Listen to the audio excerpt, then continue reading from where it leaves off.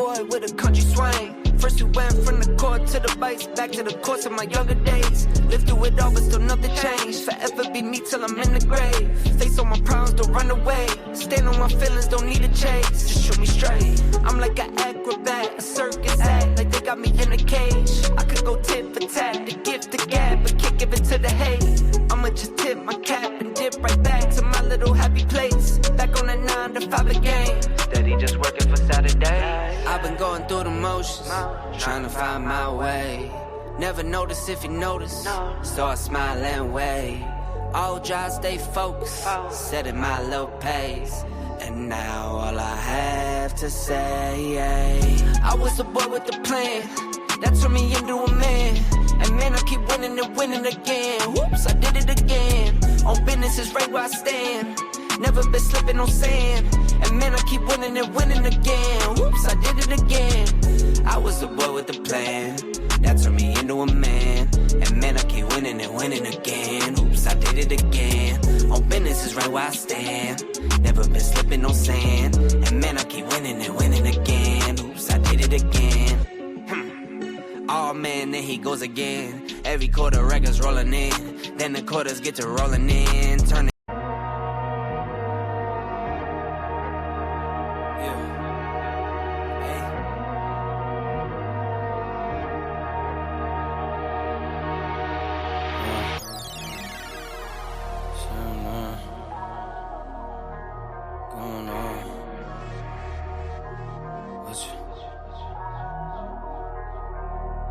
Hey, all work, no pleasure. I ain't here to make friends, big stepper. Hey, bad guy, Heath Ledger. Ready for whatever, I'll be front and center. Don't fly too close to the sun, your body chopped up by propellers. Came in arrogant, but left out in a stretcher. Fuck the comparison, y'all know y'all couldn't replicate it. Chilling in the desert, I'm good under pressure. Stick around when we hold it down, look at what we found. It's a marathon, not a sprint, let's go 100 miles. From the ground, with me to the clouds, never coming down. That's the crown on me, wear it proud, show them what we bout. Stick around when we hold it down, look at what we found. Said this a marathon, not a sprint, let's go 100 miles. From the ground, with me to the clouds, never coming down. That's the crown on me, wear it proud, fuck what they was talking about. All work, no pleasure. I ain't here to make friends, big stepper. Hey, bad guy, Heath Ledger. Ready for whatever, I'll be front and center. Quick to sever, however, whoever. Raining from above, we shooting down through your umbrella. Ay, getting fed up, nothing you could tell us. Snapping every shot I take, just wait till it develops. Stick around when we hold it down, look at what we found. This a marathon, not a sprint, let's go 100 miles. On the ground, with me to the clouds, never coming down. That's the crown on me, wear it proud, show them what we bout. Stick around when we hold it down, look at what we found. Said this a marathon, not a sprint, let's go 100 miles. On the ground, with me to the clouds, never coming down. That's the crown on me, wear it proud, fuck what they was talking about. Stick around when we hold it down, look at what we found. From the ground, with me to the clouds, never coming down. Stick around when we hold it down, look at what we found. Said this a marathon, not a sprint, let's go 100 miles. From the ground with me to the clouds, never coming down. That's the crown on me, wear it proud, fuck what they was talking. Took a deal, signed another deal. Post up in the hills on the rail, headed for a mill. Travel with me still, getting kills. All this pop appeal, got these pop stars try popping in, and they getting pop for real. I ain't tryna build, I was tryna lead a meal. Getting to it, before I hopped up off the block, I was still going through it. Friends doing pills, and came faster than it should've. I was Buddy Hill, shooting at a pace soon as I pull up, dropping buckets. Yeah, like it's nothing.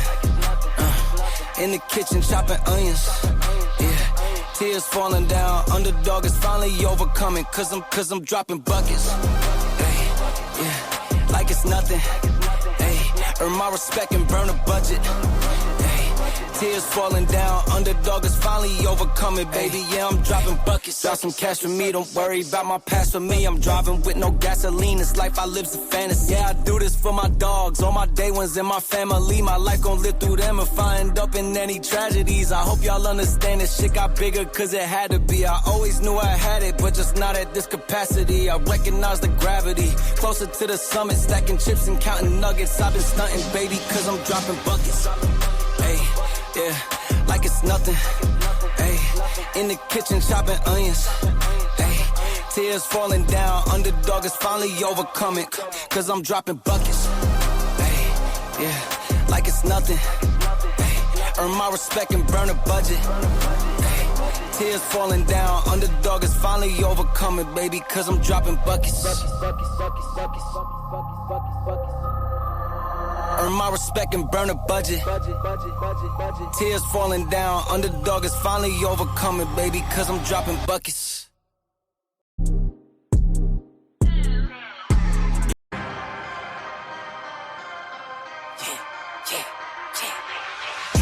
I know I've been quiet for a minute, I've been grinding, still in it, I've been counting these digits, excuse me. I know I've been quiet for a minute, but I'm back on my business. If you see me, don't trip, just excuse me. Wrong if I do, wrong if I don't. That's why I do me no matter what, so excuse me. Lie if I do, lie if I don't. The proof is in the story, take a seat and excuse me. The crash came when the cash came, spend it before you get it like those rookies all on draft day.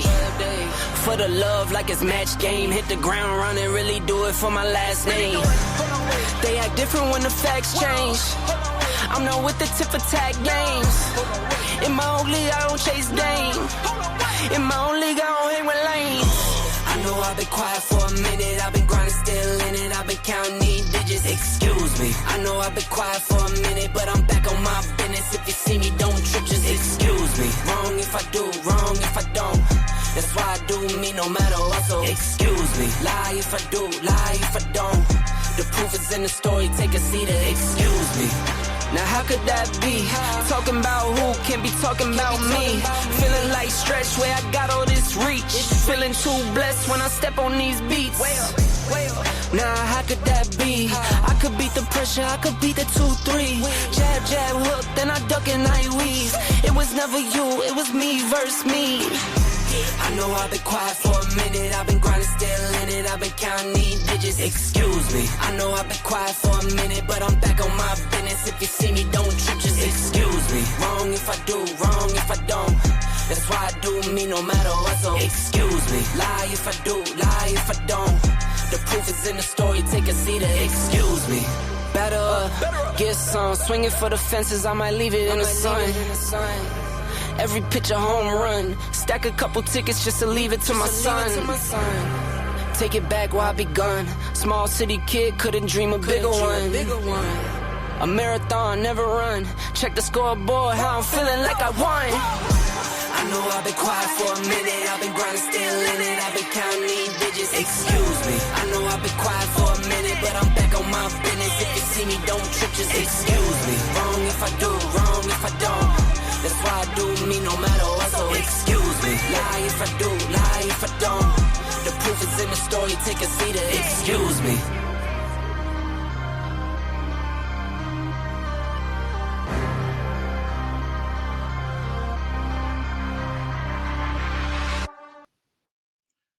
Ladies and gentlemen, put a 1 in the chat if you can hear me. Put a 1 in the chat if you can hear me.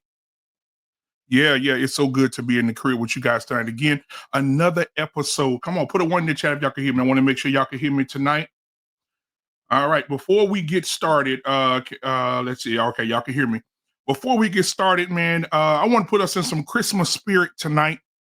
And I want you guys to, love your families, be around people who care for you, and not people who are not there for you. This is the time of year where suicide amongst men, especially African-American men, are at its highest. And so I want to make sure you guys understand that. To love people just because they have a smile on their face and they may be the life of the party, those are clear signs of what that is. It could be them stressing out. So anybody that has suffered death, divorce, loss of a wife or a job or anything like that, make sure you keep them in your thoughts and your prayers during this season. And so, guys, right now, I want to do something before we start the show. Put a name of someone in the chat that you are wishing the best for and have a prayer for. And we want to make sure that we call those people names tonight. And I'll give you guys 30 seconds to do that. Just throw a name out there. And if you don't want to put their real name, you can put their initials, because we want to call their name. We want to say their names tonight in your honor, so they can be well and they can be good. I know a lot of people are suffering in this time of season. So I'll give you guys 30 seconds to do that. Here we go. I'll give y'all something to listen to while y'all do that. Here we go. Let's see.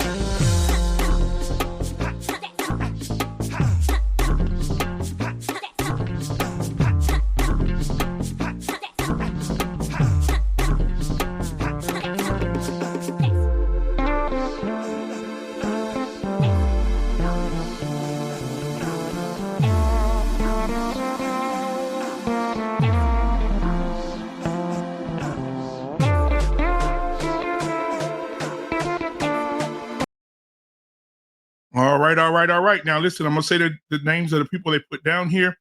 Lost in translation, he says Sir Hale. King Libra said my mother and my grandmother. All right, man, we're definitely gonna pray for them tonight. Let's see here. My moms and grams, Champ Talk reactions.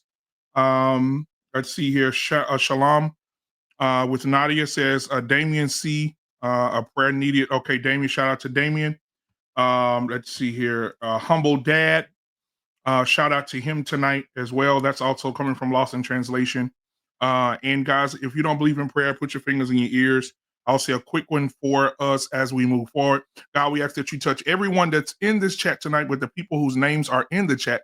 We ask that you cover them, cover their families, and cover them. Keep them away from all hurt, harm, or danger in this season.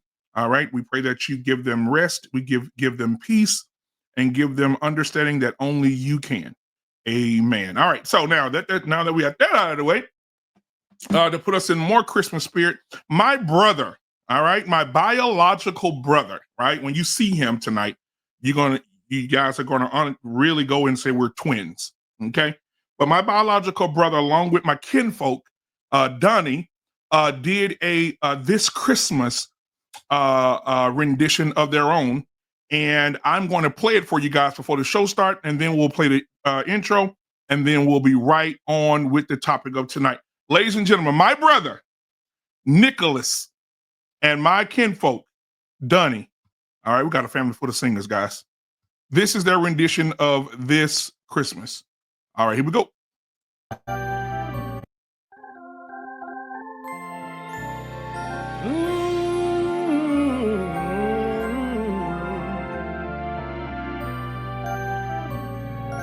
Hang all the mistletoe, I'm gonna get to know you better this Christmas. And as we trim the tree, how much fun it's gonna be together this Christmas. The fireside is blazing bright,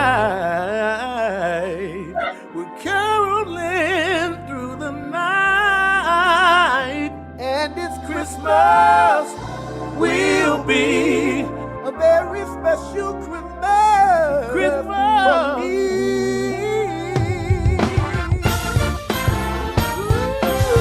Yes, it will. Yes, it will. Ooh, yeah.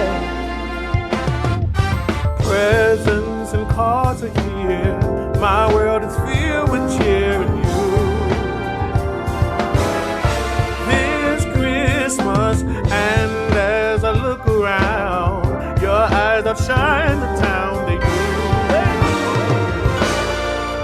This Christmas, Oh, fireside and blazing bright, and bright. and we caroling through the night. And this Christmas will be a very special Christmas for me.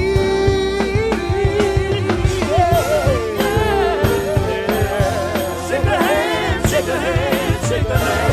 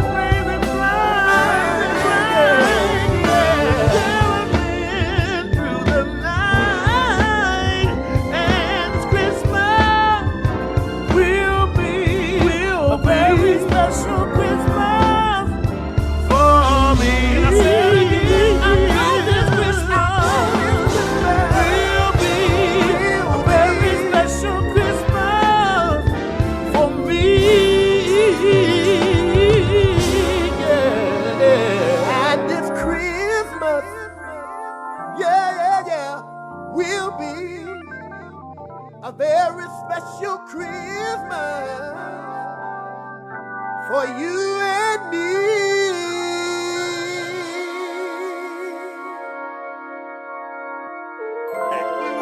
Hold on here.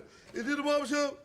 Is this the barbershop? Yes, it is. It's the barbershop. Yes. Well, I mean, we can't talk straight in the barbershop. Then where can we talk straight? We can't talk straight nowhere else. You know, this ain't nothing but healthy conversation. That's all. You gotta tell who's the park down. It ain't nobody exempt in the barbershop. You know that. Ain't nobody exempt. You can talk about whoever and whatever, whenever you want to in the barbershop. I feel like I'm losing my mind. Is everybody in the world blind? Please, Lord, give me a sign, a sign. I feel like I'm losing my mind. Is everybody in the world blind? Please, Lord, give me a sign, a sign. I wanna be the greatest. Everybody on the fake shit. I look around and feel like everybody is the fakest. I make this every day and I'm impatient, hoping one day I blow up from the basement. Statement, the top is so vacant. I don't hear shit that I think is amazing. Waiting for my day when I'm playing sold out shows for 1,000 faces. Hey, give me that crown, get in my way and to be put down. It ain't your place, all this my town. If I want that shit, then I'll get it right now. I'm losing it, the noose it fits, some losing shit, a stupid myth. You choose to live or choose to dip, you choose to fight or lose your grip and lose a gift. I feel like I'm losing my mind. Is everybody in the world blind? Please, Lord, give me a sign, a sign. I feel like I'm losing my mind. Is everybody in the world blind? Please, Lord, give me a sign, a sign. Yeah. There's no mercy in this world, just hunger-thirsty persons in different versions. Each new update, that shit worsens. Why? Pull back the curtain and you'll see the different vermin. We all have different burdens that all seem to cause disturbance. Yo, so do me a favor, don't treat me like a neighbor. Don't need the different flavors of your problems just to savor. I've got my own issues, I need a comb to get through. Don't need to groan with you, just go get your own tissue. I feel like I'm losing my mind. Is everybody in the world blind?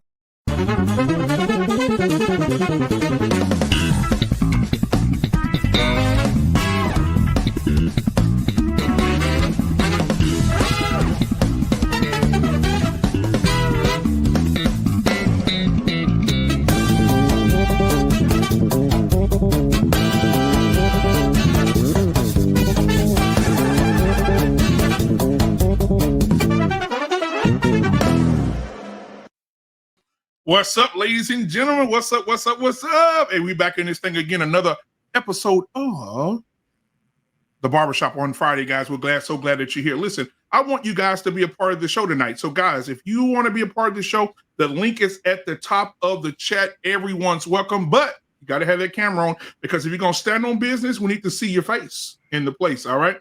All right. And if you can't show your face, the chat is where you be. All right. So thank you so much for being here tonight. Hey, the velvet voice of YouTube is in the building tonight with my boy in the building. What's going on, man?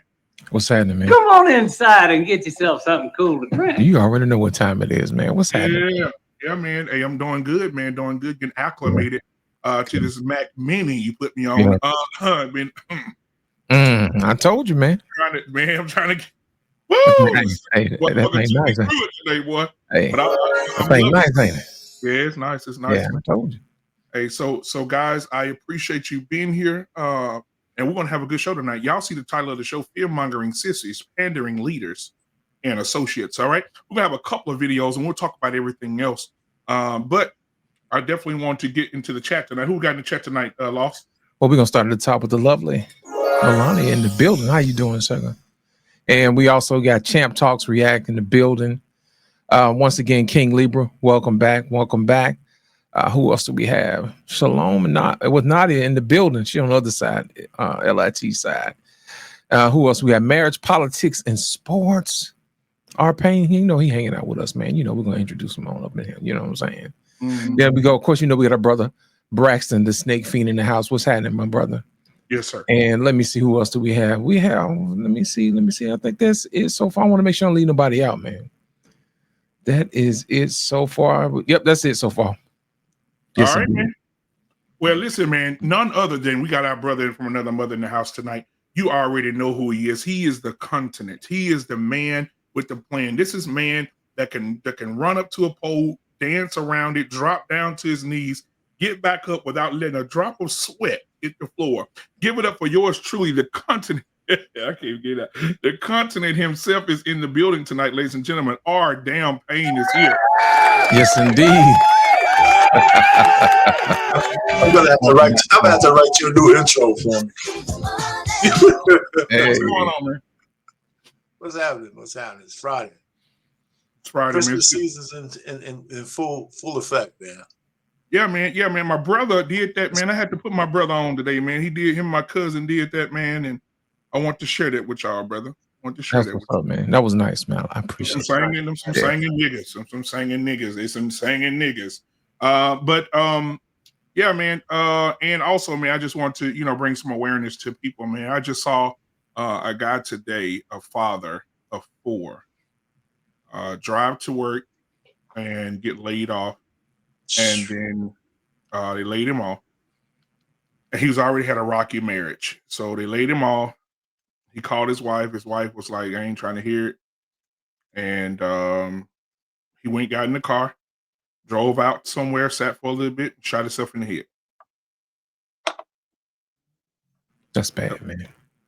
Yep. So that led me to, get people together today to let them know, man, hey, it could be worse, man. If you could just, call somebody, somebody. God damn. I mean, don't take yourself up out of here over no job, bro, or no female, especially not a female. God damn. I was telling a friend of mine today, man, on TikTok, and in the chat, it was one of the guys that was saying, my boss wrote me up on Christmas. I was like, man, don't be sweating that. I said they do that every year. I said more people get fired around Christmas time. You know what I'm saying? I don't know why that is. It's just they think that the business is just going to stop. You know what I mean? If they keep getting all these people hanging around Christmas time, y'all got to remember, y'all got the rest of the year to hire people too. So why would you even do that? That don't make no sense. But believe it or not, most people get fired around Christmas time, man. So when you told me that happened, that was just confirmation right there, man, from the conversation we were talking about earlier. What you think about that, Arpain? Yeah, go ahead, Arpain. Yeah, what's your thought? No, I was going to just say, I mean, I kind of understand it. I mean, I think people look at the end of the year as a time to readjust. I mean, it's just another way of saying, here's my revelation for my new, for the job in the next year. I want a clean house. I want to streamline. The people who I don't like, maybe I can get rid of them and I'll be better off in the future year. So listen, this December, man, I put out more people are coming after me for different shit this month. I said, well, it's Christmas time, man. I got to pay this bill. I had to put a new chimney in. I had to do all kinds of stuff this month. And, it just seems like it kind of stacks at the end of the year. A lot of stuff. So, yeah, so I think that's just the way people think, just like 10 is a base number. If you're in a stock, if it hits $10 or $100, people sell off because it's kind of way we're wired. Trying to maximize off of that, Yeah. Yeah, some things like that. I mean, it's a lot to it, but it doesn't make it better. Not for the person who's a victim or who's getting let loose. It's just a horrible time of the year, but it's a horrible time. We had a couple of more come in. Brandon Nesbitt, what's going on, my brother? Mandrell came in, guys. Listen, if you want to be a part of the show tonight, hit the link at the top of the chat, man, and come on in here. We'd love to have you, man. I got a video that I want to show you guys. The first one. Hold on just a second. I'm gonna get it.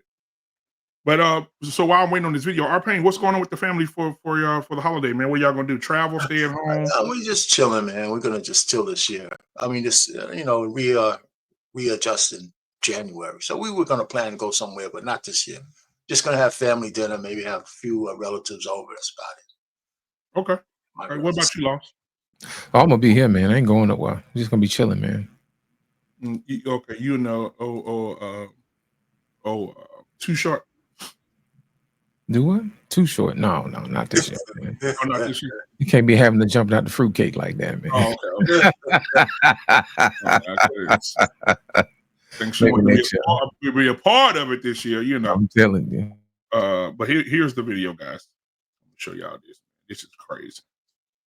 Crazy. All right, where is it? Oh, there it is. In and out of my life, like over the years. I missed a lot of her life. That really bothered me the same way that I couldn't be in her life like I really needed to be. You was never there. And then you want to come in and out of my life 5 years at a time. You want to come in my life when I'm 19 and try to be a dad. It's not going to work like that. My lifestyle didn't permit me to be the father that I wanted to be. You should have been there. It doesn't matter. I understand how you feel. No, you don't. Oh, I understand how you feel. No, you don't. Because if you did, you would have made an effort to be there no matter what. Are you feeling so hurt that you just don't want him to be your father because he's hurt you so much? Or do you truly believe he may not be your biological father? I feel like it's both. My oldest brother had to step in to be a father figure to me. And that wasn't his job. It was his job if he really thought I was his daughter. That's a lot of hurt, and I wouldn't wish that on anybody. And I just wish things could have been different. Mr. McGreer, you are not the father. I'm so sorry.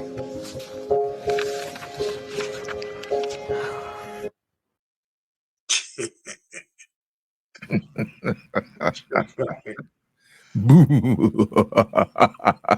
they ever say that the guy is the father of that show? Man. You know what I'm saying? Do they ever say the guy is the father? A couple of times. Jesus Christ. Damn, boy. She did all that talking, man. Her mama knew it, bro. Yeah, she knew it. Her mama knew it, bro. Don't sit up here and let her give that speech. That old hate speech. You should have been there for me. Dang. Man, get out of here with that foolishness. See, that's what I'm talking about. Instead of being grateful, man, to somebody in your life, man, whether that person your father or not, you should show some type of gratitude. All that peer pressure and guilt and shame and all that other stuff. You should have been there for me. Next thing you know, you are not the father. No, ma'am. You can try that on somebody else. Talk to your mama. Don't talk to me. And if you look at his face, he was like, yeah, you can go take that back down to the bank. Oh, man. Arpain, what you think about that, man? Well, listen, I'm getting the kind of feeling the way he was talking. She could have sensed the fact that he thought that she wasn't his daughter.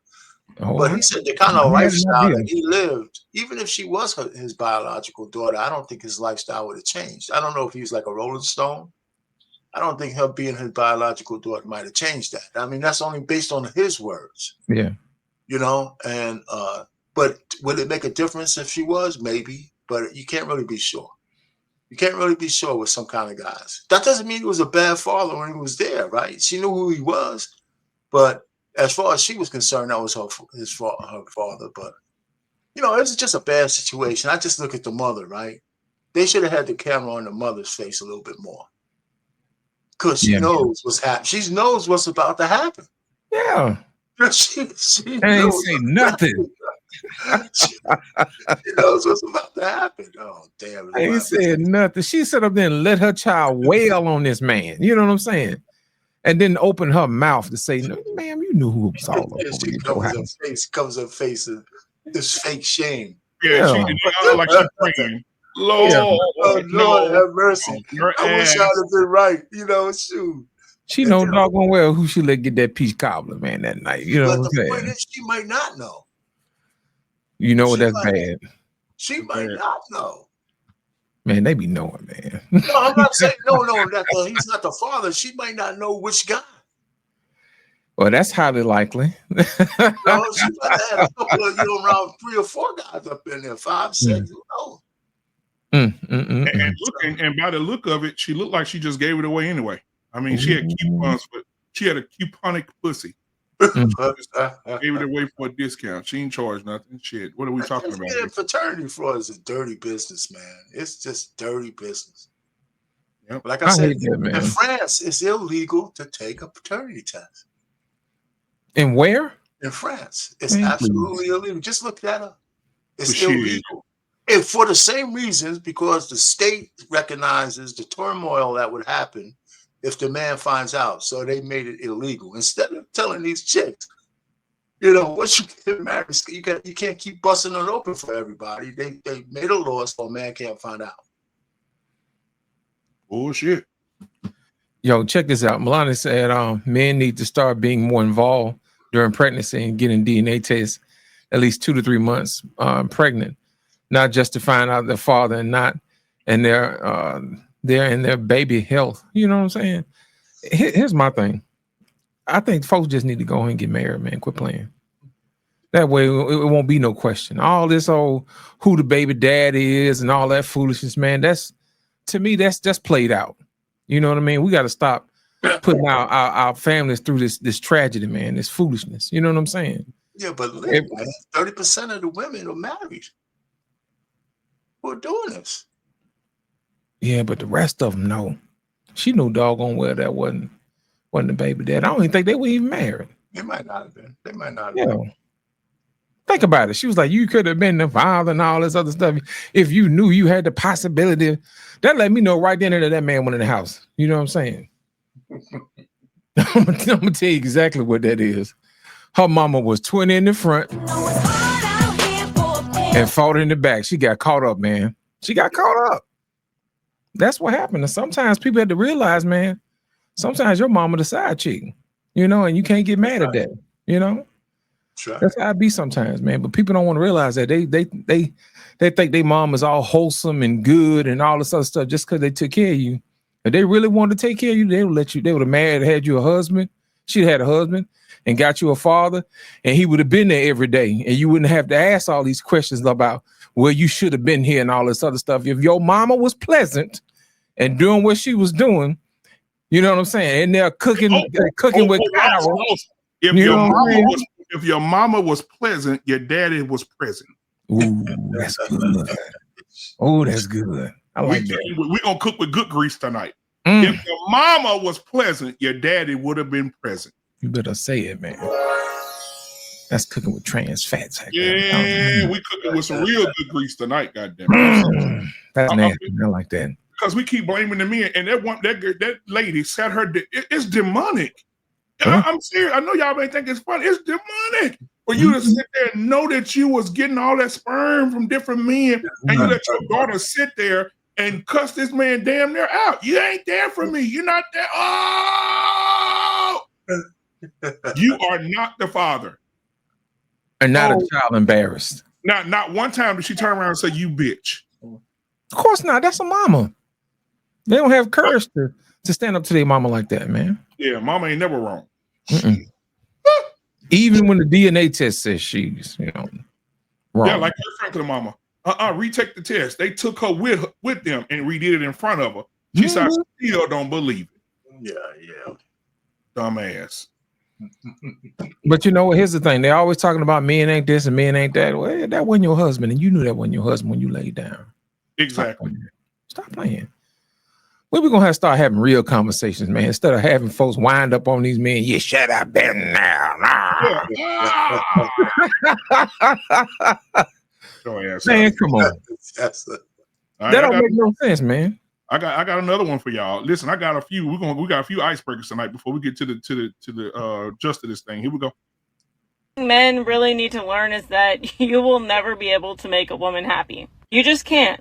If you last too long, then that's too much. But if you last too little, then that's too little. If you want too much intimacy, then you're being pushy. If you don't want intimacy at all, then you're cheating. You can remember to take out the trash, but she's going to remember that you didn't do the dishes. You can give her child support and you can give her over that and pay all of the in-between. And it's never enough, but when you pay nothing, then you're a deadbeat and she's still not happy. You could plan the perfect date, but if you didn't spend enough, then it's still not good enough. But if you don't plan a date, then you're a loser that puts in no effort. Women who don't have boobs want boobs. Women who don't have ass want ass. Women who have too much ass want a smaller ass. If you text too much, then you're basically a simp. But if you text too little, then you're a loser who doesn't care. You could buy her exactly what she wants, but if it's the wrong color, then it's still not exactly what she wants. You could give her all of the affirmation and all of the emotional support, but she's always going to remember the one time that you didn't. If you work too much, then you're not spending enough time with her. But then if you cut your hours and you're home with her more often, but you're making less money, then you're broke and you're basically a loser. If you watch too much football or have a hobby with the guys, then you're not invested in her. But if you don't have any hobbies or any other interests other than her, then you're a simp. Until you understand this as a man, that it's not your job or your responsibility to continuously make her happy and that you can't make her happy, your life will be a lot easier. Okay, bye. That sounds about right. She got on the money. Miss Locke says, sheesh. That's what we were saying. Was she cooking with good grease? Oh yeah, man. Yeah, she is. She was cooking with butter. So tell me one thing, because R-Pain, he didn't put his cape up for a month or so I'm proud of it. So R-Pain, is there anything is there anything she said that you disagree with? No. I mean, listen, if your wife is pleasant, if your wife is just a pleasant person to be around, that's pretty much what you got. She does the things that's part in, that you expect her to do. But all that really extra stuff, are you happy? I don't go around. You know what? I can't remember the last time I asked my wife, was she happy? I swear, I can't remember. Because, first of all, because if I ask that question, then the connotation is that, am I doing everything that needs to make you happy? And I'm not going to do that. You know what I'm saying? I'm not going to. I don't ask her that, but we don't have that conversation. She won't ask me if I'm happy. We just do the things that we normally do for each other out of just because we like to be together. That's it. But I don't ask those questions. Let me ask you. I think she's happy. I think she was happy. Do you think she would tell you if she wasn't? Yeah. Well, you straight then. Yeah. And if she told me, I'm not happy, I said, well, you better find something to do. You better find something to do, because I would ask her, what you want me to do? And, I know I know what she likes me to do or what she wants me to do. So I don't have to ask again. But yeah, her demeanor lets me know that she's okay. Right? She don't walk around the house moping, man. I get my kiss, hug, and cuddling every day, and that's what's up. Whatever I need, man. She just caters to me, so that's enough. That's enough. Now, Scorched Earth, I forgot to tell you guys, he became a sponsor of the show. Scorched Earth has a new microphone out. He got close. They're called Close to God microphones. The acronym is CTG phones. So he has CTG microphones, Close to God microphones. They'll be out in the next 2 weeks. We will be sponsoring. He'll be sponsoring the show. We'll be advertising for him. So make sure you guys pick up your CTG microphones. And the motto for the microphone, if you can't hear God, you will soon. All right. So shout out to Scorched Earth and the CTG microphones. We appreciate you. Mrs. Locks to Smile says, I aspire to be like R-Pain's wife. She's very, very chill, or maybe R-Pain is just that guy. No, it ain't R-Pain. Might be a little bit of both, you know what I'm saying? Look at R-Pain like that. Thank you, Mrs. Locks. Yeah, no. You know what I'm saying? That's a great compliment. That's what's up. Guys, if you want to be a part of the show, the link is at the top of the chat. If you want to come in, the link is at the top of the chat. Let's see here. All right. Now, Miss Locks, I got a question for you, sweetheart. Are you married? Let's see what she said. I think she may be. She got MRS on this. I think that says enough. You know what I'm saying? That says she's married. Oh no, Scorched Earth. Did I do it wrong? I'm sorry. You said BMU, you full of what is that? Little boo-boos. He ain't shit. I'm gonna tell you that now. I tried to advertise. Okay. He tried to advertise his mic. I'm trying to advertise your damn microphones, you bastard. But yeah, that's the end of that. So guys, yeah. So I got another one for you. Hope y'all ready. This one right here, touching my spirit. I just want y'all to know it. Here it is. This is the men's side. This is what we need. Head. You know how much that costs? $0, huh? Are you following me? Let me break this down. Coaching. You know how much that costs? $0. Oh man, we getting down this deep. Let me see. Hold on, wait. You see what that say? I'm sorry. You know how much it costs to get that? $0. Hold on, wait. Let me give you one more just to make sure.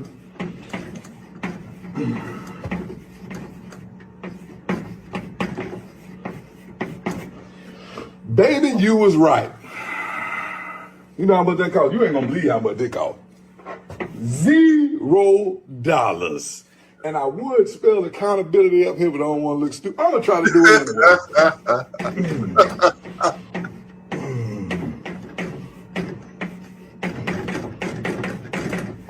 Accountability.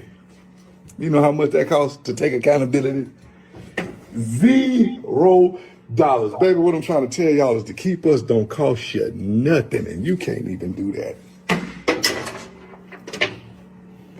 This the I'll be doggone. You're on mute. You're on mute, black man.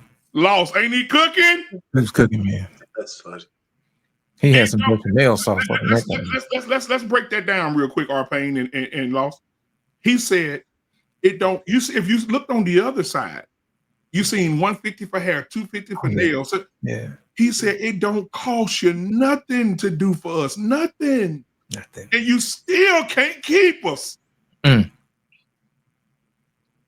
R-Pain, you've been married for 45 years. Hell, you tell us, is he telling the truth? Oh, he's telling the truth. He's telling the truth. Yeah. You know, he's absolutely telling the truth. I mean, that's all, man. I mean, I'm trying to figure out how much more a man would want. Man, nothing. You know what I'm saying? You know, I mean, of course, you throw the food and all that other shit in there, you know. He didn't even have food on the list. Yeah, but you don't need to. You know, I mean, for me, I mean, every man's different, man. I mean, I like to cook, man. I'm well versed in the kitchen. You know, so you know, mostly, so I don't have to have her to feed me, but it does feel good when the wife brings you a plate. But she got to be able to cook, though. And that's my wife could cook. We finna get into that too today. My wife could cook, but I throw down, man. It's like when I do it,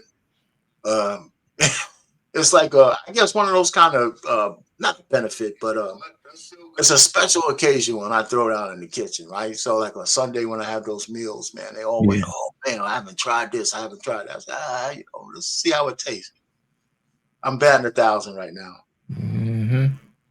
Bandit 1,000. I just make some shit up, man. I'm doing good. Mm-hmm. These folks can't cook like they used to, man. That's why they run acting a fool about this cooking with Kaya foolishness. Yeah. I know y'all done seen that. Man, let me tell you something. The Hyena Clan.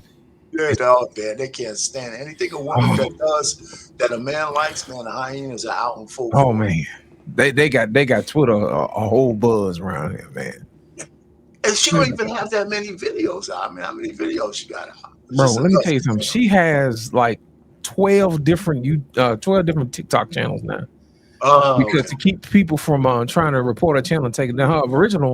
Her main one has over a million subs. So she got a bunch of other ones. Got 160 here, 500 there. You know what I'm saying? She doing the doggone thing. So I didn't see. I just saw one of them. So I didn't see a lot of them. Okay. Yeah, she all over the place, man. Hyena Clan is mad because she can cook. And the fellas is enjoying the view, you know what I'm saying? Yeah, that's funny, man. And then women tell us, I don't want to see what's special about it. It ain't for you to see. That ain't for you to see. What's happening, JT? What's going on, man? Welcome to the show, brother. What's poppin'? What's poppin'? Champ Talk reaction in the building. What's happening, brother? Welcome. What's good with it, fellas? What's happening? JT, what's going on, man? How you doing, brother? Oh, I'm doing good, man. Except for this stupid ass weather, I can't stand when it gets cold, man. It's 5 degrees up in this motherfucker. 5. Look, it's 5 degrees up in here. It's 5 degrees out there. Jeez. It is 5 degrees in Michigan, man. It's colder than a motherfucker in the deep. You need one of them baths, man. It's cold as hell. What's happening, Champ Talk? What's going on, man?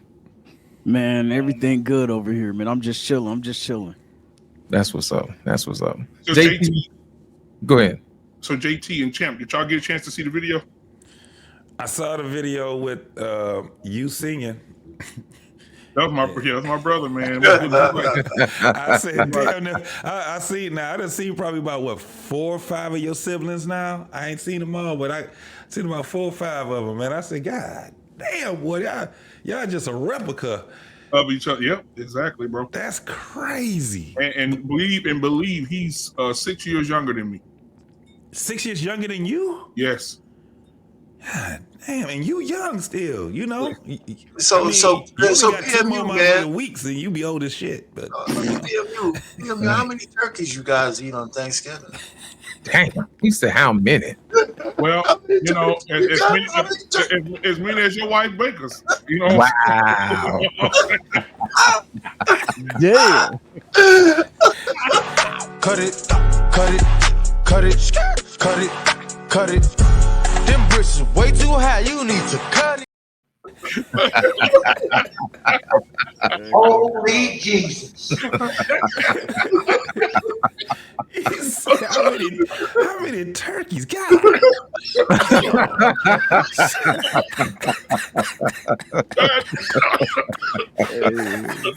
That cutting video 100. They be like, fuck a regular stove. Shit, we need to get one of those crematory stoves.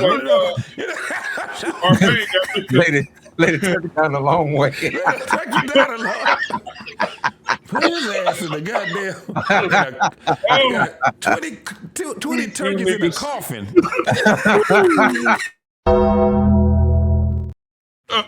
Oh man. Oh, y'all niggas got me over here crying, boy. Oh my God. Turkey. Like, shit, we just give me the whole damn family. Just grill. Casting grill. I have the episode, and I gotta get my thing back. I have the episode to all the pounding I take from BMU, man. Whoa, nigga, you don't take no pounding from me. Okay, don't deflect. That's a crazy pause. What's my favorite word right here? Clipped. Oh yeah, that's fucked up. It's clipped. That's a crazy pause. Oh shit. Oh my God. Yeah, man. I seen the one with the that beautiful white lady that was talking about that the women will never be satisfied. So don't. So you didn't see the brother teaching class? No, I didn't. Oh yeah, you gotta show that one. Running back for the cardio, man. Oh yeah, I'm finna show you the brother teaching class, brother. You got to see that one. Hold on a minute. Let me take it back. Where is it? There you go. Me inside. This is what we need. Head. You know how much that costs? $0, huh? Are you following me? Let me break this down. Coaching. You know how much that costs? $0. Oh man, we getting down this deep. Let me see. Hold on, wait. You see what that say? I'm sorry. You know how much it costs to get that? $0. Hold on, wait. Let me give you one more just to make sure. I'm on preach, boy.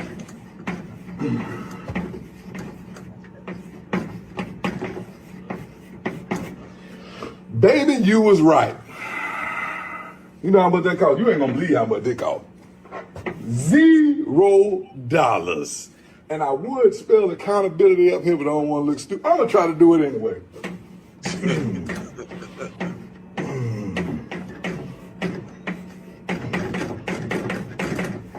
Accountability.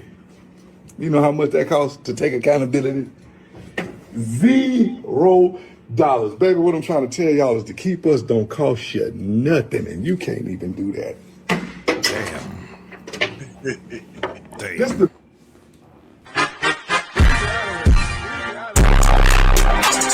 Facts. Damn. $0. That's the realest shit ever right there, though. Yeah, it is. It is. It is. Listen, man. I'm cooking tonight with these videos because I knew we was gonna have a great conversation in the end. But the beginning, bro. Let me play this one for you. Hold on. Where is that? Let me see. Is that it right there? Yeah. Wait till y'all hear this motherfucker right here. Guys, Black guys. can you elaborate as to why specifically black guys? Yes, black guys are melanated, and I want my children to survive. And I know that the only way for them to survive in the future is for them to have melanin in their skin. So that's the way for me to, make my legacy continue. Okay, I like that answer. That's actually a really unique answer. Yeah, absolutely. They coming. See, they starting to see the health benefits of melanin. And now they want that sperm to shoot up in them now. They want it. And them white men sit back in the chair like, we're about to be extinct. No, but see, the younger white men, they was trying to get on the same plane, but they like, these motherfuckers' attitudes is just too goddamn bad. We can't. I want to survive. Yeah. I want to survive too. Oh god damn. What we gonna do? Shit, unless you from the hood, you know what I mean? It's always a white dude from the hood with a bad black girl, dog. Yeah, his name is usually Leroy or some shit like that. Charles. Charles and all that shit. I'm telling you, I'm not. I know a white dude named Lamont. Hey, I know a white guy named Lamont. Straight from the hood, and he always got him a bad. Hey, listen, I just like black women. I've always liked black women. You know what I mean? Yeah. And that just be it. Yeah, man. That's crazy. Damn, she said she wanted to survive. Man. She said she wanted to survive. Oh, JT, did you see the young lady in court cussing out her daddy? No. Oh my God. Where you been? Here she go. Out of my life, like over the years. I missed a lot of her life. That really bothered me the same way that I couldn't be in her life like I really needed to be. You was never there. And then you want to come in and out of my life 5 years at a time. You want to come in my life when I'm 19 and try to be a dad. It's not going to work like that. My lifestyle didn't permit me to be the father that I wanted to be. You still should have been there. It doesn't matter. I understand how you feel. No, you don't. Oh, I understand how you feel. No, you don't. Because if you did, you would have made an effort to be there no matter what. Are you feeling so hurt that you just don't want him to be your father because he's hurt you so much? Or do you truly believe he may not be your biological father? I feel like it's both. My oldest brother had sent me to be a father figure to me, and that wasn't his job. It was his job if he really thought I was his daughter. That's a lot of hurt, and I wouldn't wish that on anybody. And I just wish things could have been different. Mr. McGreer, you are not the father. I'm so sorry.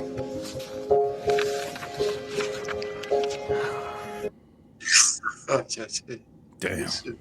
Oh, take it in, take it in. Damn. Did you see her face? She was like, damn.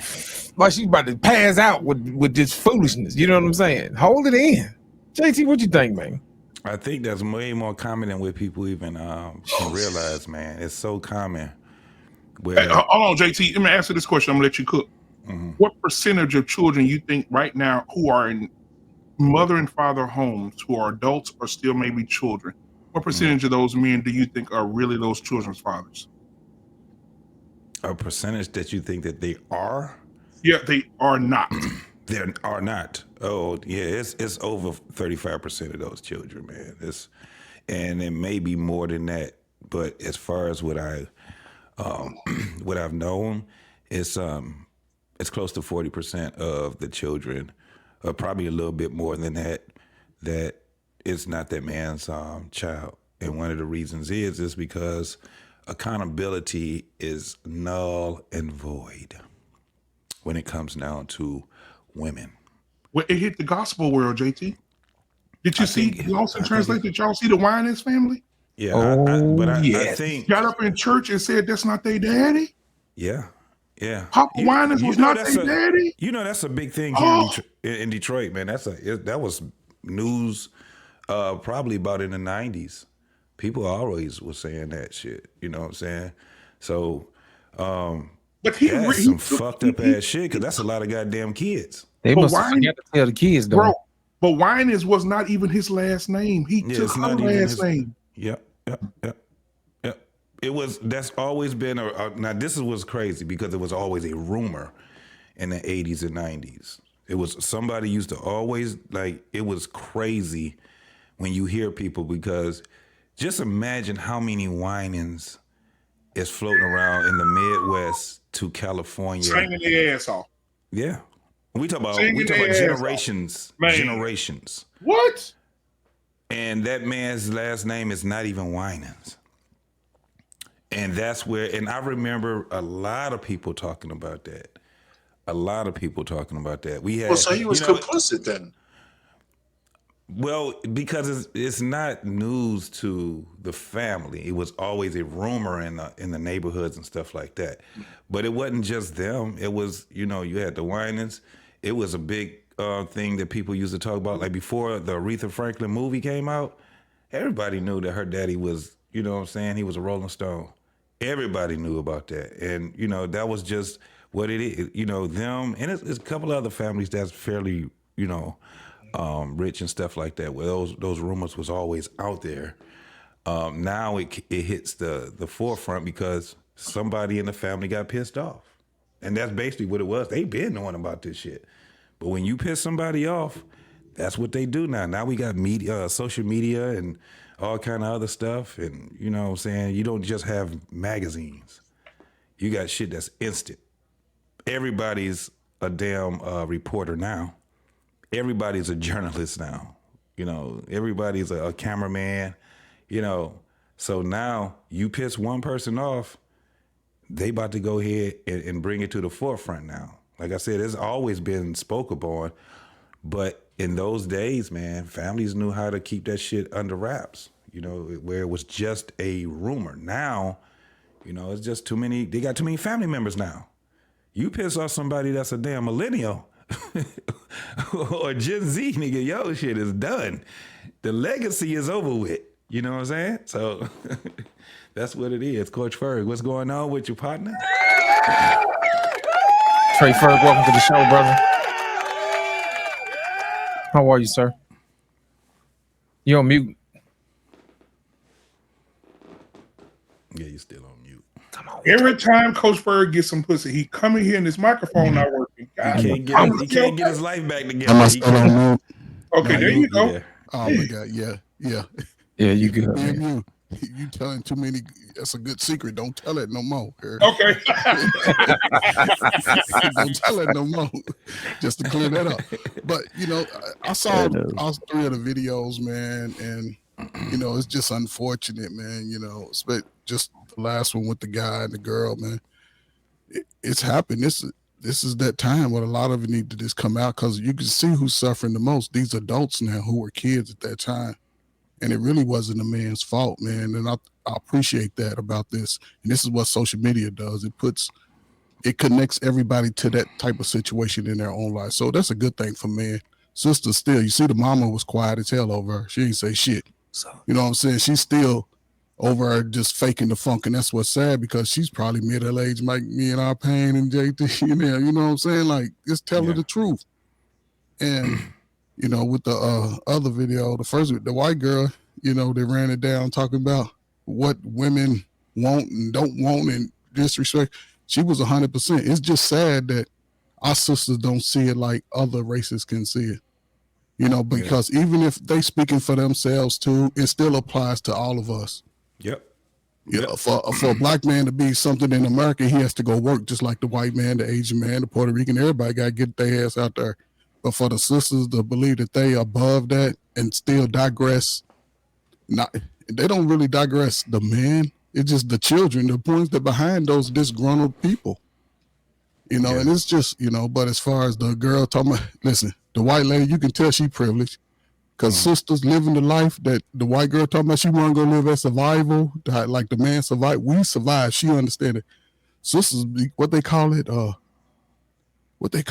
today, they always in survival mode. Yeah. And then what's the other one? Like with the grandparents that grew up with owning the 3 acres and the house, and all the little smart kids was born in that house. Then all the cracker kids, they scattered. But what they call that struggle love? Come on, man. And the white woman saying, I want a good brother because she know we got struggle love from the beginning, from the time we able to walk. And this is what we see. So it's just sad, man, that sisters want to just admit they fought and come on and do the other races build in love, man. They build love, man. They build it in, man. So, black women have been trained to say it's struggle love, but we went at the end of the finish line. And I like to say some black women, but with the 92% of how they think, it's not some. It is not some. It's a lot. And, I know I have to, that's why when I talk to my daughters, I try to make sure their mindset is not like that. It's not all, but it's a lot. Around my dinner table, I ask those kind of questions. Because my youngest daughter doesn't have any internet presence, no social media presence at all. So every so often I go to her to say, well, how is it out there? What you thinking about? What you doing? What's going on? And, and so she's told me that some of that stuff is just on social media. I said, but how about the millions of views and all that kind of stuff? She said, well, maybe it's not the people I interface with, but whatever. But, so I try to get balance from my oldest daughter. She's a little bit more, she's older. So she knows she's been through the ringer with almost got married, didn't work out. So anyway, it's funny, man. So that's why I make sure I have those sit down dinners. So not that I'm preaching, so I can actually hear what they're saying. Mm-hmm. Yeah. I can hear what they're saying. Champ, go on top in there, man.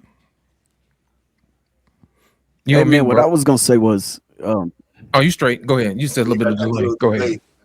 Oh yeah, I got a little delay. My bad, but yeah, what I was gonna say was, man, that was something that I noticed a long time ago, man. Well, when I was in college, like the white sorority chicks, bro, they was getting married about a year after graduation. They and I remember Kevin Samuels had brought it up. He was like, sisters go to school to get their degree and go into their career. Like the other races go to college to find a husband in engineering or wherever he at. They go there to the first 2 years, they really get in their books. And then after that, they look for a husband during their junior and senior year. And all the girls that was in the sorority, they were leaving engaged, and then they were getting married about a year after. And so, yeah, man, like some of that shit is just spot on, bro. And the lady that was in the court, man, the mom in the back, acting like she gonna pray at the end. Come on, bro. you knew Tyrone and all them was down there at the house too. Like, you gonna put that on this man? He getting there stressing out. Yeah, man, that whole thing is crazy because y'all said about 35%. But think about the big families back in the day where Paw had a family around the corner, right? But then Mama had 13 kids. Yeah. Like nobody ever think about that though. Mama had 13 kids. 2 of those kids wasn't Pawpaw's. He was doing his thing and she was doing his thing and she was doing hers. Like we just don't look at Mama like that. We just got to keep it real. But I think if you've seen the dynamics back then, like, and this is not the boomers, nor is this wasn't really the silent generation. It was kind of like it was before them, right? And when you see, by the time the silent generation got to doing all those things, the silent generation was the actual ones that actually had stuff handed off to them.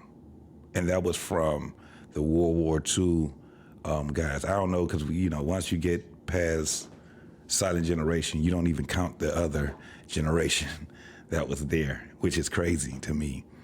But I remember my great-grandfather had left the property that he had in Detroit.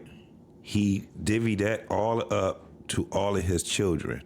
By the time his children got to be about 35, 45 years old, they all own, 2-family flats.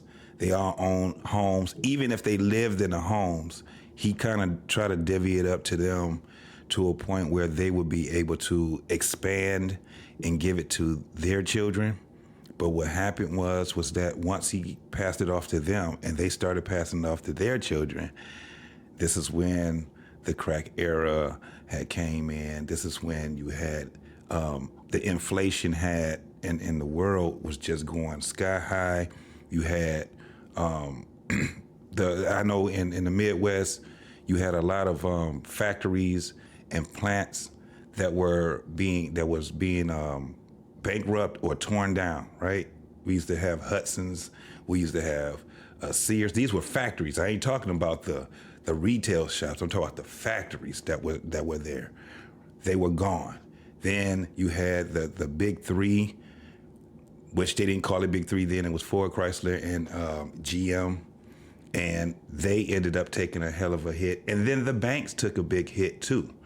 So all of those homes that they had, that, by the way, were paid, there was no mortgage on them, right? So they had them rented it out. They had all these different things on how they did it. And on top of that, they had land down south. All of that, when the silent generation caught on to that shit, and they were like, listen, I'm gonna have to go ahead and get my son out of jail. Their families started breaking up, because this is when those huge families start breaking up. The mother and the father, they start breaking up. And it goes to what you were just saying, that it wasn't a big problem when dad had a family that was down the street and shit like that. What was understood didn't need to be said. It was when mom started creeping out. The crazy part was the nigga she was creeping out with, he didn't have what dad had. This was the alcoholic nigga. This is the nigga that couldn't get up and go to work on time. This was the man that they started settling for, right? The stepdaddy. That really wasn't a stepdaddy, because when she get mad at him, then she'd get her sons to whoop his ass, right? And then the boomers, the younger part of the boomers, that's actually who got caught up in the crack era. Those younger part of the younger part of the boomers had got caught up in the crack era. And then when the X generation started being teenagers, the X generation was the dope pushers. We were the runners for the ones that were selling. So that's how it started really fucking up. Right. So that's how it really started fucking up. So by the time you got to X, think about it, in the 80s, we were still kids. But in the 80s, They had us being the little dope peddlers, right? But JT, even in that game, right? Because even in the 80s, I had friends that did that. They was deep in the game. And again, my father was the craziest dude I know because my father was an alcoholic. My father was a silent generation. My father was that silent generation, Gen X, older like me. I'm 56. We saw it coming. A lot of my good friends, they saw it coming, so they was able to avoid it. And the ones that went off to college, because college increased by the African-American male by damn near 500%. Yeah. Bros was going to get those degrees. Bros was going to get these trades out here. They was working. They was moving out of their mama's house. They was buying their own shit. They was buying their car, their little apartment, whatever lane they chose. Get in the military. Yes, the ones that stayed within that little neighborhood, they sort of got caught up. But that wasn't the bad part. The bad part from that time is that the mothers and the sisters started getting turned out in the streets. Yep. And those kids are now adults today. And they've seen the trauma. They saw their brothers getting deleted by other brothers. Some of them no secret. You know how all these secrets coming out? Some people are friends with the people that took their little cousin out. Yeah. You know, and that's that whole process of that dope game. That's all it was, a dope game. A lot of brothers lost their lives. Millions, sisters, mamas, kids, and this is where they are. At least a motherfucker coming out of high school could read. He would go get a job for the most part, even if he knew he came from the projects. We didn't blame the projects on our issue. You can't do that. And as a black man, you cannot afford to do that. So I'm with that, man. I seen it, man. I know it's scary. I avoided it. I went to college. I joined the military. I do everything the white man said do. There's opportunity, and I did it. And if you came back to that neighborhood, you see all those people that never moved out of it, it got worse for them. It got terrible for them. And then you'll see, this is where you will see motherfuckers being brothers and sisters living right around the block from each other. It won't find out until they get to be adults. You know what I'm saying? And or you would have, it was a lot of dynamics to it. It was a lot of shit that was really like, it was one thing after the next with black folks in America. It was just one thing. When we think that it was like an episode, it was like a bunch of episodes, a good time. Drama. It was drama in the 80s. You know, right. In the You 80s, the 80s, yes. It was you like, man, we about to get out. And next thing you know, it's some other shit that come and get your ass. That's when crack came. Crack came, look, because crack backtracked at everybody, because the people that went off and did a career, crack came right behind them. Yeah. Here's my thing, man. I don't think it had nothing to do with crack and all this other stuff. I think people been creeping since the beginning of time. Yeah. It ain't got nothing to do with the 80s, the 60s, the 50s, or whatever. Because people think about it, people doing that today, you know, and ain't no crack on the streets. So what these kids gonna blame it on? You know what I'm saying? They're gonna blame it on the algorithm. You know what I'm saying? They're gonna look back 20, 30 years ago from now, they're gonna be like, y'all didn't see the algorithm coming. You know, what was up with y'all, man? Y'all should have seen it coming. It was gonna put whatever it is you want to see in your face. And then they're gonna put the DMs up there like you can just reach out and just grab whatever it is you want. They're gonna be like, I can't believe y'all fell for that. That's how they're gonna be laughing at y'all. You know what I'm saying? Just like we laugh at them about, you didn't see that crack coming. Let me You tell know you what I'm something. There's no way that I can even laugh at it because it was right Ain't there no in front of laughing me. at it. I see my family. I'm gonna tell you that shit fucked my family. I'm talking about. I got a huge family, and I seen what it did to neighborhoods, man. I seen what it did to my family. Like I got you know, cousins right now that are probably about anywhere from 12 to 15 years younger than me. And their parents were fucked up. They're adults now, and now they're fucked up. And it wasn't the crack that was fucking them up. It was just the mentality. The structure, the infrastructure was gone. It was, I remember the first time I've ever seen a kid that was about 8 years old smoking a damn cigarette. That shit blew my mind. And I ain't talking about he had just a cigarette. He had a pack of cigarettes in his pocket. And the way he smoked the cigarette, 10 years old, the way he smoked the cigarette, you know he been smoking that for at least a year. He was tapping the bottom on. Man, he was having like, he used to steal cars. That is facts, JT. His parents were like a broken home. I know how a broken home actually look. His parents, I've never seen his parents other than on Friday nights, and they used to be on the porch. listening to some goddamn blues or something, and they out there drinking and having a good time. By the time 12 o'clock got there, somebody about to get stabbed because they fight every fucking night. It's the same shit you will see. They got the music out, they got the kids just running up and down the street, all kind of crazy shit going on. Next thing you know, cops is right down the street again. Somebody done got their ass whooped. Now this is the craziest part. They do it all over again the next week. It was just done over and over and over. And then you get a chance to see those kids grow up to be adults. And guess what they end up doing? The same exact thing, except for it was worse on them. Because they didn't make it to be 20 and 30 years old. By the time they were 20, they were incarcerated or dead. When you see, that's why when we all tell it, and you hear somebody that's older say, yeah, you talking shit about this generation, but you get older, just keep living, because we'll see that. It's not the fact that the next generation sit back and say how y'all fell for it. No, they have to actually do their due diligence and find out what was happening. Because the same shit that was happening to us as black folks, let me tell you one thing. We wasn't worried about nobody else because we had enough on our goddamn plate. But it was fucking up the white folks also. It was tearing their ass up too. We just wasn't involved in that because we had too much shit going on with us.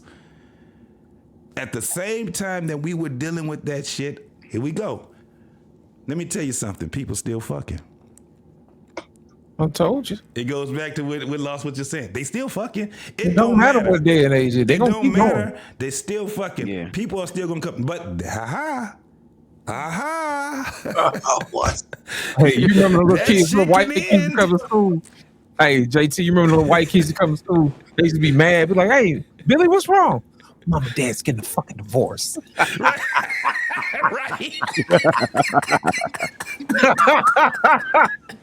Like, really? You want your jello pudding? Yeah, wait, but they had to learn how to cope with that shit, because that was their kind of like, that was their tearing up the family type of thing. The motherfuckers come and hey, mama and dad get a fucking divorce. That was it. We didn't have to get a divorce. Niggas just broke up. Still married. Like, they've been married for 30 years. You got a dad? Right. Yeah. But this is where the difference is gonna be, y'all. And y'all may not be able to see it, but I'm telling you, it's gonna be a deficit in fucking. The things that shit. Well, let me put it this way. There's gonna be a deficit. Oh hell no. It's going to be a deficit in procreation. Let me put it that way. It's going to be a deficit in procreation. You can't stop fucking. No matter what you say, people are still going to get their nut off.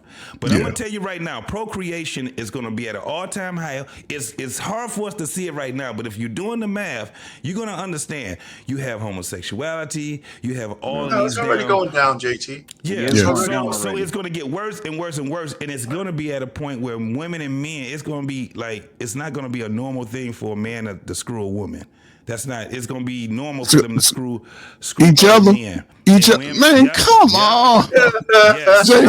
JT, hell no. I can almost believe that, JT. I can almost believe what you're saying, but I tell you this. Listen, man. I don't need listen, man. All the brothers, all the sisters, listen, man. Listen, I'm gonna talk to the brothers on. Listen, man. Don't let this shit happen, young fellas. You 12, 13. You got a motherfucking Johnson. It's made for vagina. Go read up on your Johnson. You're gonna be 75 years old, sitting around with the fellas, and you're gonna be like, still trying to fuck my wife. You're gonna say, back in the day, man, I used to fuck the shit out y'all grandma. They gonna be like, damn, yeah, fucking girl, that's 2024. They gonna say, and that's 2024 type shit. They gonna say, nigga, you gotta get you some. Nigga, you gotta do that. Nigga, really, nigga? Y'all still do pussy back in the day? Nigga, we want pussy, nigga. Nobody I am hard, pussy. I am pussy. Hey, nigga, you ain't had no pussy, daddy? Nigga, pussy is where it's at. Nobody touching that nasty Guess shit. what, daddy? Guess what, Daddy? She can't get pregnant, Daddy. Hey. You don't have no period. I can hit her every time I Stop. You say that shit. Let me call my son, man. I gotta call my son, man. I ain't fucking with y'all. Hey, black man. Hey, black man. You might want to check on your sons, man. Yeah, man. them boys gonna say, ugh. They gonna say that shit piss all day, bleed once a month. No, Ain't nobody man, touching stop that this shit. Bussy is the thing now. Yeah, Daddy, bussy playing set. I'm gonna get you some bussy for your birthday, Daddy. Some bussy. Oh my God, no, man. Hey, Be stinking outside, man. Said she got cooties. Said she got cooties, dog. Have you dancer? They have you dancing coming out of one of them damn Pop-Tart boxes. Come on, man. Man, the world got everybody's house gonna be stinking and shit. Hey, look, son, we coming out like the Little Sweet on Dr. Pepper commercial. Sweet, Little Sweet on a tiny horse. Woo. Listen, I will be you can careful, see it, man. man. I can see it happening. I will be on the Pop-Tart. Little Sweet. Boy. Oh shit. Let's wait. Y'all wild. Hey, JT, he grabbed a screwdriver on the commercial. He said, "What are you gonna do with the tiny tool?" I am hard, but I am fair. So everybody with a teenager, I'll be careful. Yeah, man. It's you can see it happening, man. This shit is Man, crazy. come on, man. You think it don't look, you got the majority of these young girls talking about that they go both ways. That shit right? weird The as hell. majority. It's like it's a style. Is it the majority?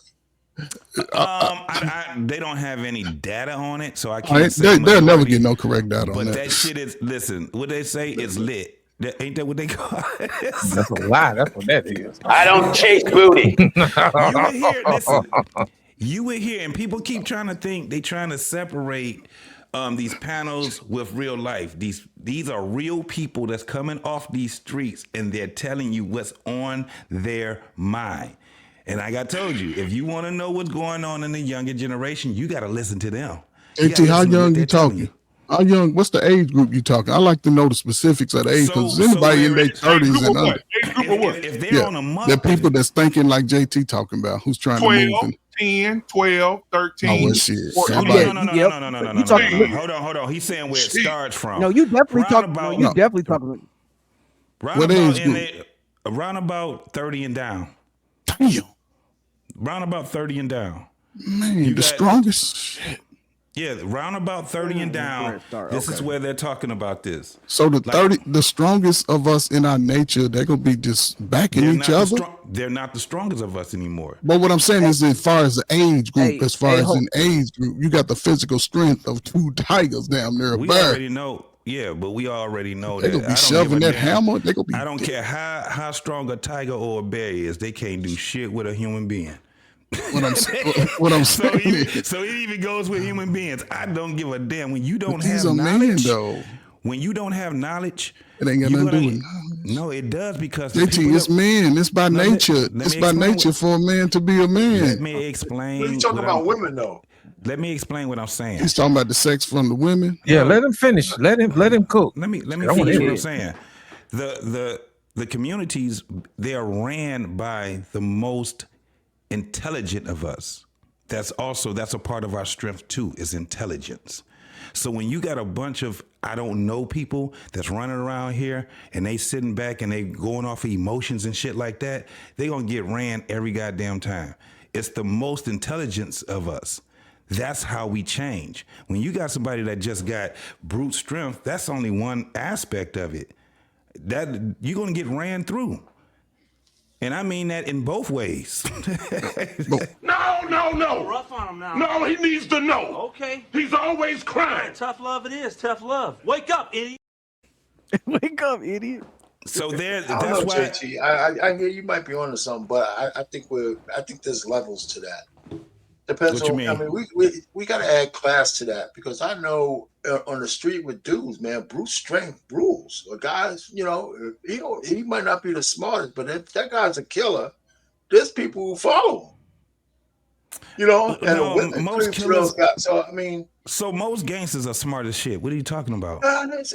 they have Yeah, street he could be. smarts, yeah, but Listen, they're still ruthless, though. Listen, the most feared motherfucker, I guarantee it, is always gonna be. He's not gonna be the biggest and strongest. The biggest and strongest is in prison.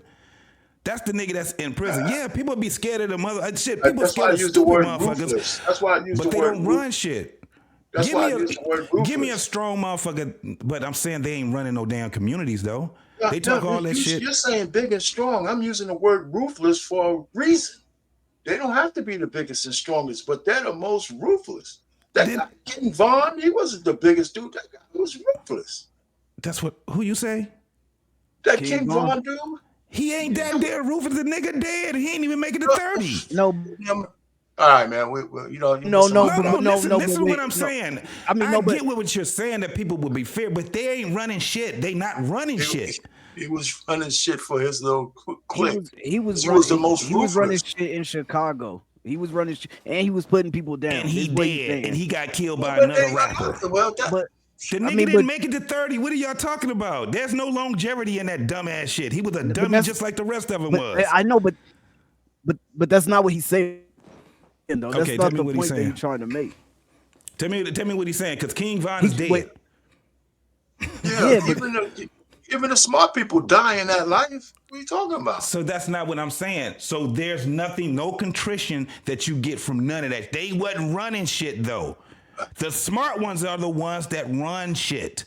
Those niggas have a little small stint that they go and be terrorists, and then guess what? Somebody gonna kill them. And guess who is gonna be? Them. They killing themselves out. King Von was not that goddamn motherfucking ruthless. If he was, he would have known.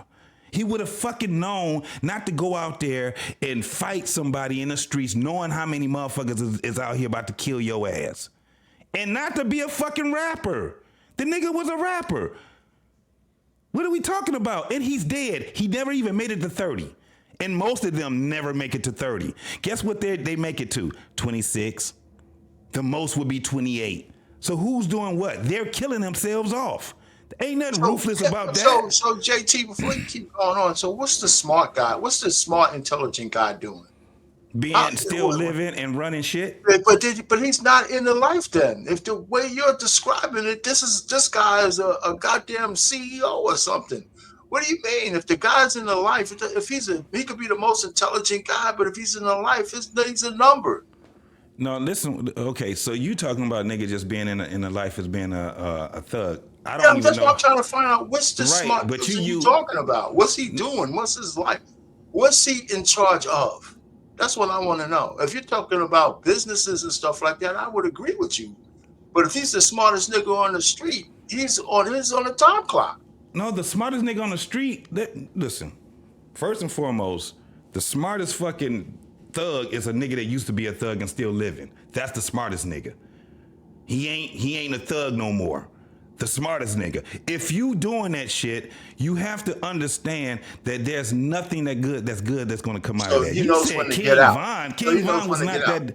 Huh? Well, I just use him as an example because you're not giving me an example. You're saying the smartest nigga is the guy who knows when to get out. If that's what you're saying, then I agree with you. Yeah, that's exactly what I say. Oh, okay, well, now You ever heard Scarface when he had a song that said, "Nigga, don't believe that song. That nigga's wrong. Gangsters don't live that long." He's right about that. King Von ain't no goddamn gangster. He's dead now. And the nigga never made it to 30. Okay, so that tells you. And then on I top think of we already that, solved the it. majority I of his think adult life, two things can be and true, on top though. of that, the majority of his adult life was in prison. Huh? So who's the other? Wrong example. You made a bad example. Give me just a second. Before y'all continue, I did get a cash app from Mrs. Locks to Smile.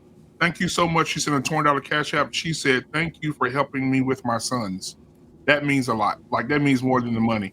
You could have just told me that, and that would have meant more. So thank you so much for appreciating the channel. I got something for you here. I'm going to play this, and then we'll be right back, guys. Here we go. Brother. How did you know? I love this song. Making my way downtown, walking fast, face this past, and I'm homebound. And I need you. And I miss. And now I They made that song pop. That song was a good song, but they made that song pop hard over that white girls. Hey, and I miss you. hey, I just want to say one thing though. Before we move on to we do what we got to do. Yo, we can't like. It's cool to like. We just can't act like two things can be true at once. Like we can't. Like I can understand that you saying like the smartest guy get out. Like I'm from Kansas City, Missouri. If you know anything about it, like if you actually know anything about it, we have a very good connection with the Bay Area. What we did until Mac Dre got killed. So a lot of people from KC sound like maybe sound like they from Cali, got the lingo a little bit and things like that. And we have gangs like that in Kansas City. We don't have like rolling 60s and shit like that, but like our gangs are Kansas City gangs, and they're just like but and I grew up around that and crackheads in the alley and people like shit like that. Like that's how I grew up. I can understand you saying that the smartest man get out and all of that, but you can't act like somebody who was putting people down on the streets wasn't ruthless. And that's what he was saying. He was saying like brute strength does like make it does have an impact in the streets for a man, is what he was saying. And then he said, if you take King Von, for example, meaning like he was feared in Chicago. He didn't even get killed in Chicago. He got killed in Atlanta, trying to fight somebody from Atlanta. But he was feared in Chicago, whether he was in and out of the jail system or whatever. Like he was feared in Chicago. So we can't act like two things cannot be true at once. Like you were right, JT, in what you were saying, but the perspective that our pain was coming from, he had a point also. Yeah, I get what you're saying, but it doesn't have a shelf life that's going to be impactful. He was only that little that little bitty ass space that was in Chicago was probably where he was feared at. The little space in Chicago he was feared. That's why when he did go outside of Chicago, there were motherfuckers that sit back and said, nigga, this ain't Chicago. That's my whole point. This ain't Chicago, nigga. Yeah, over there in that little ass spot. Because if he was such a terrorist, you know how big Chicago is? I do. I'm 4 hours away from Chicago, and I've been going in that motherfucker forever. And I know when you go, like when people talk about the south side of Chicago, nigga, I've never seen the south side of Chicago, ever. And I've been in Chicago for a lot.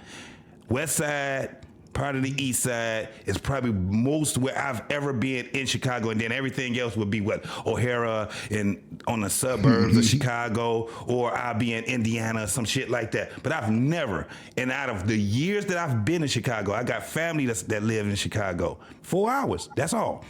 I've never been on the south side of Chicago. Salute to the south side, baby. 103rd Pullman. If you ever want to go see a great national monument, go to the Pullman National Monument on 111th Chicago. You want to read about great black people? Read the Pullman Porter story, one of the greatest stories never told. They were $85,000 a year, former slaves, making things happen. Started the first labor union in the 1930s. One of the greatest stories ever told. Made cash money. All their kids went to college. And it was about 20,000 of them too. So while we up here crying about bullshit, he took former slaves, and these former slaves traveled the world on train, made money, supported families, whether they was sneaking and crying. Everybody did it, but everybody understood the mission. So, it's just unfortunate because here we are today. Who's willing to fight forward? And that's where I come from. Sometimes I understand, my point of view may be sort of, but I've been fighting for the young black man and black woman. I done been through a lot of crazy shit, and so, but my story's no worse than nobody else's. I know better. everybody has a story. So I just try to give, especially people who may not be in a space, because I talk people off the ledge from deleting themselves. More than one person. Word. I've gone into these houses, seen abuse and seen the trauma. I've seen that. I used to talk to these people. I held babies that had drugs born in their system. Yeah. 2 mothers, 25 kids. And I've seen 20 years. And this is where we are. Those are adults and they still struggle. And like you say, we having reckless sex today. I think the sex, social media, and over drugs, it sort of messes a lot of youth from opportunity, because we see it. But it's just unfortunate. But I think it's a great time, man, for young blacks, especially males. It's a great time, man, for a young male, 20, 21 out here, man. Can't nothing stop him in the world. Even 16, like BMU got his son. It's the greatest thing. His son gonna be like, "Thank you, Daddy." That's all he gonna say as soon as he turn to get the movie. But if you got a young son, it's even a young daughter. If you want them to be true to their nature, then you have to just protect them in a sense. Give them the truth now. Let it come from your mouth. It makes it a lot easier, and talk about it. Because they go come to that point in life too, where they go find that woman that put that gok on them and shit. He in love. She gonna find that dude that putting that demon D on her and shit, and she can't have no child out of wedlock. So I'm telling you, that's old fashioned. It's gonna be bussy. Listen, yes. y'all keep. If y'all notice, it's starting not to be as funny anymore, is it? It's starting to. Seeing these niggas in dresses, that shit ain't funny. Hold on. Watch the JT. Watch the JT. I'm gonna say this real quick. When have you ever known people like old boy from Family Matters or Malik Yoba? Yeah. All these different men that women grew up heartthrobs for women saying now, a trans woman is a woman. It's okay to date them. It's okay. They're women. Date them. Kiss them. Love on them. It's okay. Yeah. Right? But before you cook Lost in Translation, I went into the future a few minutes ago and found a video of Coach Ferg when his sons mentioned Bussy. Here it is right here. I don't give a fuck no more. Right. They done pissed me off.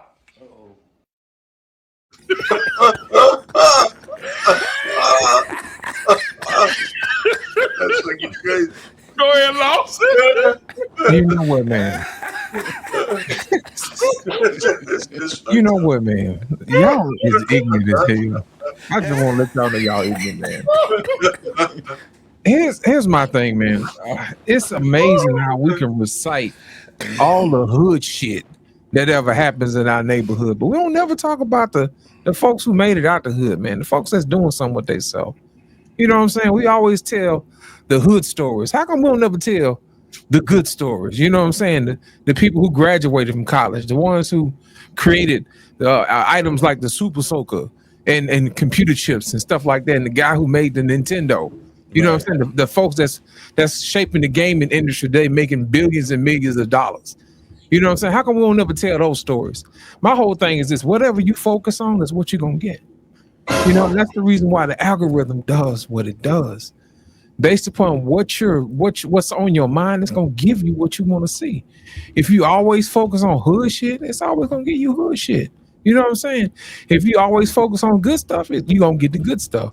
You're going to spark ideas. That's why you have to be careful what you put in your mind. Even the Bible says, man, it tells you what a man thinketh, so is he. So my thing is this: it's up to you to control what your eyes see, so you give your mind something else to think about. You know, it don't cost you nothing to repeat somebody else's horror story. But when it comes time to roll your sleeves up and do some research and get out here and do some things and network or whatever, that's going to cost you something. You know what I mean? And my whole thing is this: when it gets to the point where you're going to have to really do something, it's just when the rubber meets the road. Either I'm going to sit here and continue to tell everybody else's horror stories, or I can go out here and make history. Right. And I'm here to tell you, it ain't a whole lot of people out here making history, because it's a whole lot easier sitting back telling somebody else's BS story.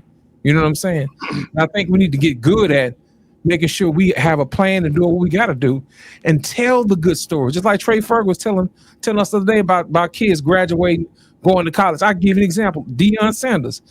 Think about it. Most of those guys come from bad situations or whatever, but he don't ever talk to them about where they came from.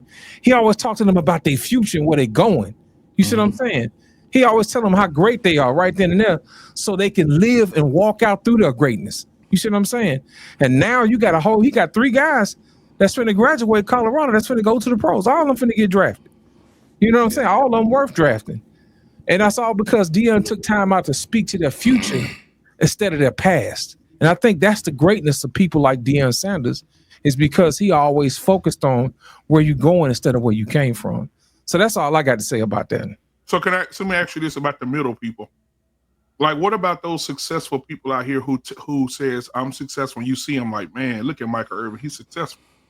Well, Michael Irvin got to where he is today from robbing people. And he'll tell you that. I didn't have money. I didn't have shoes. I didn't have the cleats. We'll go rob niggas. We'll take all their food. We'll take their money, rob them. Shit, go steal their radios out their cars. He said, we put stockings over our head, rob them. He said, he said, I needed shoes to play football. I ain't had no shoes. Well, we robbed some people. Got the money to go buy the cleats. You know, I'm here today because I made somebody a victim. That's what he said. So, I mean, what about those people who hurt other people to get where they at today? Is he robbing people now? That's what I'm saying. But look what he had to do to get there. Did he try to get people their money back? So I know you brothers can come up with a scripture. I can't find it. I'm not that well versed in the Bible, but I know there's something about holding somebody in contempt. Holding someone for the rest of their life in contempt because of where they were. And to be able to be able to speak to it, right? So what I would say is that he's not that person anymore, right? However, if you start talking a lot about that, it does talk about, you know, how we pass judgment, how we hold people in contempt and things like that. I myself don't know the verse or any book that it comes out of. I just know it's in there. I'm gonna go ahead and leave it to y'all, Black Man, Lost in Translation, to be able to quote wherever Bible that you guys can find. But there's a component to the contrition though that Michael Irvin hasn't said, right? Because you have to make some kind of restitution to the people you hurt. So, you know, he don't have to be the same dude, but that should be a part of the story, right? It's not just like I changed, but all the people I left hurt, and now that I'm a different person, it's okay now. So where's the contrition part? Now he might have done that. He probably said, with some I'm of just them. not doing it no He more. might have done that with some of those people. I don't know. But that has to be part of the story. So Arpain, he might be saying that the contrition is that I'm not doing it no more. Yeah. Well, you know what else it might be too? He might have got his. Hey, listen, he might have got his lick back. We don't know about it. Yeah. You know, people don't ever talk about. You know, when that karma came back, they always tell you about the good part.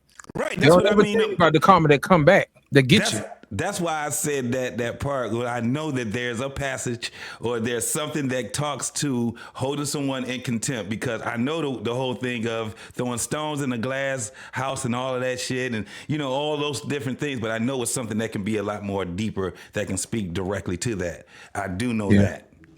What you reap is what you'll sow. That's I mean, basically we all no matter how you couch it, that just has to be a part of it. So yeah. Our pain is 100%. But think about this. Even all of us, I look at myself a lot of times in different scenarios and situations. Let's just say we all are young, right? We might do some dumb stuff. We might, let's go break into the old warehouse and throw some rocks in the window, stuff like that, you know. But when it comes to, and this is just for me, however anybody else wants, I don't care. It's just for me. When it comes to me, if I got to cheat a brother or sister to get advantage, then that's, you know, especially if I'm young, I can see it. But damn, here I am in the age of wisdom. We all wake up at 40. And you can still benefit from it. I can understand, because this plays into that whole era when brothers started deleting each other. Because regardless of all the fucking we was doing, grandma, guess what? Everybody got to live to be 50 and 60. Brothers wasn't dying at 18, 19, 20, 17. You might have a fight at the end of the summer, but we all got up next week and we shot ball together. As it came into that young age as adult for me, I saw young brothers leaving. I saw brothers that protected families no longer here. I saw families falling apart. Everybody, listen, it wasn't a big baby daddy issue, because remember, we going back, it was always some baby daddies. Then when it started getting exposed to the women, a lot of people, it started to change the whole dynamic for the brother, because now the brother was being shitted on for real out here. And is anybody, so it's just a bad mix. And I did it, and now I'm expecting you all, I treated all of y'all, now I'm expecting all of y'all just forgive me. Everybody ain't gonna feel the same. I should be able to say, you know what, man, you right, man. What can I do to make it right in this situation? I know y'all been hurt for 20 years. Y'all my brothers, but I cheated all of y'all. So, but then y'all see me talking. Oh man, I'm talking like I did everything right. Y'all like, this motherfucker hurt me. He ain't even said shit. But I think it's where we are though in the dynamic. But so, you know, yeah, I mean, because a lot of people that made it, what you think they was doing? P. Diddy explained the whole thing. You know what I'm saying? He made it. We was like, oh, did it? But damn, this nigga was doing some old demon shit. We villainizing each other because the nigga want a woman to say she's submissive. Oh, man. And this motherfucker over fucking all y'all cousins. Ain't nobody. Hey, boy. Hey, Ferg. Hey, Coach Ferg. You was saying all Diddy. I wasn't saying no all Diddy. No, what I'm saying is, that deserves a pause right there. Hold up. What I'm saying is, this look when that P. Diddy was in the P. Diddy and R. Kelly was in the prime of all that shit. They groomed all. That's the music. That's everything. Look what happened from 90 to now. Tupac ain't here. Biggie ain't here. Everybody gone. Man, I think that speaks more to the time, man, we live in it now. Because back then, everybody was doing crazy stuff. Think about it. Look at Freaknik, man. Back then, Freaknik was the thing to do. You know what I'm saying? Now, all of a sudden, here come the tapes, and it's 2024. And everybody's like, oh, my God, I hope the tape doesn't come out. But lost. Everybody got to go home. Everybody got to go home, though. But they see that's because they see their mama on the video. Yeah, mama over there getting that ass slapped. Some of them grandmama. Some of them grandmama was on there. It's kind of go back to that, right? Because even our pain was a little young. He was still a little young in the 90s. Our pain was 52 during Freaknik, right? Wait a minute. He was running security. Wait a minute. Mall. He was at the Lenox Mall. I think probably about 30 or 40 years old back then, man. Security. He wasn't armed security. All he had was a flashlight and a whistle. He had a flashlight and a whistle. He was at the underground. Get off of that car. You have you lost your fucking mind? Are you out your fucking mind? All right, y'all. I got one more video for y'all before we get into the two videos we want to talk about tonight. So here's the last one for let's see, where's it at? All right. Flag number 3, she can't apologize. Now, a woman who can't apologize when she's wrong, that's more than just a stubborn personality trait. It's a sign of deeper issues with accountability and emotional maturity. And let me tell you why it's a major problem. Here's what's happening behind the scenes, so to speak, okay? When a woman or a person, anyone in general, refuses to apologize, it's often because they can't handle the vulnerability that comes with admitting that they're wrong. They're protecting their ego at all costs, even at the cost of your relationship. And guess what? A healthy relationship requires vulnerability. It requires two people who are willing to own up to their mistakes, learn from them, and grow together. Now you may be thinking, well, maybe she's just having a bad day, right? And sure, I mean, we all have bad days. We all have our moments. But if she never apologizes, if every argument somehow ends with her deflecting blame, it's a sign of a deeper issue, I'm telling you. Now, you'll start to notice patterns. No matter what happens, you're always the one making peace, trying to smooth things over. And it's exhausting. It's like you're constantly walking on eggshells, trying to avoid conflict because you already know how it's going to end.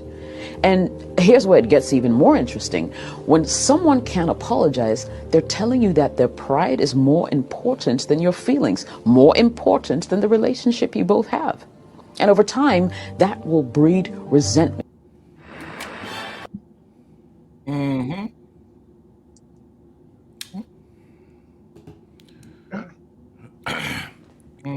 You know, one of the things where, and I just saw this week. Before you say that black woman right there, I couldn't date her. I think she's okay looking. I couldn't date her. She was born that dark skin with blue eyes. Yeah, I can see that. Those are her real blue eyes. Yeah, I can see. Why couldn't you date her? She looked demonic to me. And her voice She is got deep. blue eyes? I didn't even notice. I didn't even notice. Yeah, you didn't see that? That was the first Play thing I that again. You see, I noticed about that. That was the first thing I noticed Protecting their about that. ego at all costs, even at the cost of your relationship. And guess what? A healthy relationship requires vulnerability. Oh, hell no. I was too busy listening to what she was saying. I wasn't looking at her eyes. Yeah, me is. I was looking at her eyes and I heard what she was saying also. You But guys are tripping, man. one of the things that I've come to a consensus on is the reason why we as men we fight that word vulnerability is because No, JT. She talking about the woman. This ain't got nothing to do with the man. Before we even slide there, just stop. Just stop. I already know where you finna go, man. Cut that bullshit. You talking about women? Don't put this shit on men. Okay. So how are you getting lost? How is that even possible? No, sir. No, sir. Okay. No, sir. We staying on topic today. Let's go. Let him cook. Go ahead, cook. Hold on. Only thing I wanted to say then. I didn't want to waste no time, JT. My bad. I'm sorry, brother. I love you, man. No. The only thing I'm going to say is because I thought it was for men. No, it's and not. So I will concede because my thought was based off of the vulnerability in I know, men. man. But if she was saying it about women, then okay, that does change. But I can say this. It still goes to the point of vulnerability is you being in a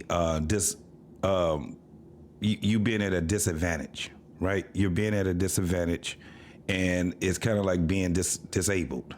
So I understand the reason why the pushback is so big on vulnerability. I understand that whole. But here's the thing, JT. With men, we understand why they don't like being vulnerable because people take advantage of it.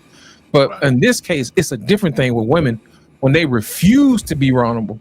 At the cost of the relationship. That's what she was speaking about. Right. You know what I'm saying? Sometimes we like to get off track and start talking about men, but this ain't had nothing to do with men. Absolutely. It had everything to be about women because that's what she started off with. So, let me ask you a question. Now we understand what she said. How does a guy in that situation break his woman out of it, or does he even try? What you need to do is you need to speak directly to her like a man.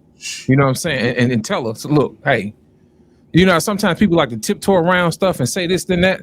I'm coming to you as a man. You know what I'm saying? We already discussed what was wrong or what's not. Listen, I'm not here to judge you. I'm not here to condemn you or whatever. But when you're wrong, you need to admit you're wrong.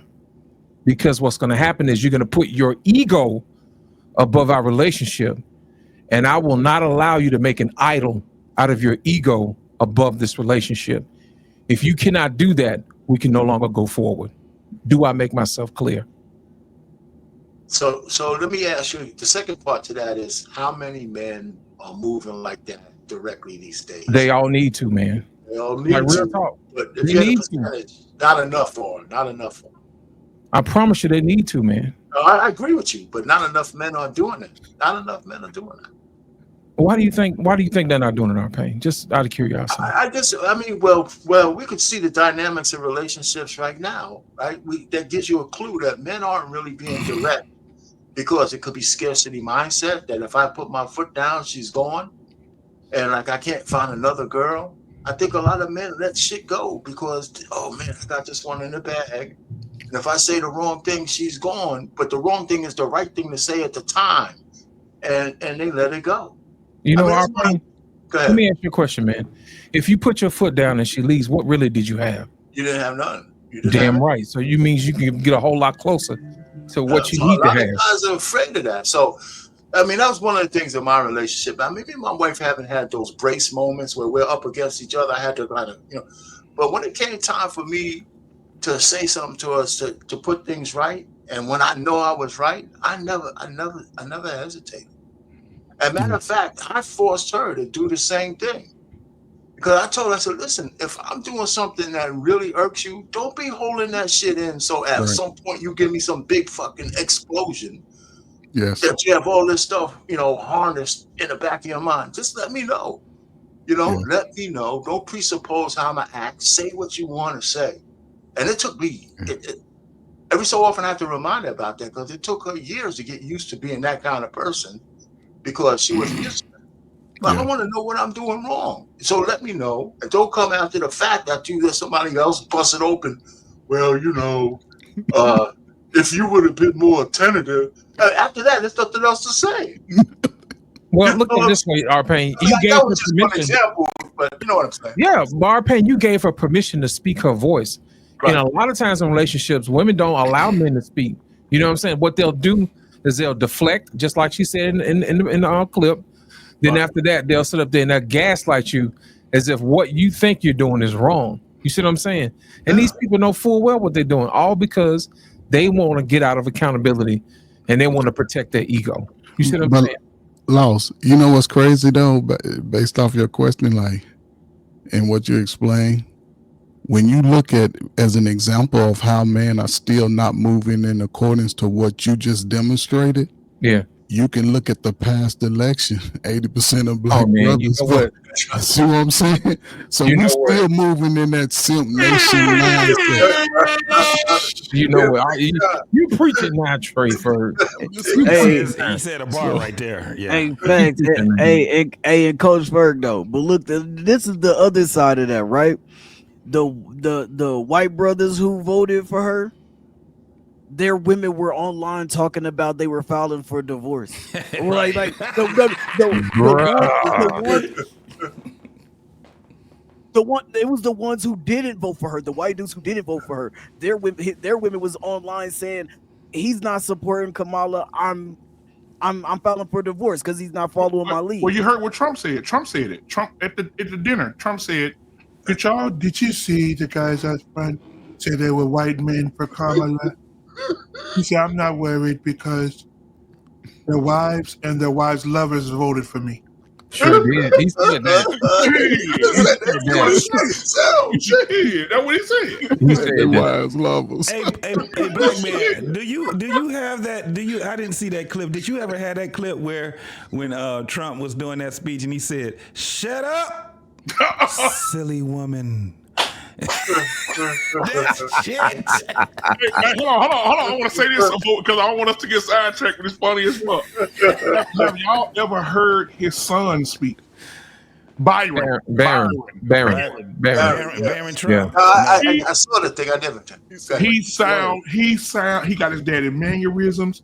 He sound like him. He do the same facial expressions. He repeats himself like his daddy. It's like a replica of his fucking daddy. Like when Joe Rogan shook his hand, he was like, "Hey, how you doing?" He said, "Fine. You doing real fine there. Fine." I was like, "What the fuck?" So we got another Trump that's gonna be in office. His fucking daddy, bro. There's gonna be another Trump in office. Like, you know what I'm saying, bro? He was like, "Let me just add this too." Yeah. Everybody talks about Trump. His kids have all turned out to be great, successful citizens. Yeah. You know what I mean? They all, are doing their shit. No scandals, no nothing. It's we had a president that had to pardon his stupid ass.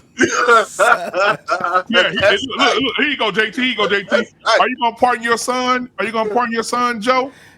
I would never. I trust the system. I would never do that. 5 days later. No one's about to know. Shit. Hell yeah. That shit showed that. Look, and everybody quiet now. Where's everybody at now? They're quiet. You can hear a rat hitting a turtle from the back in the church. Because man. But shut up. Shut up. Silly woman. Hey, that boy told old girl the other day, you know what, you have so much potential, but you're so nasty. So nice. Hey, man, Trump, I don't give a shit, man. Trump is bad. He could play the dozens. He could do all of that shit. Yeah, he's a bad man. I love him. I ain't no reason me to lie. I support his ass 100%. Okay, here we go. I'm gonna play the video that's on the subject tonight. Now, Fear-Mongering Sissies, Pandering Leaders and Associates is the title of the show tonight. Thank you guys for going through that icebreaker with us. But I want to play a couple of videos here because my wife is on one of them. Yeah, she is. Sister Candace Owens. I love me some Candace, guys. Don't judge me. Candace. Oh my God, I love Candy. I like was on with a white boy yesterday. Candy Owens. Have y'all ever seen her like standing up, like really like this? Oh yes. I ain't never seen her standing up. Ooh, Candace is bad, boy. Yes, I think that baby gave all that ass because she got one. Yep, she got a limo back there. All for the white boy. All for the white guy. Oh, yep, surely. He ain't doing nothing with that boy. He ain't doing doing something. Let me tell you Doing something with it. Shit, he doing okay. Hey, okay, she get a nigga. These country boy got ankles by our ears. Baby's Goddamn, got it's over. He's from England. Now. Shit. All right, here we go. Now y'all listen to this. These are the fear mongering sissies, pandering leaders and associates. All right, Mark Lamont Hill is a professor. Oh my God, he's the worst. He is the worst. Thank you, He's so Arpain. He's This motherfucker confused me. Candace Owens ate him for breakfast. So let's go ahead and play this.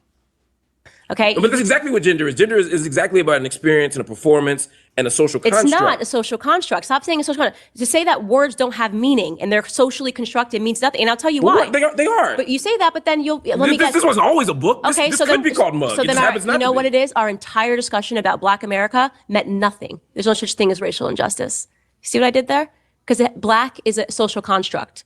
Yeah, but we live in a social reality. So within that social So reality, it can't be both, Mark. So you either Sure it think can that be. the gender wage gap is BS, that feminism is wrong, and that racial disparities are all BS because everything's a social construct. You're either going to go full postmodernist and say nothing is real and it's all made up, or you're going to acknowledge that there are some hard, concrete truths. If there are hard, concrete truths, you and I are Black, okay? That's not going to change because we wake up and we decide, you know what, today I'm white and it's just how I feel, and today I'm Chinese. No. You and I are Black, okay? We are acknowledged as Black people. We're seen down as Black people. I am a woman. You are a man, okay?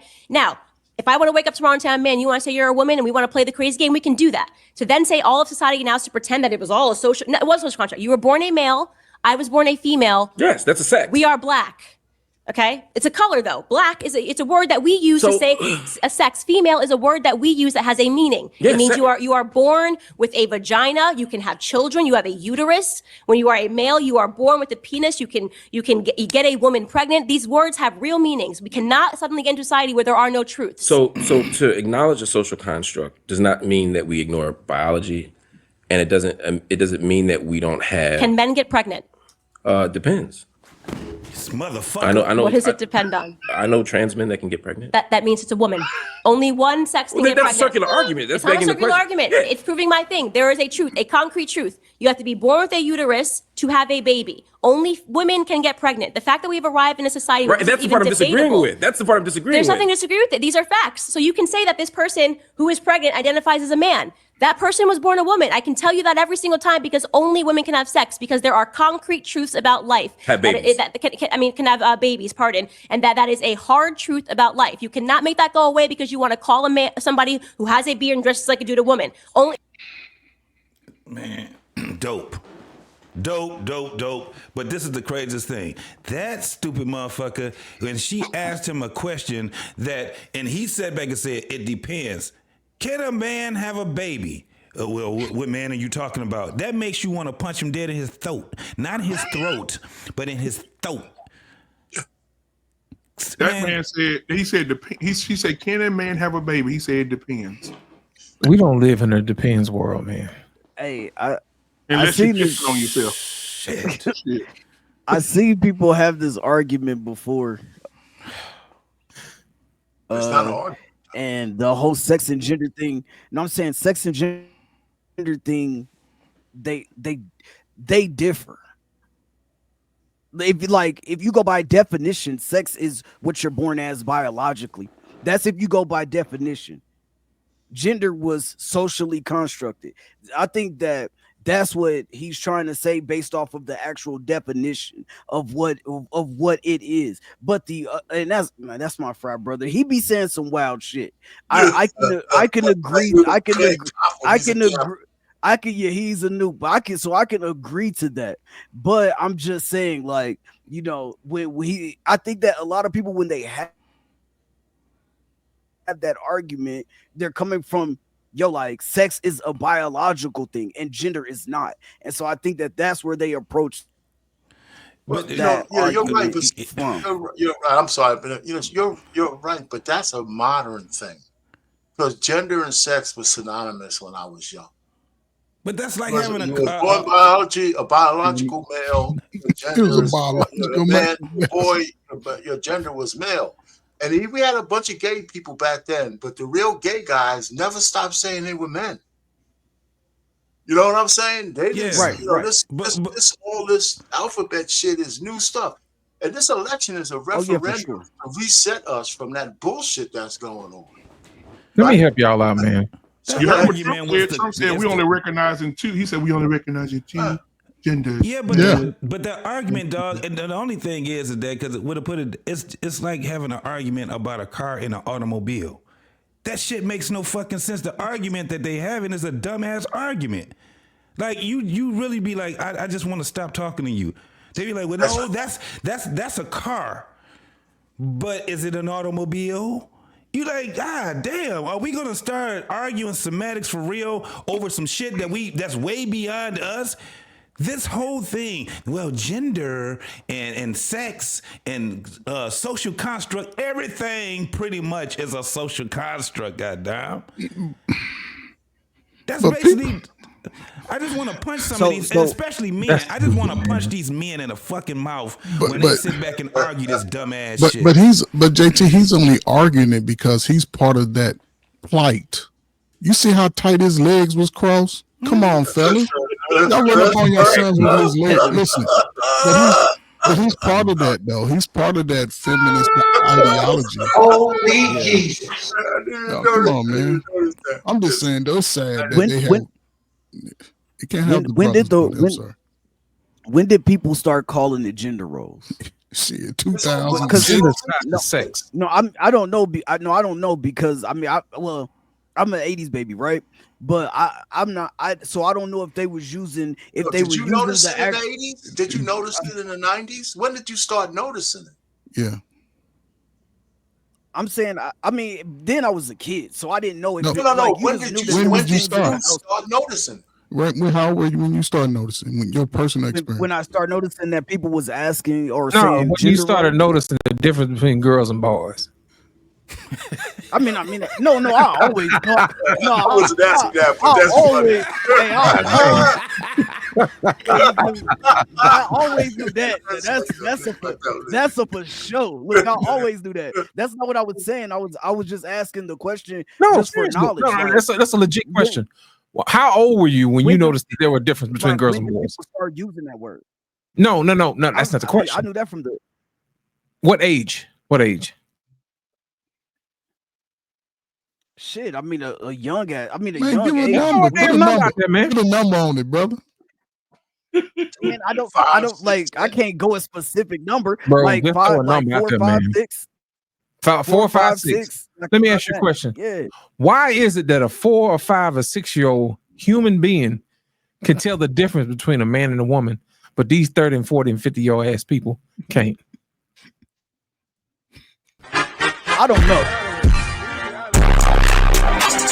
Facts.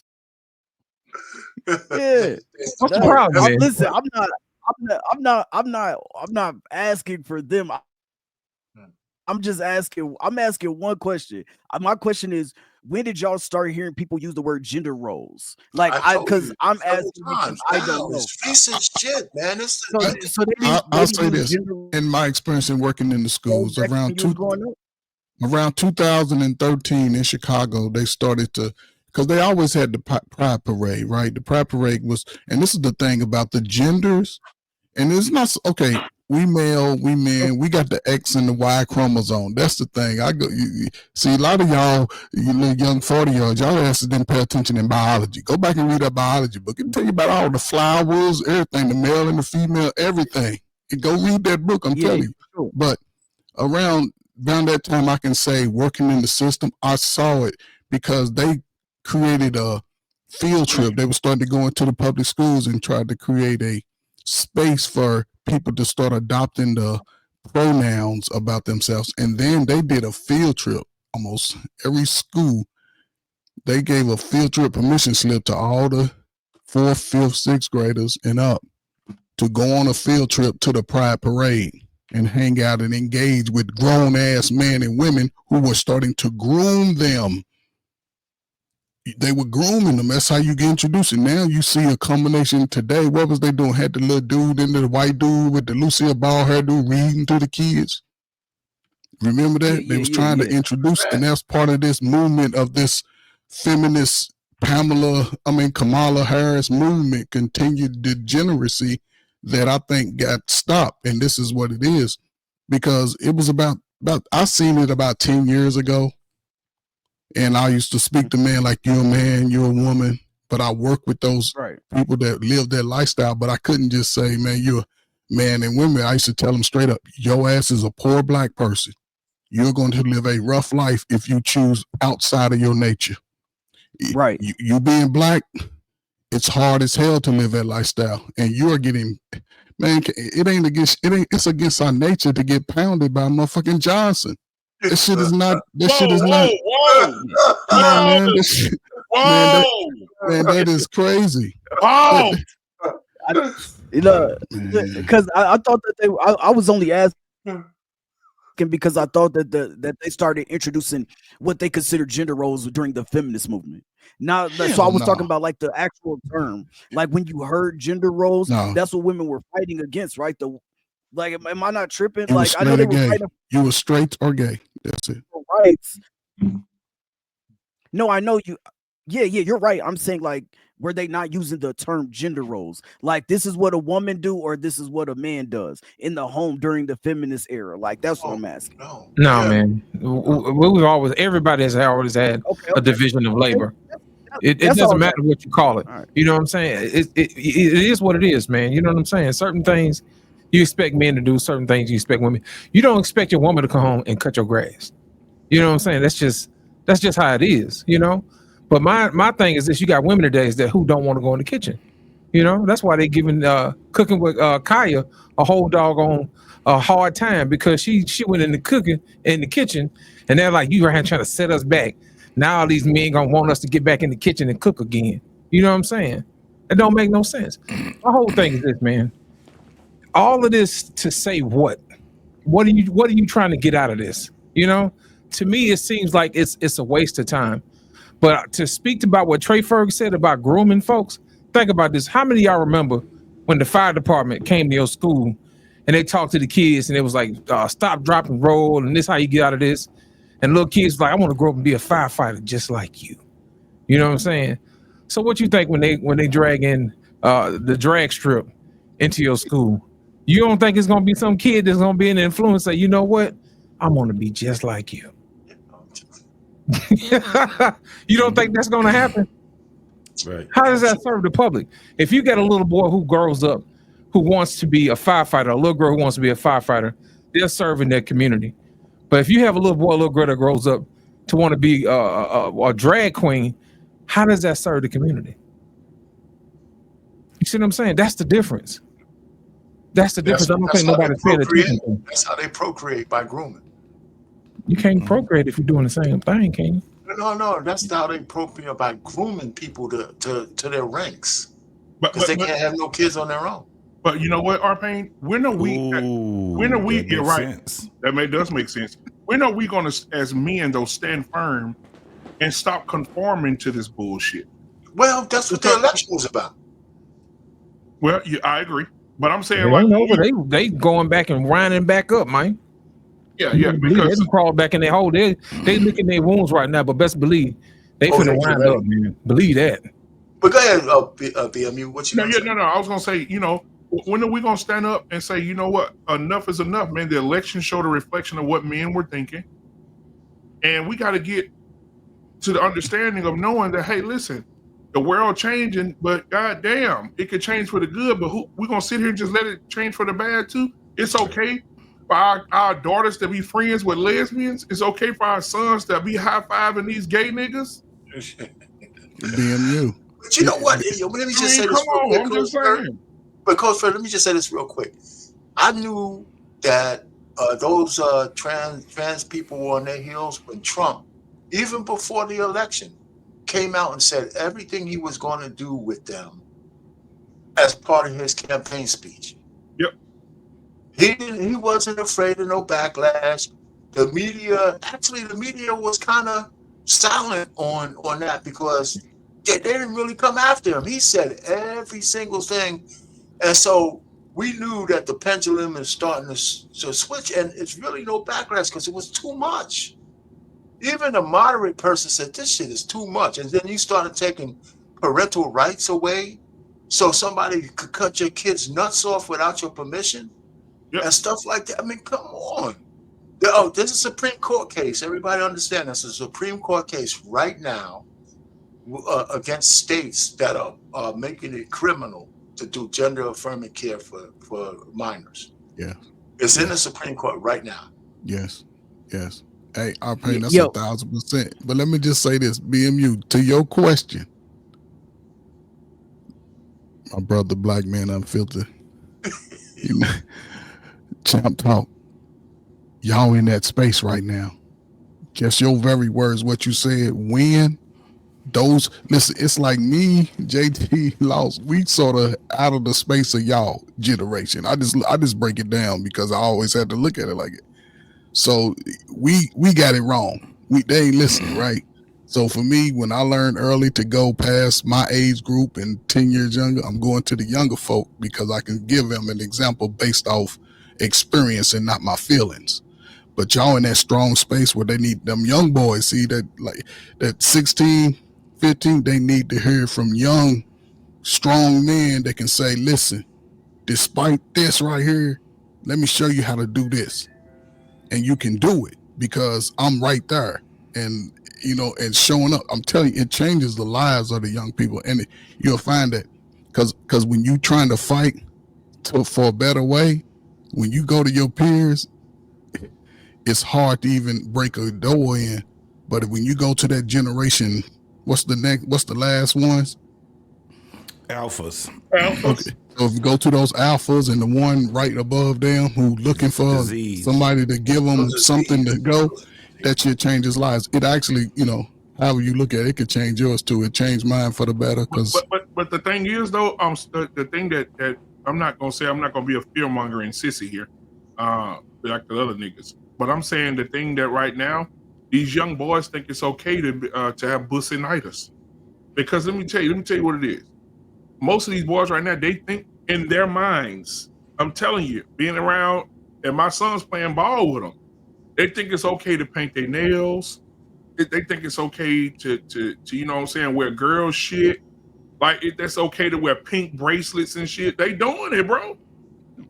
I mean, motherfucker doing it, going out having 2 catches, 100 yards, and coming out the field cut up like a masculine man and got fucking pink ass bracelets on, fucking nose piercings and tongue pierced and all this bullshit, man. Fingernails painted and shit. I know because those kids are already caught up in what was already moving. But as a reset, and this is why I think it's a great opportunity for the younger, you know, the late 30 adult males to go make a change for the future, because they're going to offer opportunities for males to speak to men about man stuff. Yeah. See, You know what? so it's a great opportunity. Here's my thing. I think we're doing too much damn talking, to be honest. You know what I'm saying? It's one thing for you to tell a young man one thing. It's another thing to get in there and get your hands dirty. You know, that's when you have a conversation with them, when you're actually doing something. It's kind of hard to keep your nails done if you got a damn monkey wrench in your hand. You in the car busting your damn knuckles. You know what I'm saying? You ain't thinking about no damn nails when you in there trying to change out a damn carburetor or starter. You see what I'm saying? That's what I'm talking about. We do too much damn talking. You know, you can teach somebody and do it at the same time. You know that, don't you? Yep. You know, and that's my whole thing. They wouldn't have time to be involved with their friends' BS if they was with their daddies under the hood somewhere fixing a car or chopping wood or fixing stuff around the house. You see what I'm saying? They wouldn't have time to do that. And they wouldn't have time to have their friends ear. They'd be listening to their folks. And I think that's the problem. We think that we can solve everything on the podcast. No, it's real in the field. That's what Kevin used to say. Get out in the field and do something. Yep. You can't be sitting around chit-chatting all the damn time. Sometimes you got to bust your knuckles. And that's when you start really getting experience. That's when you really start getting that toughness about yourself. You know what I'm saying? It's one thing for you to go to football practice or whatever, and you still keep your little nails done because you got them on your gloves or whatever. But my thing is this: when it ain't football practice no more, when it's time to change tires and stuff like that, you ain't got time for that. So that's what I'm talking about. You teach them by doing. That's the whole thing. And while they learn how to be a man, they're earning how to be a man. And they can talk and they can have the type of conversations with their wife, like we were talking about earlier, and say, hey, babe, I need to talk to you about something. And they can really speak to who they are from what they are instead of what they heard on some podcast somewhere. That's all I'm saying. All right, now I'm gonna play this last video because it's about being what we was just talking about, being apologetic when people are wrong. I'm gonna tell you right now, I don't give a fuck. I'm never going to apologize for shit unless I feel like if I did wrong, I'll apologize. But if I stood firm and I say I don't want to do this, I'm not gonna go back and be like, you know what, the legitimate, y'all was right. No, I'm not, because it's not right, and I'm never going to do it. So again, my wife again did another. She cooked her Mark Lamont Hill, and then she went over to Nick Cannon and cooked his ass. So this is the video of her cooking Nick. Hold on a second. Here it is. And she did a magnificent job on Nick too. There it is. I apologize that I hurt you. And see, I can't do that. If I told the truth and you got hurt by it, I can't apologize. Why? I absolutely refuse to do What that. is stopping the goodness in me? Because then I would be lying. I am never sorry when I tell someone the truth. I'm never sorry when I tell someone the truth. No, you're a mother. I'm a mother, yeah. And you know your children's feelings. We're not dealing with children. That's the problem. We're dealing with adults. Yeah, so the idea of me apologizing and this is funny because I was texting earlier with Ray J. He saw a clip of me and Don Lemon, and he was saying, that's a hilarious clip. Just you texting with Ray J. And Don Lemon was looking for an apology. Oh, this clip. Oh. Yeah. And Don Lemon was looking for an apology, but Ray J, I guess, was saying that he knew some trans women, and I'm like, he has a whole trans network, and it's just whatever he's doing there. Yeah. To me, is demonic. It's demonic. It's because it's a lie. Okay. And so I was like, yes, let's have a conversation. Of course, respectfully. If you say to me, you should respect people, I always respect people. I would disrespect you if I lied to you. I'm not going to call a man a woman. I'm not going to call a woman a man. I'm not going to say sorry for telling the truth. Your beliefs. It's not my belief. A woman cannot be a man, and a man cannot be a woman. It's not a belief. But I'm saying in your perception of the world is different from someone else's perspective, because just as emphatic as you are, that you believe what you just said, there's someone that believes emphatically the opposite. Okay, so what you're talking about is the idea that everything can be subjective and there's no such thing as truth. And let me tell you why that. But that's why it's either a yes or a no. No, because we're either talking about feelings or facts. No, but that's what I'm saying. I believe there is objective truth. Okay. Okay. A person that is born a man, okay, a person that is born with a penis, as we call it, okay, cannot ever grow up and give birth. Do we agree with that? Yes. Okay, so there is such thing as an objective truth. I will not apologize for sharing objective truth. I'm not going to apologize for not saying because his feelings are hurt and do you see how I feel? Because so you have no problem going throughout the world hurting people's feelings. I have no problem going out the world. That's one way to pitch it. Telling people the truth so they can better their lives.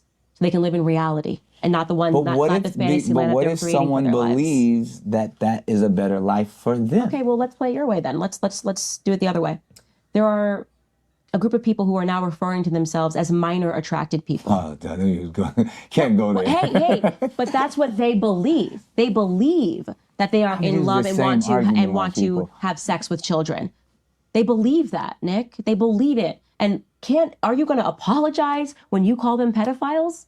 Are you going to apologize, Nick? Are you going to have them on your podcast? It's a hell of Don't a you point. understand how they feel on the inside when you say that they can't have sex with 8-year-olds? That is a hell of a point. It is. The slippery slope is not a fallacy. It is reality. We are living the slippery slope. So somebody's going to have to produce the wall. So there's going to be a lot of voices that need to be objective and tell people the truth. I'm very happy to be those voices. If you're looking for me to, make you feel good, I can't be your mommy. I can't. That's why I tell people, I can't be your mommy. But see, that's what I'm saying. I'm not your mommy. You're not a toddler. You're an adult. But see, this is what truth is. And if you can't deal with truth, then you're going to have a very tough life, way tougher than having to listen to Candace Owens say, you are a man on the internet. He's such an asshole. I love Candace. Oh my God, boy. Oh my, I love that woman, boy. I swear to God, I love that. Oh my God. She roasted him. She cooked his ass. Boy, I love that shit, man. But do you understand, Doug, the frustration that I have with men when someone asks them, can a man have a baby? And for men to have this long pause and look up in the air as if somebody asked them the square root of 223 million.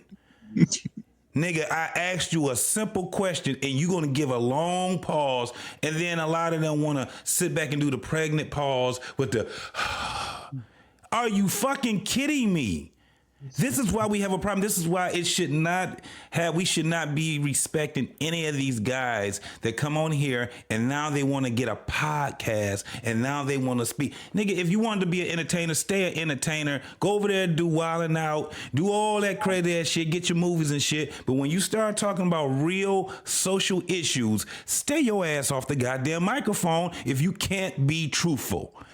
This is why we have the problems with men. This is why I'm looking like, yeah, I understand why women are having problems now, because we don't have anybody that's going to sit back and say, no, this is what it is.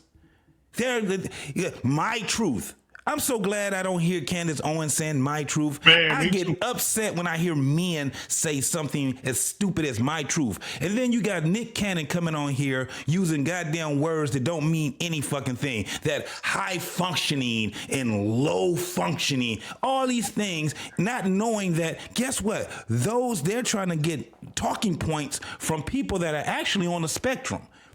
They had an actual doctor that said when you start using these words are referring to people that are on the spectrum. That is true. That is 100% true. 100% true. These guys are kids. They man, y'all got it, man. Look, Champ, man, you got your work cut out for you, homie. You know what, JT? That's funny. That's funny, man. When they sit up there talking about my truth, let me tell you something. I tried my truth one time. I think I was probably about 7 years old. Okay. I was watching Superman. You know what I'm saying? And I went in my mama's closet, linen closet, and I got a red towel and put it behind my neck and jumped down the stairs because my truth told me that I could fly. Well, 2 doctor visits later. Yes. 2 doctor visits. Doctor visits later. You know what I'm saying? I realized that my truth wasn't worth a damn. I had that same. What did you break something? My ankles, both of them. Well, I took that same cake that you had on, Lost, and I tried to fly over a damn bush, and I knocked the wind out myself. And when I came to, wasn't nobody around. That's it, man. That's what happens when you run up against your truth. You know what I'm saying? Because I was in my truth, right? It hurts you. Your truth gonna hurt you. See how well it works. You know what I'm saying? I like this. You got it, Coach Ferg. You got it. No, go ahead, brother. I was gonna say, man, so I got a couple questions based off of this, right? Just a couple questions for y'all. I want to know how y'all think this is going to change when this has progressed since.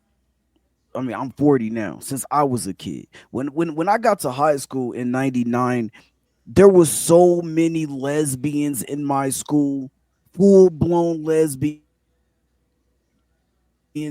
Now, when I was in middle school, they weren't really, I mean, they were, maybe it was like the few. But when I got to high school, when I got to high school, though, you talking about full-on whole basketball team, whole baseball, whole softball team. Listen, the whole soccer. Listen, man, when I was that's how it was. And then you go from that, and then all the girls had one gay friend. Like every group of badass women that y'all had, they all had one gay friend that hung out with them. And if you had baddies, then you know what I'm talking about, right? Then, so these dudes was already going into bathrooms with them in the beginning. You could go into the club, you see a nigga coming out with them looking just like them, hair braided, just the same as them. So how do y'all think that I just want to know, because I know Arpain, you said, well, Trump is going to get rid of. Listen, bro, this shit has progressed. This shit has progressed so far to the left now, so far to the left and the right, where dudes are fine with dating Transformers and things like that. And then I didn't say he was going to stop it, and though. then Champ, I didn't say he was going to stop it. I think it's a recognition that it's gone too far. Is it too late? That's what you're talking about, right? Yeah, I'm saying I think it's too late. that's not, the real issue really is to protect children. For sure. Right? I mean, what adults do, for all of us, what adults do in the privacy of their own homes, we're not going to get all wrapped up, man. People are freaky and shit. We know that. But what they're doing is putting an all points press on children. Mm-hmm. And everything Trump is talking about is taking that shit away from them, pushing it on kids and taking parents' rights away from making that shit stop. That's a different conversation. But this is the thing. This is the only rebuttal I have to that. So now it's young ladies, because when my daughter was playing travel basketball, it was young ladies who was 10, 11, 12 talk about I got a girlfriend. So if they see this in school, in middle school already, how do we not, because they're seeing it from their peers, so how do you expect that to change, even if, because now because it was in high school when I was there, then it went to middle school, and now it's gonna go to elementary school. Something's bad, though, you don't let it continue, because it could get worse. No, I agree. Maybe you can't go back and fix what's already done, but you can stop it from continuing to happen. Just because you have a hole in the dike don't mean you don't, and water has gone through. That doesn't mean you don't try to plug that shit. So Champ, we got future generations to think of. I mean, Champ, I have a question for you. I agree with. No, hold on. I want to stay on that. I want to stay on that point for a minute before we get off of it, because it's very important what he just said. This is the thing. Yeah. So when he said, when R-Pain said that we're trying to protect the kids, right? But when do we stop protecting the kids, right? When do we stop protecting them? I think we stop protecting those kids that we're talking about when they become adults. So they would take all of the things that they've learned from being a kid, and then they would take it into being an adult. So to Champ's point, it progresses. Because if you caught them as a kid, and they're steady growing into adulthood, guess what just happened? It progressed, and now you got more and more about that now, though. Yeah. You can only stop other kids from getting there. So this would be the problem then, if that's the case. Listen, you can't go back and fix what happened already. It's not about going back, but when you're saying that we're trying to protect the kids, and he's telling you that, but how do you do it when it keeps progressing? I'm gonna help you out, progressing, because the kids end up being. But this is the thing. But this is what and if the kids are already indoctrinated, you can't fix that. So it's right, but you the one that said that we got to protect the kids. The kids children. Right, so then the future end up becoming in 10 years, that 10-year-old. You don't just let them. You're not listening, R-Pain. You're not listening. You can't go back and fix those kids. Listen, you're still not to be adults. But what you gonna do about those kids? R-Pain. What you're not understanding of what he's saying is that you don't understand. So no, I do. What you're saying right now. No, listen. What you're saying. What you're saying right now, I can understand if the children stay children, but the children don't. And what he's saying is this: it goes to the same thing that we were saying 3 years ago when you had. That's all. Both of you guys are wrong. You can't listen. He asked the question because you're mischaracterizing what I'm saying. I'm not mischaracterizing. So let me hold on, y'all. One at a time. Let me finish my point. You're saying don't do shit because we got kids who are going to grow up. He asked the question. That's what you're saying. Hold on a second, y'all. Hold on a second. Stop. I just want to finish my point. Hold on, JT. We're going to let Champ rephrase his question. So I want to make sure that we're arguing the same thing instead of some tangent. Champ, go ahead and repeat what you had to say, because I want to make sure we're talking about the same thing. Right. Yeah, I'm saying that if you go based off of, I'm not talking about going back in the future, and I understand what you're saying, because I think we have to protect our children. So I can agree with you with that. What I'm saying though is shit has progressed to now with like my daughter's in high school now, so now it's all the non-binary, this and this and this and that, right? So that's what that was. But when my daughter was in middle school, it was, I'm lesbian, I'm gay, I'm bringing my girlfriend. This was in middle school. And so now I'm saying that if they were in middle school saying that, now you have to understand that that shit has trickled down to the elementary school regardless, because those kids that are coming up that are third and fourth graders, now they're already starting to experience with dating boys and dating girls. That's what I'm saying. So I'm saying that there is just shit that has progressed, that where it went to where when I was in high school or when I was in middle school, you did not see as much. It was very minute. It maybe was one gay dude. Anybody else who was gay, that them niggas was in the closet. But when I got to high school, it was a gay dude in every girl group. So and then now, like when my daughter, because I have a daughter who was playing travel basketball, her teammates would be like, oh yeah, my girlfriend's coming to the game, and this is at 11 and 12. And so like this is what I'm saying. I'm just saying that the shit trickles down regardless, and I'm not saying that you don't protect the children. I'm just saying how do you move, how do you really move forward as it continues to trickle. So Edward, I have a question for you, champ. Let me ask you a question on your point then. So what do we do now? Do we do nothing for the future? That's what I was asking. I'm asking you that question. Y'all listen. I'm asking you the question. Hold on a second. Before he finished asking the question, y'all was talking all over, man. Chill out. Go ahead and answer. Champ, ask the real question that you want to ask. The question itself. We don't need the story, just the question. No, the question is just how do you stop something that is trickling down at a very fast pace? Like, now, I'm not saying that you don't try, but I'm just asking you, how do you see that moving forward? That's the question. That's the question. Go ahead, right? And so what you're telling me is, I'm telling you, how do you try to stop what's already happened, right? Because what you're saying and what I feel that you're professing is that there's nothing we could do because it's progressed so far. That's what I'm getting from what you're saying. And so nobody said you're going to correct what has already happened. You can stop it from continuing to happen for those you can save. If you start taking listen, in all the shit that you said just now, which is all facts, parents still had some say. But if we let Kamala Harris be president, they were going to take away parents' rights to even try to stop that shit for their kids. So if Trump did nothing else, he's going to stop the laws in the states that would allow parents to let fucking transvestites come in and talk to your children. We're going to put, gender affirming care for people under 18. He didn't say we're going to stop it. We're going to stop having kids be able to get their genitals changed and cut off when they're minors without their parents' permission. That's going to make a difference.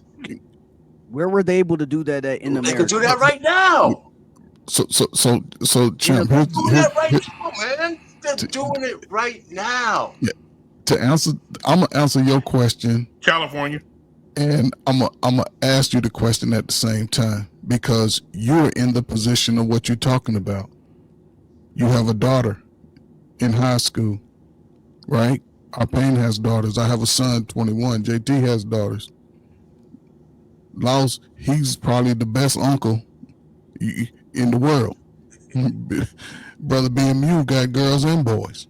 He has boys who are being offered the yams at a young age, and he understands exactly what that process is. He ain't doubting it. He ain't over it like, I'm going through this transformative change. I want to wear butterfly. No, that boy know he a man, right? Now, the question I have for you is this. Since you asked that question about what do you do, I asked, what do you do? Because you have a daughter that without that citizenship part of your frat, if you don't give her that information raw and uncut, but also give it to her from allow her to be in her best girl and understand the boy and that disappropriation of the grooming to when those, let her see the signals. So when those girls start coming like, hey, little sexy, I got one, you know what I'm saying? You have to teach her, and you have to be able to teach it around her friends. Don't be afraid that you're driving in the car, you're around your nieces and nephews, you know what I'm saying? Sometimes you have to just put them in that space with your mindset. Can't be no other woman around interfering, because even the girls, they might be like, oh, well, my auntie said that. Who? Then you go to see, sometimes you find out through the kid, because they go tell you. But if you say in the future, for you to sort of avoid that life, for the, because you what, 35? No, he 40. No, I'm 40. So do you want to spend the next 20 years of your life falling behind that ideology, or do you want to get in ahead of it so you can be a grandfather to your grandchildren?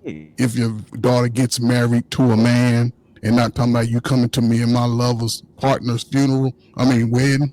You want to go to a wedding, a husband, wife, or a partner. But this is the good time for you to sort of, and that's why I say, what are you going to do? Like our Payne said, the past has already started. So if you want, you don't want to avoid that, you get a couple of your brothers and go talk to some young brothers and sisters.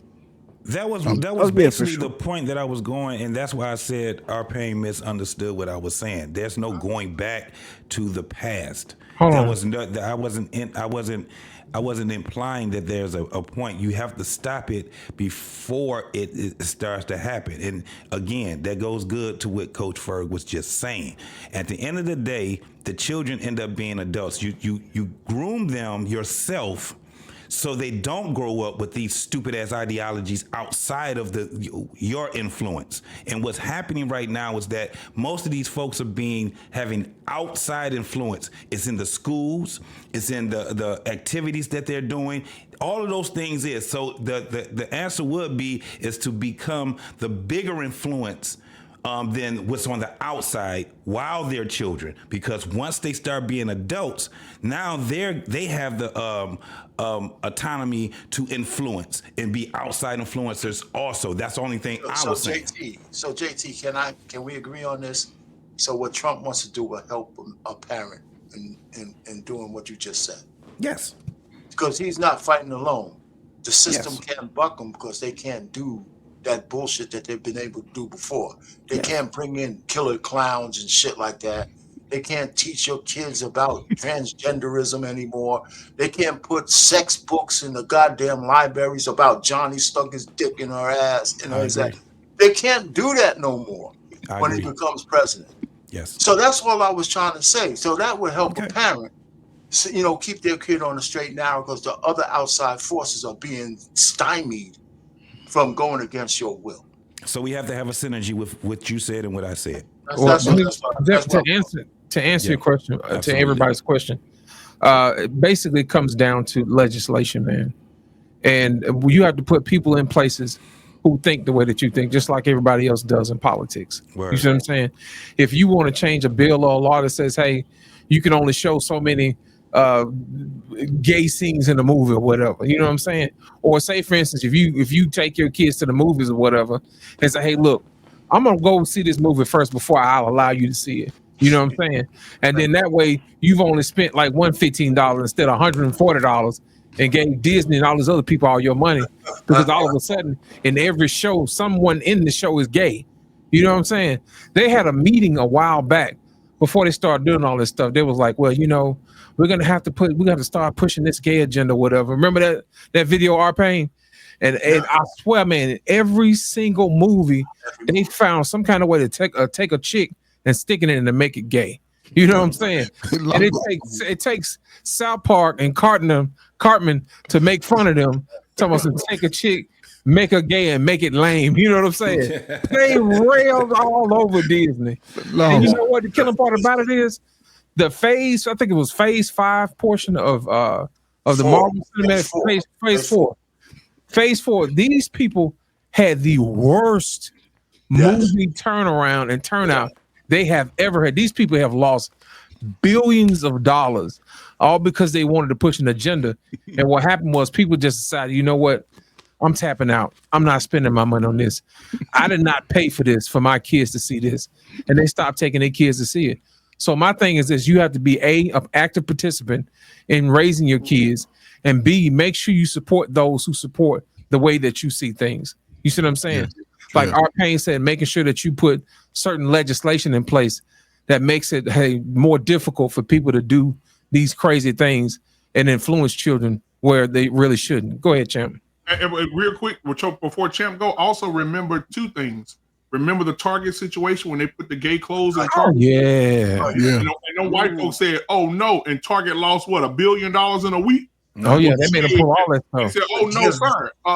They took that shit down, and then remember they put the gay dude on the butt like hand. And me and top buying Hey, they tried to say Bird and Ernie were gay. Remember? Yeah, they tried. They said they were non-binary. They called them non-binary. Look at the Jaguar commercial. These guys are so tone deaf. Yeah. Ain't nobody buying a Jaguar with those freaks, man, walking out there like that. Come on. So the reason why I say you have to watch how people put stuff out there, because what they'll do is they'll start to believe that more of the world is gay than what it really is. Right. You know what I'm saying? Think about it. Back in the day when we used to have cops, they used to have the police chasing black dudes all the time, beating the hell out of them. And all of a sudden, when you'll see a woman next to you walking down the street or whatever, and she's locking her car doors because she automatically assumed you're a criminal because she saw a black man get his ass beat watching cops. So now she thinks all black men are criminals. You see what I'm saying? And it's the same way when they put all these gay movies out and stuff like that. They are making it seem like it's more gay people out there than really what it is. Now, the purpose of them doing that is to say, hey, look, there are different people. Get over it. But no, what they're doing is they're pushing an agenda, making it seem like, hey, it's okay to do this. And there's more people out there than you think it is. No, I agree with it. I agree with what everybody's saying. So I don't want to think that I'm not, catching y'all drift pause. You know what I'm saying? What I wanted to ask JT though, I know you said about the men, right? But I mean, and I know that men are supposed to know we are supposed to be the leaders, but like there is something about supposed to and what is in reality. Most times they're not, like women be leading shit, you know what I'm saying, behind closed doors and all of that type of shit like that. And not only that, they lead a lot of movements in politics and all of that. They're like, especially in the black community, they vote way more than black men. So how'd that turn out for them lately? And that's true, but I'm just saying, right? And then not like 97% of teachers, educators are women. Like they like women support a lot of things that men don't support anyway. And if you bring a lot of women on a podcast and you say, hey, what is a woman? You go around, most of them will say, whatever they feel, whoever is a woman, who is somebody who feels like a woman right now.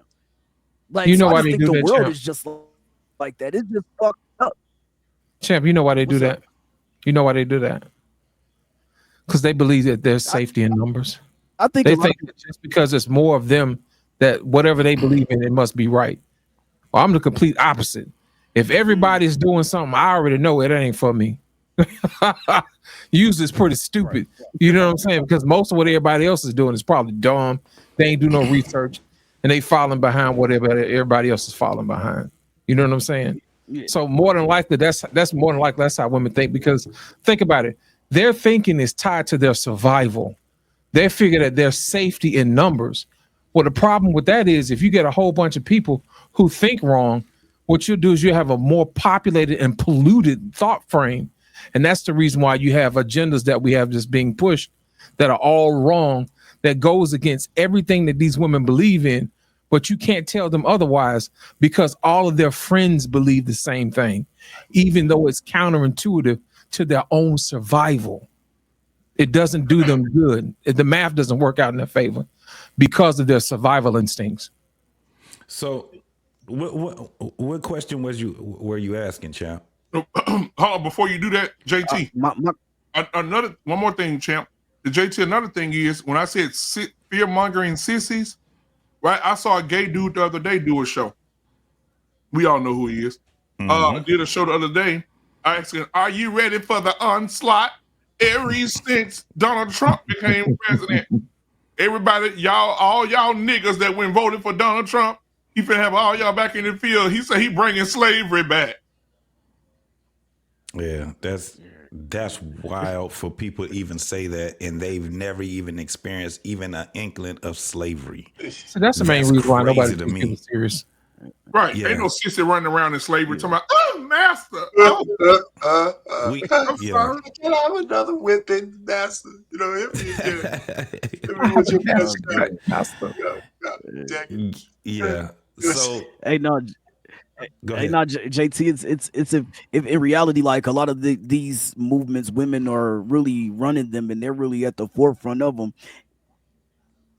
and they support a lot of the shit that we don't support as men. Then if women can't tell, if let's just say most women, right? Because I think when you put them on a podcast, that's how it be. 8 out of 10 will tell you they don't know what a woman is.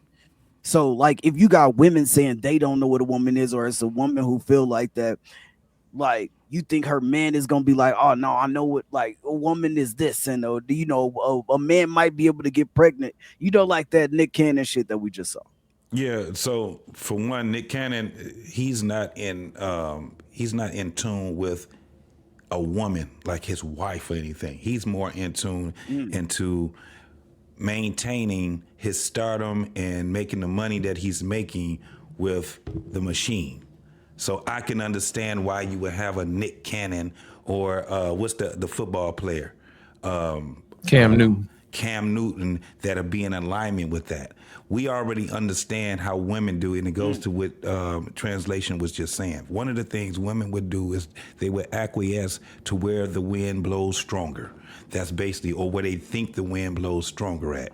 So we already understand that. It goes the same way with when you're a man and you're the head of your household and things like that, where you have to be the most influential person in their life, right? Being a father, my kids, they probably don't see everything my way. But when they hear my thoughts on something like, a woman and a man are the same people, and they would hear me speak, but I'm not just hollering and screaming and all of that. I'm actually having a conversation with them, because what we're gonna do is we're gonna walk down this street called logic, and then we're gonna have that conversation. And one of the things that I've learned, when you have conversations with people that actually wants a real answer, they're gonna sit there and think about it. They're gonna have pushback, but as you guys talk, and if they're really having a real conversation with you and you're walking on that path of logic, they're gonna say, I can understand that. I can get that part right there. Because when you hear young folks speak, whatever it is, you can tell what immediately impressed them, right? Because you hear them talking. You hear them they saying all kind of crazy shit. But as they get older, and as they start to be around more logical thinking people, they start to evolve. Like when I hear my kids talk now, I got a 28-year-old and I got a 23-year-old. And now that I hear them talk, man, that shit is so impressionable. I mean, and I'm so impressed because I'm hearing they're speaking with logic, right? When they were younger, it was a lot more, because now what they're having is a smaller circle. I got my youngest daughter just graduated from college. She had a whole bunch of fucking friends while she was in college, right? She ain't got a whole bunch of friends now. Why? Because she's focusing on her career. She has a relationship with a man that she, at least I know that she had, and the guy is pretty cool. He's working, he's in the military, she's working, and she went back to school. So now she's around, she ain't got time to be listening to the bullshit, right? Of course, they got the TikTok and all that, but that ain't what they life is. She's she's in the medical field. My other daughter, social worker, and she has a child. So she's looking at her son like, I don't want him to be influenced by all the bullshit. So whatever music she was listening to, she started, I can't listen to that around him. I don't want him having cell phones and all of that. So I'm starting to hear their, progressive thinking. And so when we get to talking about shit like this, and they find out yeah, my daddy don't, he ain't really rocking with all that flim-flamsy ass bullshit. But I don't say it as a person that's in hate. I say it as a person where I'm like, this is the reason why, right? And we have the conversation. Right. And then I ask, and especially when you got somebody that has a kid and they really love their child, you ask them, would you want your child to be that way? You ask them shit like that. Would you want to come from a mom like that or a dad like what you see out here? It gets them to thinking. Right? You see all the shit that you see. So we have to, it has to be a synergy with all the things that's going on. So first and foremost, especially as black people in America, we got to stop telling the younger generation that voting doesn't count. That's some bullshit. We got to start giving them better avenues so they can teach us, no, this is what we do now. See, the way y'all was voting was this way. Now we're voting this way because we want our kids to be smarter than us. We want our sons to be stronger than us. We want our daughters to be, you know what I'm saying, way more logical than the mom. And then the sons be way more logical than the father because we eventually want to be at some point, if God's willing, for them to be able to take on we could pass the torch on them. And then eventually they may have to take care of us. And what I've seen in my very short and long life on here is the evolution of different lives. I've seen lives where you had parents that didn't put any investment into their children. They end up being at a point of vulnerability, right? Where they need somebody to take care of them. And they got 7 kids and ain't none of them kids out there trying to fuck with them like that. Because they live in their fucking life. But then I also seen where you had a parent that did the best of their ability to take care of each and every kid that they could. And guess what those kids do in return? They make sure that their parents are gonna be good for the remainder of their life or whatever. I done seen it. I done seen how these things come. So then what we end up doing as we living, we start to see outcomes. And then we get a chance to see not just the outcomes, we get to see how the outcomes came to being the outcomes that they end up being, right? We get to see glimpses of that shit. Not just in movies and not people just talking about it. So then it makes us, we never stop learning. Most people ain't trying to be there no more. So it's like a synergy of all the things that we're all talking about. This is where guys pass their wisdom around to each other. This is what we do. And as people and as guys get older, man, and when you start hearing, and then you get a chance to see people's life and you get a glance to see their life and you hear them talk, now you can make a sound decision on how you want your life to go, especially when it comes down to family. We see all these different outcomes. But when we're talking about legislation and all these different things, we want our kids to have a better outlook, that generation, to have a way better outlook than what we got right now. Nobody got all the fucking answers, but you telling somebody, and that does irritate the fuck out of me when I hear grown-ass people say there's nothing that you can do in voting. Because what you're telling people in America is that you can do everything else except for that. Except for that. Don't do that because there's nothing good that comes out of that. That's crazy.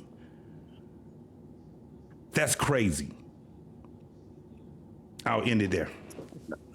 I got you. And that was some good shit, though. I appreciate all that. But, you know, during this conversation, you can't call him translation. You got to call him lost. Right. We're here talking about Transformers. You got to put him in. Yeah. Or just call him lit. Just Yeah. you know, just yeah. You call him translation, boy. What's happening, Braxton, man? What's up, man? You got your ears on, Smokey. You got your ears on, man, tonight. What's happening? What's going on, Braxton? And nothing much. I'm just now getting in here. I'm getting in on the topic. What you think about the topic, man? About these panderers, man, and liars. Well, what I think about them, well, really, I don't have much of an opinion of. I don't really have much of an opinion of them because panderers and liars are nothing new. They've always been around. You know, so it's just nothing pretty much. It's nothing pretty much new of what they will and won't do. My whole thing is, what do they think they gain out of that, man? You know what I'm saying, about lying to people? That's what I want to know. Well, what they gain, what can I guess? Because I'm not in their head. So what I can, so what I can guess what they gain out of that is maybe some type of, I guess, self compensation for people listening to them, especially if people believes them, you know. Yeah. So so I guess they get some type of like high off of it,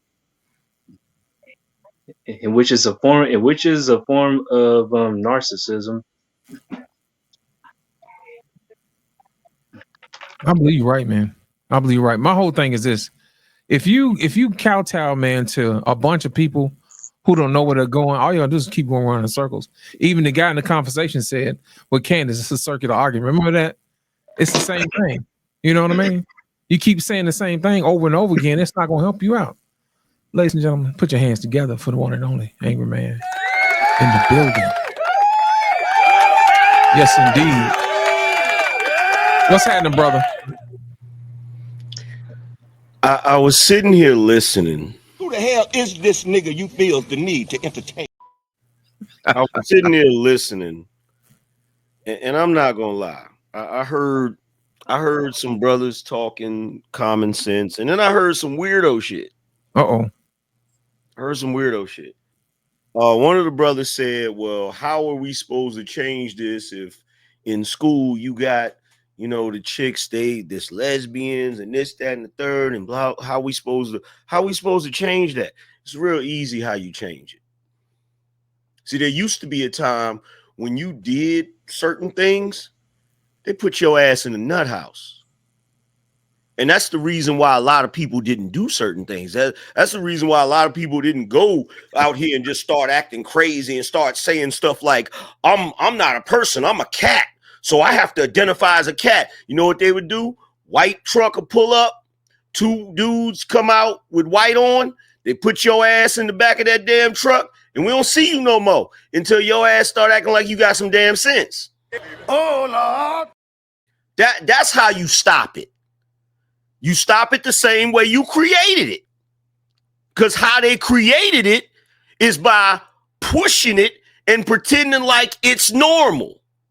How you stop it is you stop treating it like it's normal. That's how you stop it. And to the young brother right here next to me, the reason why y'all got these issues going on is because of what he just got through saying. Y'all asked him a question. Well, I don't really know what to say because Pandor's always been around and I don't know. The problem with the youth is they don't stand on shit. Everything they say is subjective. All of it. They cannot make a hard line in the sand to save their life. Everything you ask them, they're going to give you both sides of the argument instead of their side of the argument. What do you believe in? And the reason why they do that is because they grew up in this society that's extra sensitive and politically correct, and you got to consider everybody's feelings before you say something. Fuck that shit. Okay? What do I think about the Pandorers? Let me show you, young blood, how you answer this question. Fuck them weirdos. And the moment that Nick Cannon said out of his mouth, when Candace said, who can have babies? She said, can a man have a baby? And then Nick Cannon was like, well, it depends. He need to have his ass kicked in the middle of the fucking hood because he know full and well that us black folk in the regular world do not operate like that. Do not think like that. Do not talk like that. And the fact that he's sitting up there trying to represent black folk talking like that, he know damn well that if he was in the hood around some regular brothers, he would have never said nothing like that out of his mouth. Because niggas would have been like, wait a minute, bro, what you talking about? Wait a minute, you ain't making no sense, bro. What's going on with you, bro? In fact, I would argue that somebody would have put hands on him. Oh, yeah. If he would have kept pushing that argument, One brother would have stood up like, you know what? I ain't gonna let you disrespect my mama like this, nigga, because my mama a woman, nigga. You know what I'm saying? They would have went off. And the fact that that a black woman gotta bring that nigga back to reality?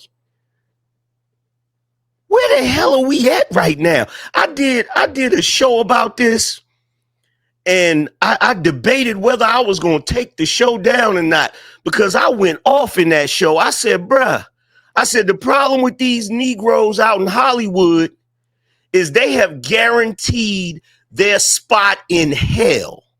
And they trying their best to take us with them, knowing damn well that ain't nobody in their family, not they big mama, not they papa, not they aunts and uncles, believe in any of that crap they pushing. For sure. It's crazy, bro. There used to be a time where other groups of people would be on that Spanishy shit. Yes. Black folk was always on reality. Yes. They'll look at you like, what the hell? Wait a minute. What you talking about, bruh? Your mama would have slapped the shit out of you saying that dumb shit. Real quick. You know what? It's crazy because black people, you know what black people used to talk like? Boosie. Yeah. Facts. The way Boosie Badass get on the internet and talk, that's black folk mentality when it come to all of this new age weird stuff. He'd be like, bruh, what you talking about? Come on, man. Come on, man. What? He what? Hey, and you know what's crazy? Let me just say this. Hey, Angry Man, I know. Let me just say this, and y'all got it. This what's crazy about it. This what's so crazy about it. As black people, it ain't about hate, because we've always been tolerant. You feel me? Every black family got the auntie that come over with her friend. Every black family got that one cousin that run a certain way, that talk a certain way. We know what time it is with him, but we ain't tripping on him. And the reason why we ain't tripping on him is because he ain't trying to force everybody else to act like him. Exactly. Everybody had that lane. Yes.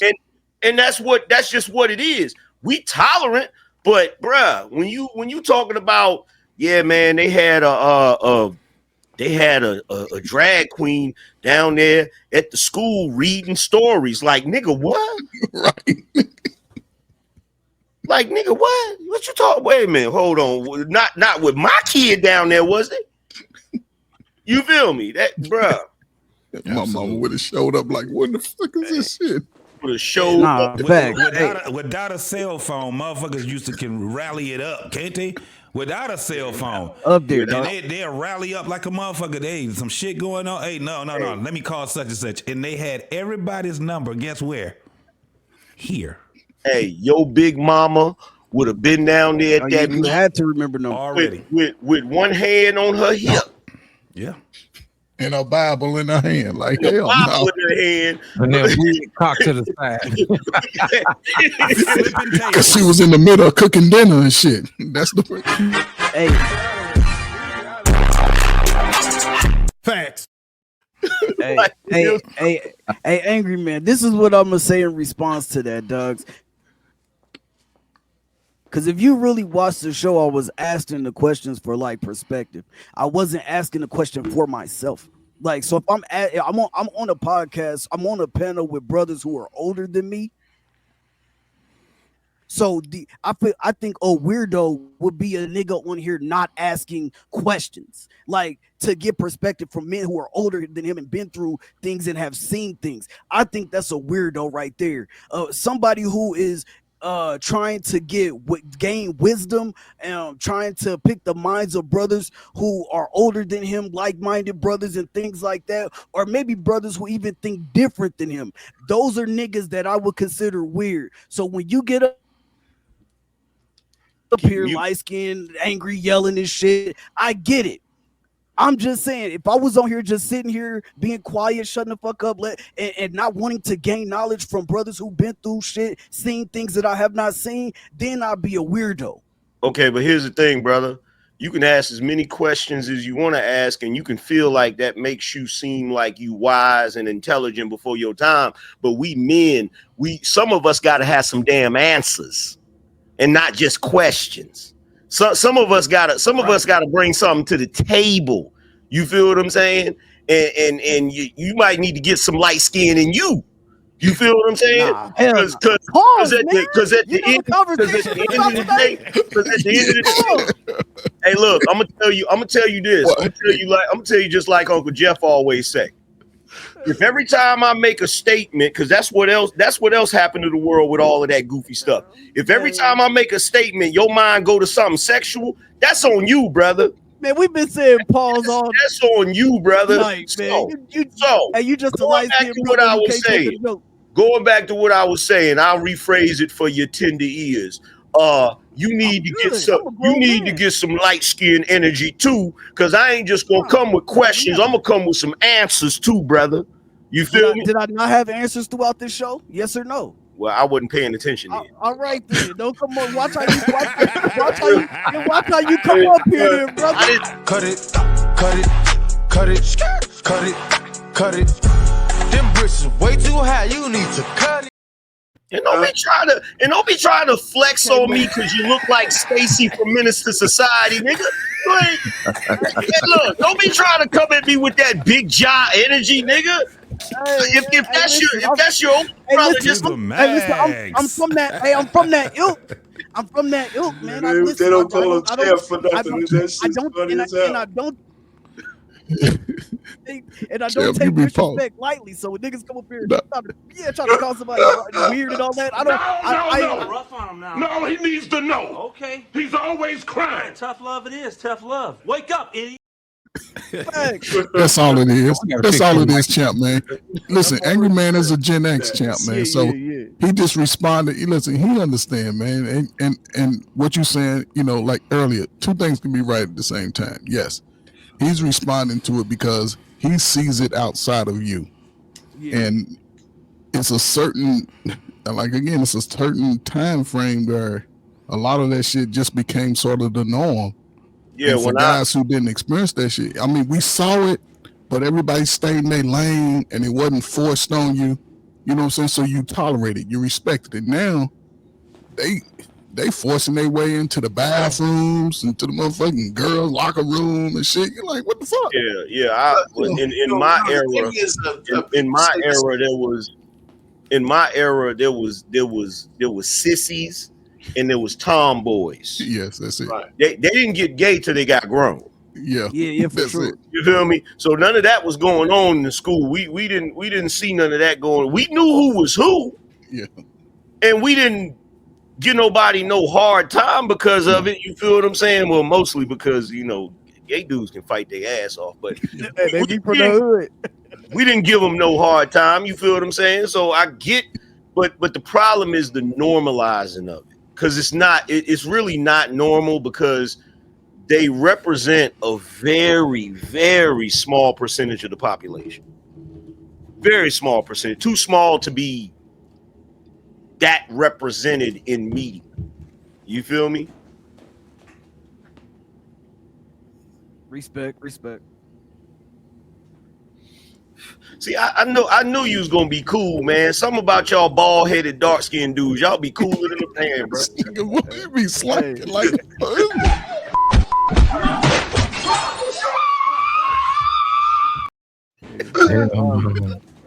But here's my thing, champ. It goes back to how did we get here, man?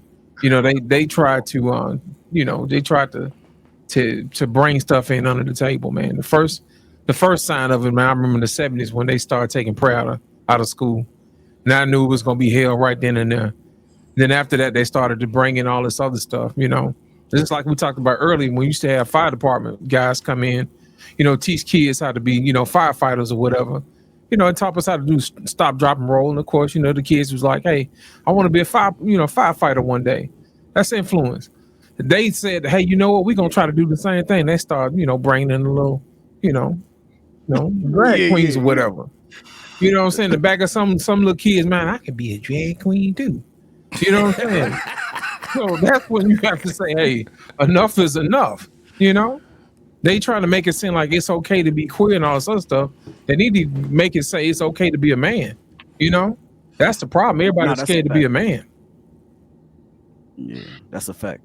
Hey, bro, come on now, dog. Come on, man. Exactly. Yeah, it's like being a man. They come with these goddamn buzzwords, toxic masculinity, and all this crazy ass shit.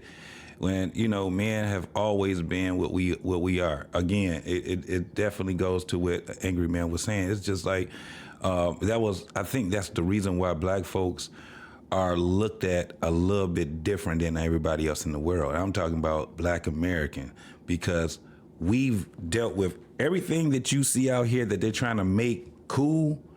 We wasn't trying to make it cool. We just would we tolerated it, right? Now when the shit get out of hand, guess what? We move it the fuck along. Nah, get your ass on. Just like when Angry Man was talking about, we all had that motherfucking auntie. We also had the auntie that when she get drunk, we already know what it is. It's time for her to go ahead and turn up, right? But you always had somebody that knew how to put her right back to where she had to be. And if you couldn't contain her, you had to get her the hell on. She had to go home. And then she can come back because we tolerated it. It was just, we've always seen different angles. So if you've ever heard a cat, for instance, that's been in and out of jail, and then as he got older, he was like, all right, I got to stop fucking around with this bullshit. That motherfucker ended up being wise than a motherfucker, man. You actually see the motherfucker, you be thinking this motherfucker, I don't care if he's an Israelite or a Muslim or whatever the fuck he is in the 60s. That nigga wasn't always that dude, and we knew that he wasn't. You know what I'm saying? So he get to talking, like now you get some OGs talking to some young folks, they'll just be like, man, fuck that old nigga, man, you just old, right? But it was people that used to be around me like, watch your fucking mouth, mind your tongue. Because that nigga, okay, he's talking with sense now, but that nigga in his 20s and 30s wasn't talking sense like that. This nigga he was something a little bit different, and we liked his evolution, and we want to keep him right where he at right there. Don't let that nigga revert back. You know what I'm saying? And that's just what it was. But the respect is at a bare minimum now.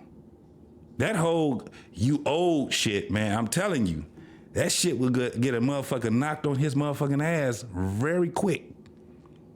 Because it's disrespectful. Yeah, because they joking right now about how you got all of the biggest joke on the internet right now is young niggas.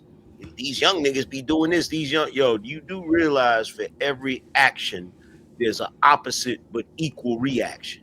No doubt. So these old heads, as Negroes put it, they chilling right now. But eventually they're gonna get tired of these young niggas, and when they get tired, it's gonna be a problem. It's gonna be problematic. I got some. Listen, that's why I told motherfucker I was talking to him that time. I said, "Nah, I'm too old to be boxing this shit." I said, "I got a good 2 minutes of aggression for any. I gotta keep that stored up for any young motherfucker that think he gonna take my ass. I got that shit right in my left leg. It ain't going past round one. It's stored. No."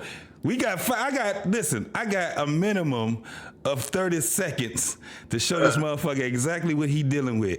All that damn aggression and energy I got, it's in my left leg there. Now, if he can survive that, I ain't even got 30 seconds.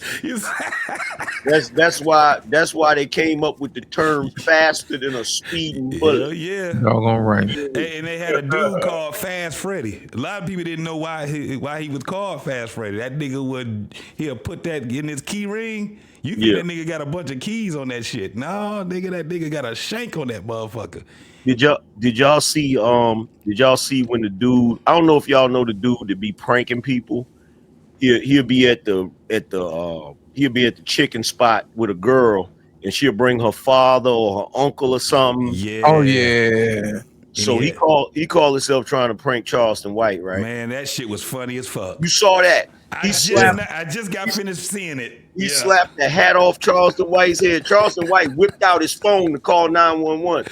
The dude took the phone from him, and another phone just appeared out of nowhere. I said, "What the hell?" You don't see the phone. You don't see the phone. That nigga took his phone. That nigga had another phone in his hand. Man, when I seen that shit, I said, man, that's why motherfuckers. Listen, that nigga stepped up on the scene. Now I know why them goddamn rapping niggas say, man, that nigga crazy as hell. No, he ain't. He's smart. He know what the fuck he doing. No, because you know what he figured out? You know what he figured out? Niggas in the hood will terrorize everybody except that nigga they know is gonna call the police. Yes. He said, I got it on speed dial. Nigga, it's only 3 numbers. And he got 3 numbers on speed dial. You know how fast it is to dial 911? And this nigga got it on speed dial. Now look how fast that should be. My man had to damn near get rid of the prank. He was like, all right, man, I gotta let this nigga know, because this nigga just, police was about to be there. He's like, damn, the police about to be here for real? He like, hell yeah. Knowing Charleston, he probably got one of them AI white women that's calling the police too. Yeah, nigga, right. Look, Charleston White is 100. That nigga 135 pounds. He's blind out of one eye. He ain't even got an eye there. He just got a thing that looked like an eye there. He already knows his weaknesses. So he already knows how to have his strengths right there. But calling that police, he changed all that shit. Them motherfuckers was out there threatening him and all that. He said, yeah, come on over here. I got some niggas for you. I got the police. You can't fuck with the police. Exactly. You think you a thug? Let me show you who the real thug is, nigga. That shit was funny though. That shit was funny as hell. That nigga came with the other phone. I said, damn. Go ahead. Hey JT, I got one. I still got one good round left in me, dog. I'm 40. I got one good round, but I got 2. I got at least 2 rounds of just experience left after that, dog. I can still move around after that. You know what I mean? I did it for too long for me not to have 3. You know what I'm saying? Where I can get there. Yeah, but normally it's that's why I'm not leaving Michigan, because if that end up happening, dog, I got 17 of them motherfuckers that just let you know. I ain't bullshitting. You're gonna take a long way around. Some states ain't gonna let you haul through all that through their state. You know what I'm saying? Right. I'm at a state right now. Let me tell you something. We just had we had probably the first, I think it was one of the first Detroit Lions games. Matter of fact, it was the first one, the one that they lost. And we were down at this place called the Eastern Market. And, that's where everybody go and do their tailgating and shit like that. The shit be fun as hell. The vibe is dope. Man, we had a good ass time. And at the end of the game, we talking about thousands of people down there. We heard a goddamn 1 gunshot. Pow. I thought it was a table that fell. It was right behind where I was at, where this motherfucker shot 2 people with 1 bullet. Killed both of them and got off. And when I tell you he got off, when they showed they showed the video, right, of the guy. The guy wasn't even, he was just standing around. One dude came up and grabbed his ass. I don't know if he was talking to him. I guess they was arguing, whatever. But as soon as he grabbed that motherfucker, man, the dude shot him in the head. The bullet went from him to the other nigga he was arguing, and he killed both of them motherfuckers, bro. Not 1 day in jail. Not 1 day in jail. You hear me? And the moral of the story is keep your fucking hands to yourself. Keep your hands to yourself. I thought it was a tape. Man, we were just sitting there until we started seeing people running, because it happened so fast, everybody having a good time. And I said, what the fuck they running for? It was a couple people that ran. I said, that was like a table or something that fell. No, it wasn't. Motherfucker got shot. Keep your hands to yourself, people. And you ain't got to worry about that shit. These motherfuckers ain't playing. They are not playing. Not at all. And it was really fucked up because everybody carried guns. Everybody carried guns. And it wasn't That's the only way you're gonna be shit. safe. Yeah, it wasn't no thug shit. It wasn't no, it was motherfuckers got into a heated ass argument. One motherfucker thought he could put his hands on another one. And that motherfucker pulled that motherfucker jammy out, shot him one time, man. And that was it. Now he gone. Now he out of here. Leave people alone. And the dude actually was a retired, I think he was a retired cop, or he used to be a police officer or some shit like that. He wasn't all that big, but he wasn't no motherfucking punk. Damn sure wasn't no punk. And you would see a lot of that shit because ain't nobody got no time to be out here fighting with motherfuckers, bro. Hell no. Time is no money. time for that. Time is motherfucking money, especially when you out here just trying to, get out and have a good time and then take your ass home. But at the end of the day, keep your hands to yourself. This nigga be talking the most Don't come up here with that like, bullshit, bro. I swear nah, to God, yeah, you gotta slip mic or whatever. Like you don't even equate. Let Like, me tell you something. Oh, I Simon. know. no, don't do that. Like, No, damn well that ain't who I think. nigga, like, this dude is crazy. They just add you out, bro. You got add out, bro. I said, oh my God. Like, I'm not even gonna bring up. Don't do. Your flat Pillsbury biscuit pink pudding pop. Go get your flat assed Pillsbury dough biscuit pink Pop Tart and get your ass up off my live. And by the way, Simon, there's something. There must have been a defect on that hoodie you bought because the stripe's supposed to go. I ain't buy shit, nigga. You fat, bald head, no neck midget. I sentence you to 3,000 lashes for conduct unbecoming a black man. Don't you ever say another motherfucking word to me. Are you out of your fucking mind? Are you crazy?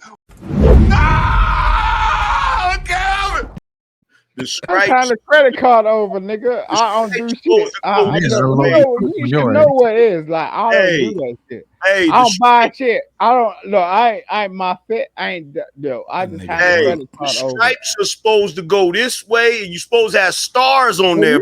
You gonna start styling me? Right. Shut the fuck up. Shut the fuck up. For a nigga slap fire out.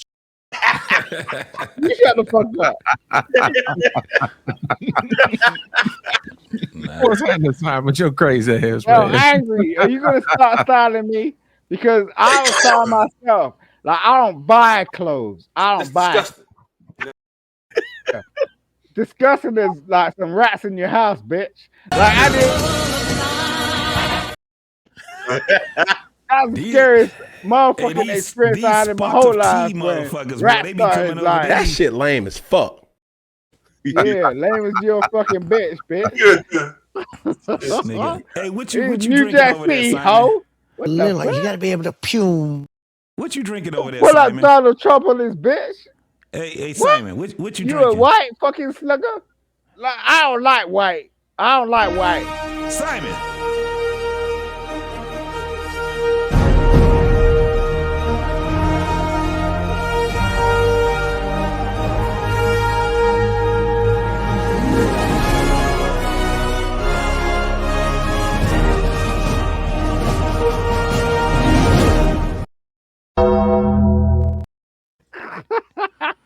What you drinking over God there, damn! man? Why you pull up a whole white fucking nigga shit? What you at the drinking same over there, time? Simon? What You you trying to drinking make over it there? black? You trying to make it black because it says fuck you? Fuck the frail shit. You filthy motherfucker. That's crazy as a motherfucker. Goddamn JT to empty the clip. That's real. That's funny as hell. Universal fucking I Studios. ain't empty You shit. gonna play that shit? Like you got some game, nigga? My hands What is the up fuck here. you talking about, bro? Hey, you know That's crazy. we got a couple of niggas with the trigger now. Hey, what you drinking? What you drinking over there, Simon? A I'm spark doing of some tea? reverse blunt shit. What the fuck? What? You drinking I a ain't spark drinking of tea? Nah, yeah. I look, yo, bro. I just go off of what? That's my fucking steez. You know what I mean? Okay, all right. What you got? What you got to add, bro? I had a conversation with Dre and Mobb Deep like yesterday. Fuck you niggas. What do you have to add, little nigga? About what? Fear mongering. Dumbass.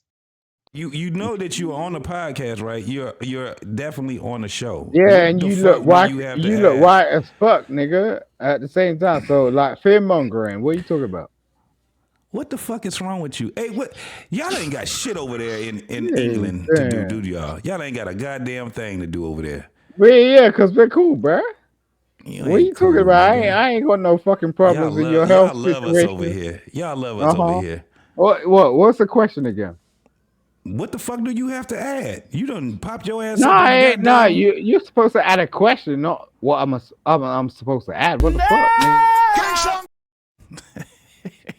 Jesus Christ. Jesus. Are you married still? No. Oh, you not married? No. You got a boyfriend? No. Dumbass. Yeah, you like to figure though, cause you are asshole niggas. You know what I'm saying? Why? You love that toy. You're like, oh, I love to see a nigga fucking. Man, what you been drinking on, man? What's going on, man? That damn Bob I'm Jones. sipping in your mother's pee. You can stop it. He got that stupid ass flag on. That shit is dumb as hell over here. I don't know why you Yeah. got. Where the stars? Yeah. At? Where's the Yeah. stars at? Where's the I'm stripes? sipping in your mother's pee, bitch. See, champ. What See, you gonna say champ. about it? See, champ. Listen, man. This is why you got to I'll be bust your bitch down. based on Like what we was talking about earlier, so I'll you be won't your run father. into. I'll be your stepfather Yeah, and so your you don't run into granddaddy. these I'll So be your your granddaddy. baby won't meet a guy like this dude right here. Yeah, You don't want yeah. You ain't even figured it out. If, Like, if what my kind of daughter brought a nigga like that home, he getting hands straight up. Yeah, your hands is in your forehead, nigga. That You ain't even got hair, nigga. hey, What listen, the fuck that's you on. talking Hey, about? I never lost to a nigga from Great Britain or England, London, Never. none of that. I never Yeah, lost to it. and your teeth. Cut it, cut it, cut it, cut it, cut it. Them bricks is way too high. You need to cut it.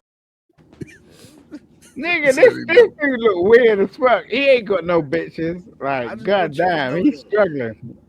When's the last time you had a gun in your house, though? Hey man, tickle me Elmo, you got to go, man. I know for real. Like, what? Yeah, This it's bald head time. nigga over here on the like right Somebody get cheek. this nigga out of here. Like a drunk. Yo, when's the last time you had a Hey, chick in hey, your what this house? nigga on that net? Like, ooh. Hey, nigga, Leave him alone. Leave him alone. Leave him alone. I'm finna eat him up real. I'm finna. Hold on. Hey, He's hey, like, Simon. ooh. Simon. Right. Simon.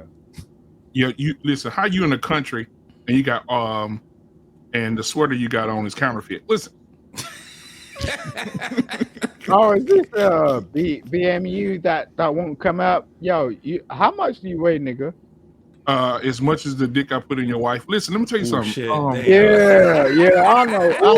Now, you can't do Ooh. that because at the end of the day, I know how much you weigh. You travel, right? Do you still I have know that? you travel, right? Do you, I know do you you travel, still, bro. do you I still know you have your travel, great? bro. Do you still have the great I cow know lit? you Take travel, the hoodie bro. off. Take the hoodie off. You still got the great cow lit? I don't need to do that. The last Because time I saw you, your wife is so disappointed in you. last That's time why I saw you're you, YouTube all the last time, time bro. I saw you, last Nah, time I saw bro. you using a Yo, water you're bed on holding the YouTube radio. all the time because your wife Let me is see it. disappointed in you, bro. Yeah, you know what? You're right. You're Yeah, right. exactly. Yeah, you like your whole face like a cold sore right now. Yeah, Look at yeah. Yes, I'm cool. I don't have a wife, right? That I need to you. attend to. You don't. I know you When's don't. the last time you picked up your children from daycare? Yesterday. Hey, I don't have kids in daycare. Right? Okay. I don't have kids in daycare. You don't pick your children up from nothing. Hey, You're Sam. on YouTube all fucking day long doing some Sam. bullshit. Hey, And Sam. your child is gonna wake up in about 9 years' time and go, "Who's daddy?" Hey, Simon. Simon, you got give them glasses back to Whoopi Goldberg for the view. She missed them bitches, and that's the first thing. And take them counterfeit headphones. I want them is Eats, them Show Lane Beats. Let me see them Eats. Hey, take your goddamn hoodie off. Let me see. Take the hoodie off. He ain't gonna take it off. He got a great cow lit. Oh, look, I don't even. You sound gay right now. I don't want. What man is turning around and say, let me see? Yo,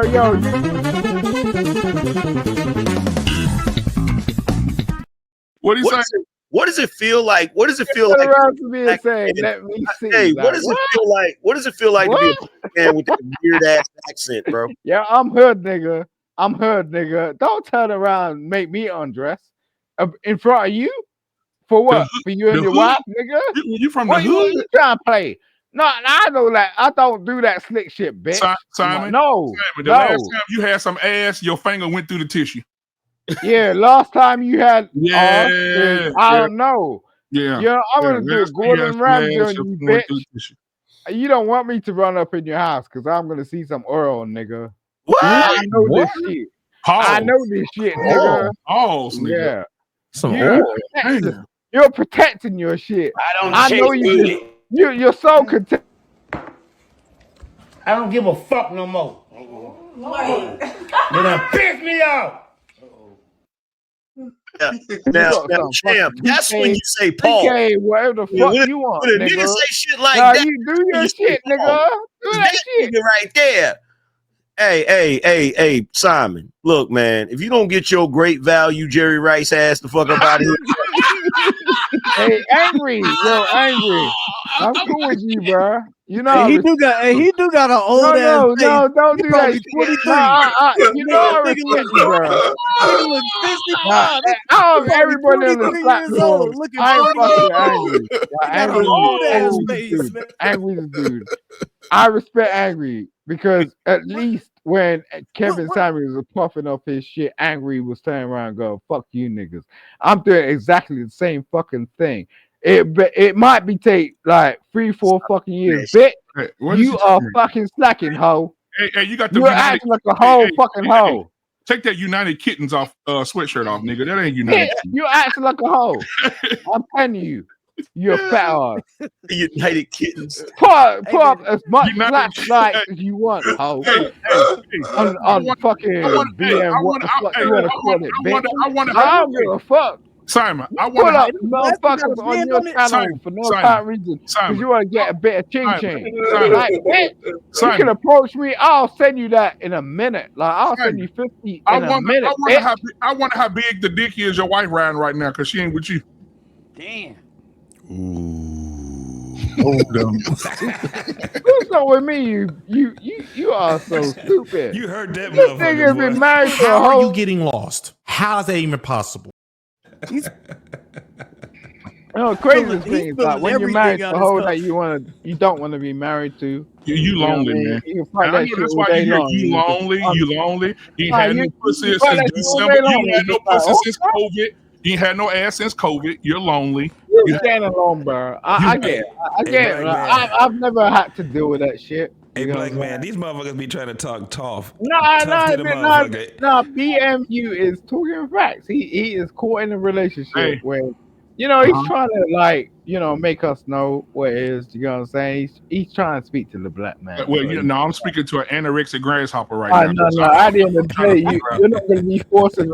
You're not going to be forced, right? He's contemplating it right now. Okay, hold on. That man Nigga call does you. look like Jimmy D the Cricket. That man call you Mrs. Doubtfire.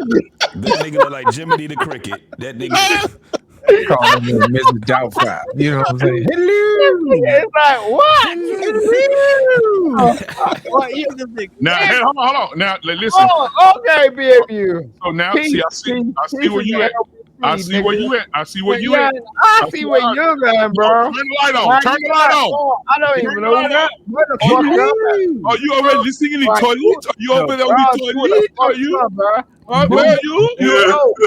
I already You on the United toilet. You on the United toilet? I didn't even get that deep. You on the United toilet? You want to talk about frigid? You on the United toilet? You got a watermark to near you? And like patterns. Where you at right now? This is my TV. Where you? You like you? Introduce you to my pee pads. Look at my pee pads. I'm like, my pee pads. All right, that's cool, bro.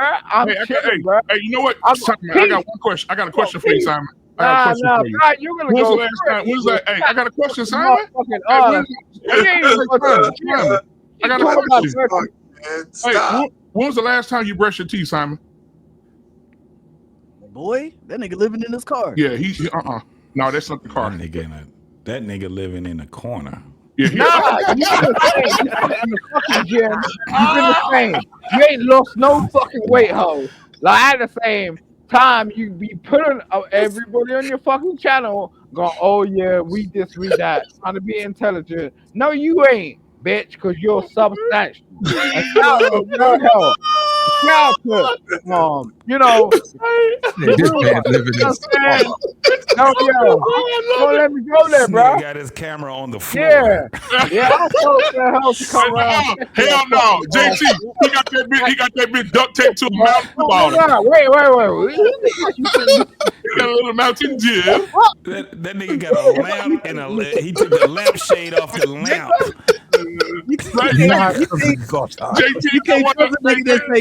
JT got one of them lights you shake up and throw in the corner. I'm from the streets, far from the gutter. United Kittens, nigga. I don't have no pets, bitch. Hey, that's I'm your from the game. streets, fam. You're on a slur, bitch. United Kittens. Nah, I ain't doing that shit. I don't have no pets. Hold on, y'all. Hey, hold on, y'all. Hey, hold on, y'all. Doggy fucking Hey, Simon. Hey, I ain't dealing with that shit. Hey, Simon. Hey, Simon. Is Dizzy Rascal your brother?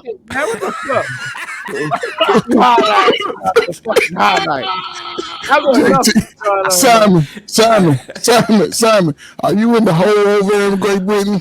You in the hole? You look like you in the hole over there. In the bomb shelter. Like over there, Django and playing in the nigga hole. No, for real. They put him in the nigga hole. You know how to In the nigga hole. That nigga is on the west end of Birmingham. Have you ever been? Hey Simon, have you ever been to America? Yeah. You ain't never had a passport. Get the fuck out of here. Yeah, you sound like You a ain't bitch got a visa, right now, you because ain't you're got asking a shit. double question. How could someone ask you, "Oh, have you been somewhere?" and then they'll go, "Oh, no, you ain't." That's Just like stupid I as a just did it. motherfucker. Like, bro, what the fuck is wrong with you? That nigga You got sound that like hood a on. fucking 10-year-old. That's stupid. That nigga got that hood on. Cause it's cold in the motherfucker in that corner. Oh, you want to ask a question? It's like, oh, you're gonna provide the JT, have you ever been apartment up? Have you ever been apartment up? Hey, you know what? I lost all respect. I lost all respect for y'all when I found out Europe is the size of Texas. I literally lost all respect for y'all, bro. Yo, but angry. This is the thing. I respect you, bro, because I know you're OG. But I'm just saying, like, the whole continent is the size of Texas. Yo, Europe. I don't live.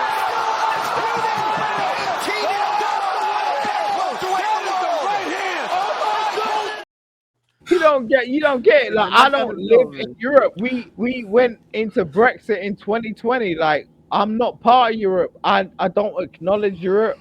We're in the UK. Like, we're the 51st Just state. still in Europe though.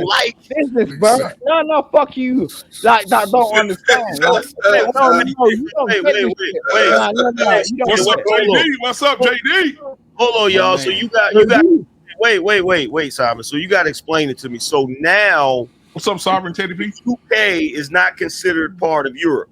Nah, not at all. Nah, we're not part Robert of Europe. Williams, what's going on? Yeah, there's a Brexit thing. It's a whole fucking breakfast thing. What? Brexit, nigga. What you talking breakfast? You hungry? What is you talking about? Brexit. So breakfast from the European Union. We're not part of that. We're United States. So let me ask this question. Did they do that because the rest of Europe wouldn't drink y'all's brand of tea? No, we just didn't understand the language. Like, I spent a lot of time in France and Greece. Like, I even went over to Russia, right? And like, I don't see the language. You turn the TV on, you can't see MTV. Like, read the comments. It's just like, no, we don't fucking like collaborate like that. World War is just fucked up. We just like, fuck you hoes. Wait. So you said you went over to France. Hey, you said you went over to France. What was that, like a 5-minute drive? Yeah, no, I went up to the mountains. I was like, yo, I'm gonna You take don't a have no ski. I car. was like, yo, I went back. I was like, bitch, like you're like, I want to get some You don't like have fish no and car, chips JT. over the sea. And they were like, yo, the fishermen were like trying to punch me in my face. I was like, nigga, like what? Mr. Bean, did you? How far is the walk from where you at to France? About 3 hours. Oh, so you've done it? Yeah. Oh, okay. You walk to France? God damn. I wanna walk. Oh, dude. Kind of shit. Do you know what I'm saying? Hey, can you read This the comment nigga for us? giggling about the fact that I can fucking walk to France. Hey, You can you can't read? fucking Hey, can you read the comment for us? I don't know. Oh, I can't even see shit. Nah, I that ain't. little ass phone he got, that nigga's That nigga on the stage. That nigga on the song 7. that nigga got a trio. Blueberry. That nigga got a blueberry. Blueberry. Robert A Williams with the Softkey. double L. Okay, this nigga don't know how to spell.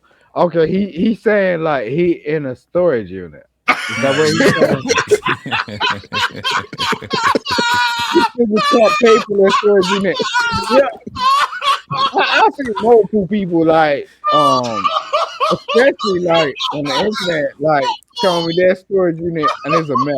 It's a real fucking mess. It's disorganized. Hey, JT. Hey, him going to And France.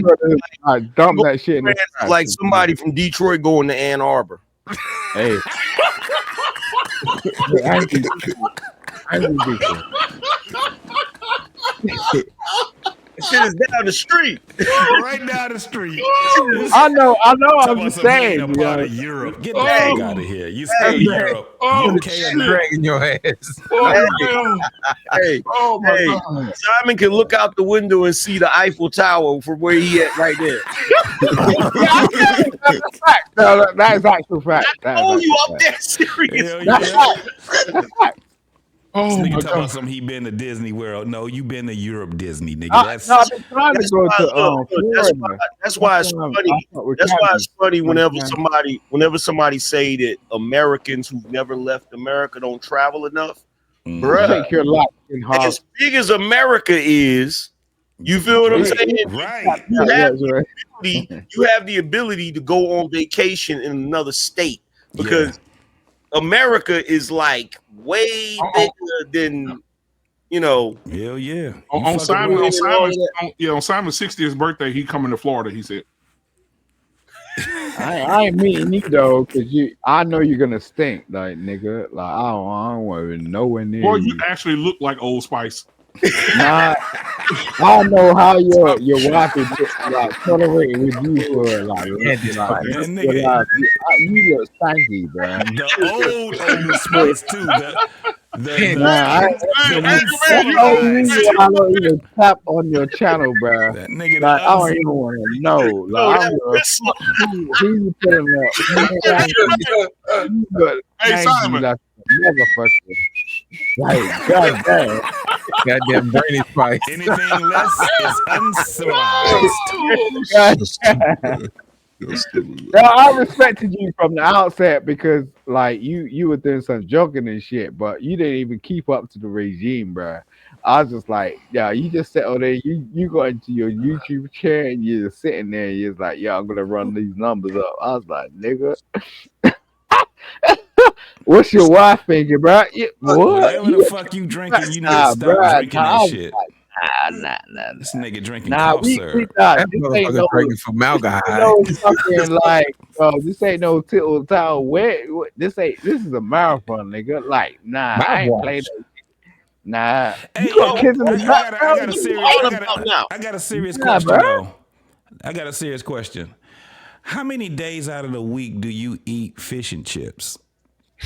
No, we have. Okay, so no. Why you on mute? No, we got traditions over here. So like, it's Fish Friday, right?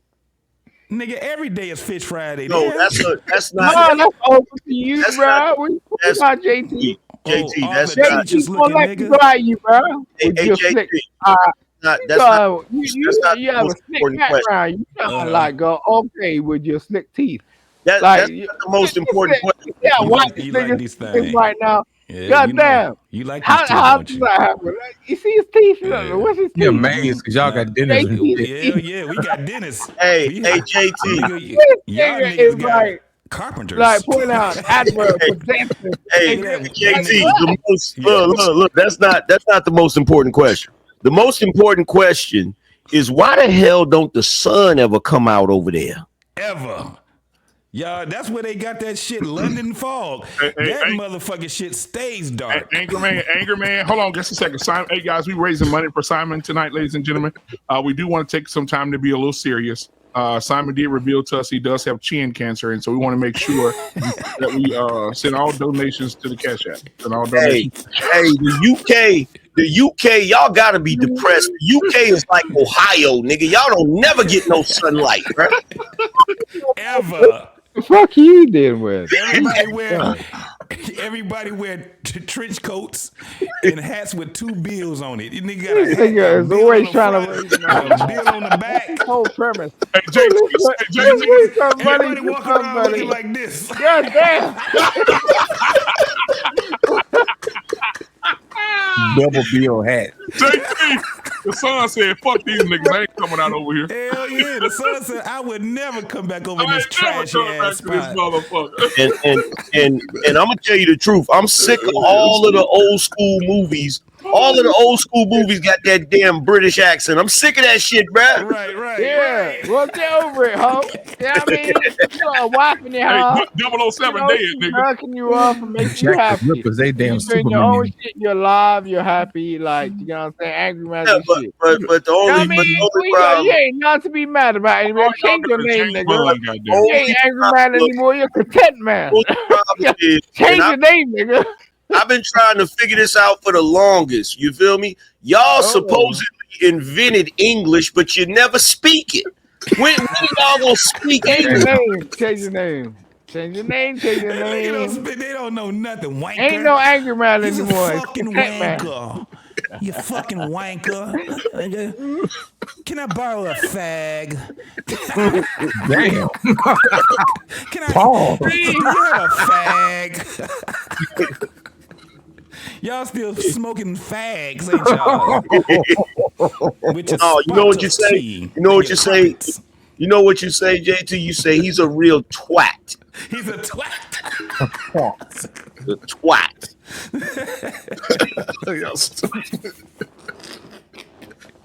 Simon, can't nobody hear you, man. Can't nobody hear nothing you said. He had a free nights and weekends, man. You know, y'all need to raise some money for Toys for Tots so we can get a Fisher Price phone. You know, That hoe don't get that hoe ain't get no good signal. I'm trying to tell you, he below ground right now. Simon below ground. Hey, Simon, can you stop picking on me? I'm only little.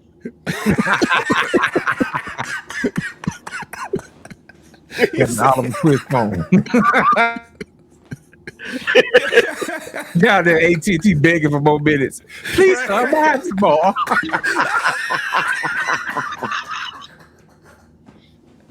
May I have some more minutes? Can I have some more minutes? I ain't gonna lie. There's a couple of dudes. There's some dudes from the UK that's smooth with it. They got that British accent that's like real smooth. Cause y'all got different accents over there. Some of y'all got some weird accents, bro. Yeah. Like you look at somebody like Idris Elba. He got that smooth British accent. You feel what I'm saying? But you got that Dizzy Rascal going on right now, bro. Got that Bilbo Baggins Hobbits, you know what I'm saying? Accent going on. You got that fresh. You got that fresh in your tea, governor.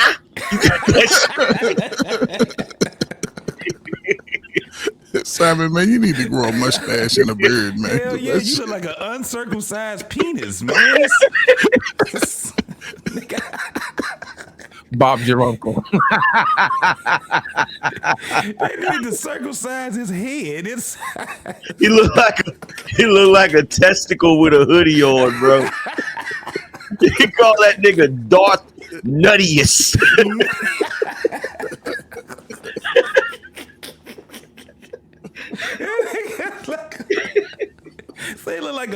the call. Why is your mic muted, bro? What is you doing over there? I mean, he just talking and talking. Your mic is muted, bro. That nigga look like a talking penis. That's right, Simon. Sometimes you Officially gotta pop out. groomed one. Sometimes you gotta. I don't know if you can hear me or what the fuck. Oh, there you go. All right. Oh, you can hear me now? Now, I don't know. I'm just saying, like, most of these motherfuckers be like emailing me, IGing me, sending me dick pics and all this shit. I Hold up, Simon. I ain't Y'all about Hey, niggas hey, weirdo, you know what? You know what, Simon? Hey, Simon. You know what? You know what? You did the first step, which is identifying the problem. Now you got to fix it. Yeah. I ain't doing shit. Look. It's just gonna look. They revealing themselves. I'm just like, yo. I know they're revealing themselves. That's the problem. Right. I was like, yo, do your shit, bro. So so are they coming from America or over in Great Britain? They come from everywhere. It don't matter about America. Like, this is a global fucking pandemic, bitch. Like, So what the fuck you doing with? So people are sending you pictures. Are they dingling? Yeah, your wife sent me a picture. Do you understand Well, that? Simon, listen. At least You're married, right? She left you for me. She left you for me. Yo, Hey, you She left you for me. You can't even speak you on don't why yours understand left it, you man. You don't because she saw at portfolio of Johnson's you had in your phone and shit. And she's like, fuck that shit. So let's speak on the truth. Hey, Simon. You could tell the truth, Simon. Are you a poof? Dang. Like, poof. You know what this is, dude. Wait. Stop for a second. Look. Here's the thing. I'm so ghetto. I'm making my business to know everybody. I'm making my business to know everybody's slang. You know what I'm talking about, bro. He does. Poof. You said it wrong. Like a poof. I know you're not angry. And the only reason I'm not angry at you because you fought with Kevin Samuels and that was my boy. You know what I mean? What is you talking about? Nah. People don't really understand. Like, I'm just saying, like, you know, we haven't gone cool. Like, what the fuck? And wait a minute. Wait a minute. Let me ask you a question. Wait a minute. Simon, you're in the UK. This is something I never understood, honestly. You're in the UK. Are you considered British?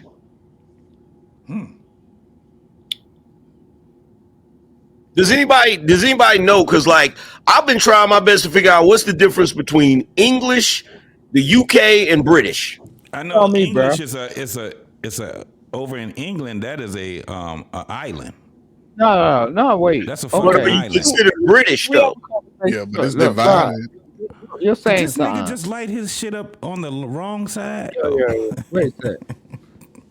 Yo, do you know what you're talking about before I go into it? Because I don't want to. Asking you. I'm asking you. You know what the history is? Nigga, are you British or not, or English? Are you British or English? No, I don't know the history. I went to school in America, and we didn't really talk that much about Britain. The only thing we talked about Britain was how y'all was so stupid. Y'all came over here in red coats and shit while everybody else had camouflage. So that's all I know about Britain. On the basis that you actually speak the language, in your fucking space. And we been picking y'all ass off here since. Yeah, we was hiding in the woods, and they was marching with red coats. Here we come. You know they want to fight us. Here we come. And a big furry hat, looking like a goddamn, looking like. Why do y'all judges still wear them white wigs, bro? And shit. Damn, y'all fucked up over there. And this nigga's got some fucked up teeth. This nigga, look, out of everybody on this platform, this nigga, like, when he shows his truck, that is shining like a motherfucker. Did you go to the dentist yesterday? What the fuck is going on? Look. You from the UK. I don't think you. Hey, you from the UK, bro. Ching. You like that, don't you? You ain't This never nigga, seen no look, see motherfucking that pearlies Scotty like shit, these, look, bro, nigga. smiling at, look, You ain't never seen no hey, pearlies like beaming, these. nigga, Now beaming. you now let's see you smile with them wooden ass teeth you got. I ain't doing that Let's see, shit because yeah, I'm let's real, see. man. No, let me see you smile I'm now, real, nigga. nigga. I ain't Look doing at that that shiny shit. shit. With Nah, them dingy bro. ass coffee stain. Look at them ugly Yeah, I'm ass coffee teeth. stain, ho. Yeah, I'm coffee Look stain. at him. And he Yeah, got baby teeth. Them nigga yeah. goddamn infant Oh, teeth. I You go Hey, still baby teeth. check this Okay. out. Hey, check Yeah. this out. Is he English or British? The world may never know. Yeah, you will never know because you're dumb as That's a fuck. he would At the question, end bro. he ain't of the never day, right? know. Angry. I respect you, bro, but you're dumb as fuck. Like you don't Answer even the fucking know. question. I You can't don't even know. fucking say if it's English or British. You don't even understand what the fuck that means. Listen, At the same time, I understand what the Simon, Northern and the Southern Simon, American Simon, nigga. Simon. Here's the thing. There's a difference between stupidity and ignorance.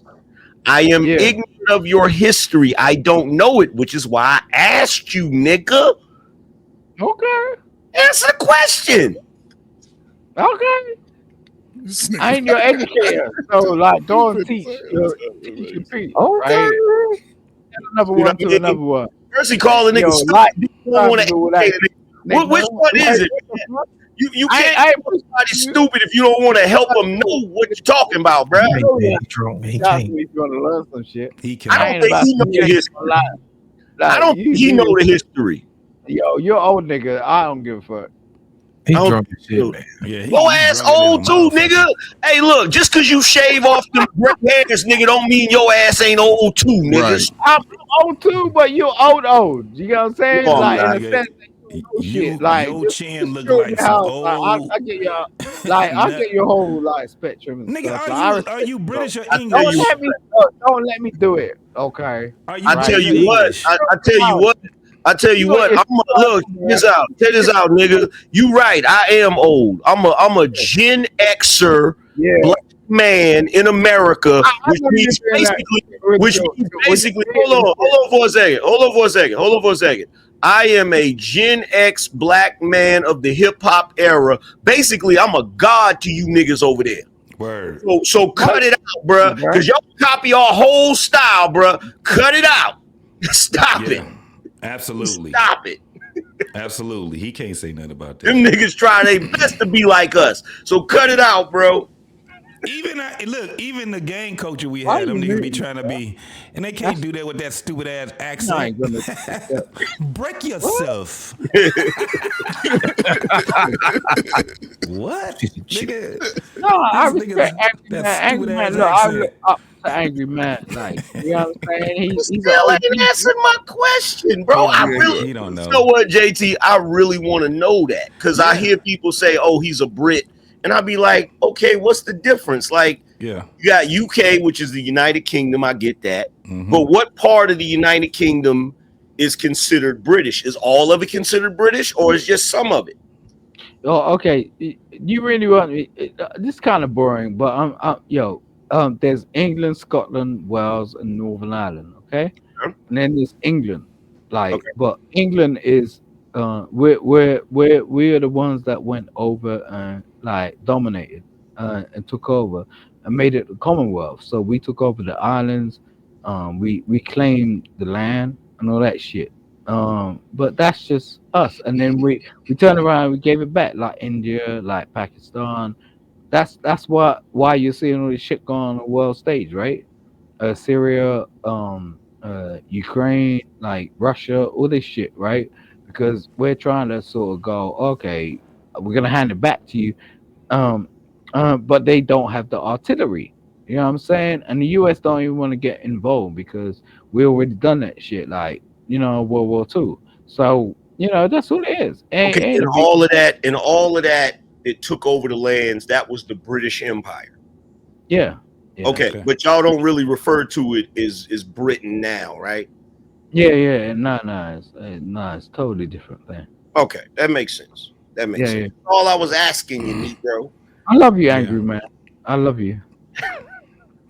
I do. I really do. That's crazy. I know it's crazy to say that shit, but I just had to let it out.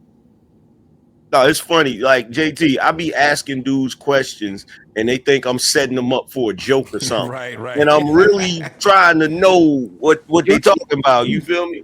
For sure. JT, your teeth is crazy. What? You went to the nurse Why is yesterday? a nigga with why are your teeth so white? Like, god damn. Nigga, why is your shit so khaki color? God damn. Yo. Nigga teeth is the Oh, color shit. of Dockers, I'm nigga. astounded. I'm like, God, how do you do that in the U.S.? Because I know, like, it's press, right? And nigga, it's called going He to the needs to have dentist some and dollars. brushing How your much it teeth. costs to get your teeth like that? Just to be on the internet, nigga. It's free, nigga. It costs No, effort. it ain't free. No, that ain't free, It nigga. costs effort. Brush your motherfucking teeth. That is the color of Docker's, nigga. What's wrong with you? Brush your motherfucking teeth. That's all you gotta do. JT said this nigga got some khaki. Yo, motherfucker.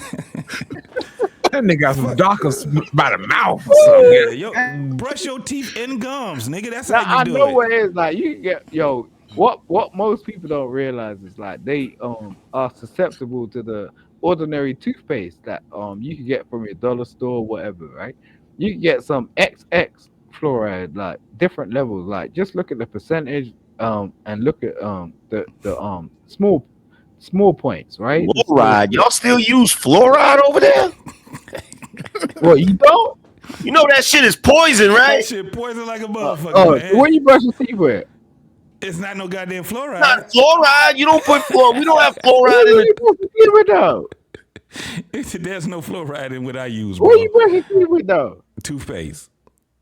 Exactly. You What's wouldn't, the toothpaste? you wouldn't What's be able the to fuck with toothpaste? it. Oh, well, You chill. wouldn't be able to fuck with it. What's in toothpaste?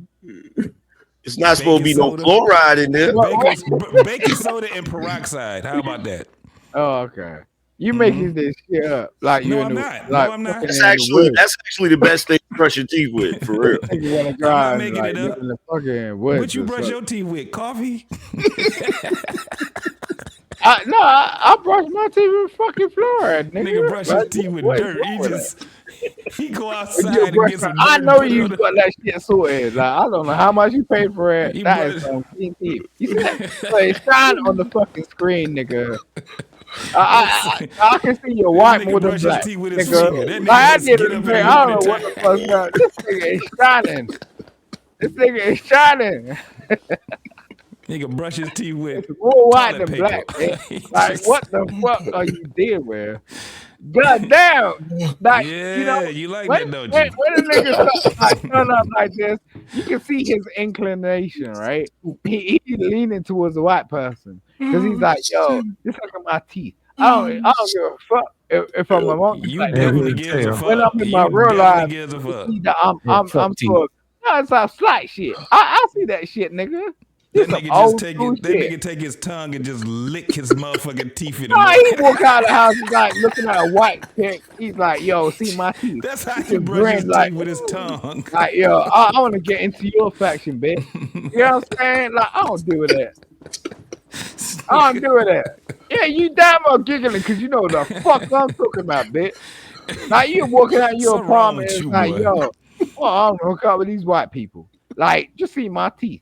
You know what I'm saying? It's like my teeth are all good. You know what I mean? Let's see you your know, teeth. you know that's what they look for. Let's see your You know teeth. what they look for that shit. They checking you. You might be like a whole black nigga, or you got some like slit skin. You're like 6 feet tall. But ain't that don't mean nothing until you like pull up your damn girl and start talking some shit. It's like ching ching, and like you invest in that shit. That's some clean ass bitch, nigga. I'm like, nigga, what? Can 24. somebody translate from this shit? 'Cause Damn. I do not speak Yeah, dumbass. no. Look, grin again, nigga, because you paid for it. You like that, don't you? Yeah. You see that boy. shit? You see these choppers I got? Now you grin and watch how the shit I mouth you got. don't play with that shit, nigga. I don't This give nigga a got look. nigga, you booty mouth. Look at you. Shit breath. Damn. Your gums are destitute. malnutrition face ass motherfucker. Yeah. Y'all asses is wild, man. This nigga is crazy. We're not in the 90s, nigga. This is what like you had those whole fucking people in Hollywood trying to make you feel a certain type of way, and you fucking bought into it straight up. You want to walk around like, oh, this is your premise, okay? You want to show your teeth, okay? This nigga I'll try show to my say, fucking teeth, bitch. At the end of the day, it's like, Angry what you Man, trying to buy? this nigga try to You say trying to that buy something, he's a bitch? part of Like, he's a part of the UK. No, nigga, you was just as much as a nah, slave bruh. as So I'm anybody a else Black was over Panther, there. bitch. Like, you can't fuck with me. You got Nah, conquered and nah. stolen. No, you Look at can't you. fuck with me. Nah, And now they can't give you back. They was like, God damn it, this one is defective. Ain't no. See if they I can don't play take this that shit. motherfucker back. Don't infiltrate our shit, bitch. I know where slimy niggas comes in like a slug, bitch. You want to try that shit? It's historic, motherfucker. It's like, historic. Yeah, you slick ass motherfucking bullshit. Well, Try and Simon, come in and somebody go. told me the reason why you think the way you do Yeah. is because your mama's pussy stunk. Yeah, Therefore, it did. she And had it you. did. And what? Yeah, it did. And what? I saw her getting fucked by multiple men. And what the Yeah. fuck? I saw that as a child, nigga. I was did? like, yeah, I did, bitch. Did you turn it on? Did it turn you on? I can't let him embarrass his mama like that. Hold on, Right. y'all. That's a little touch up for you.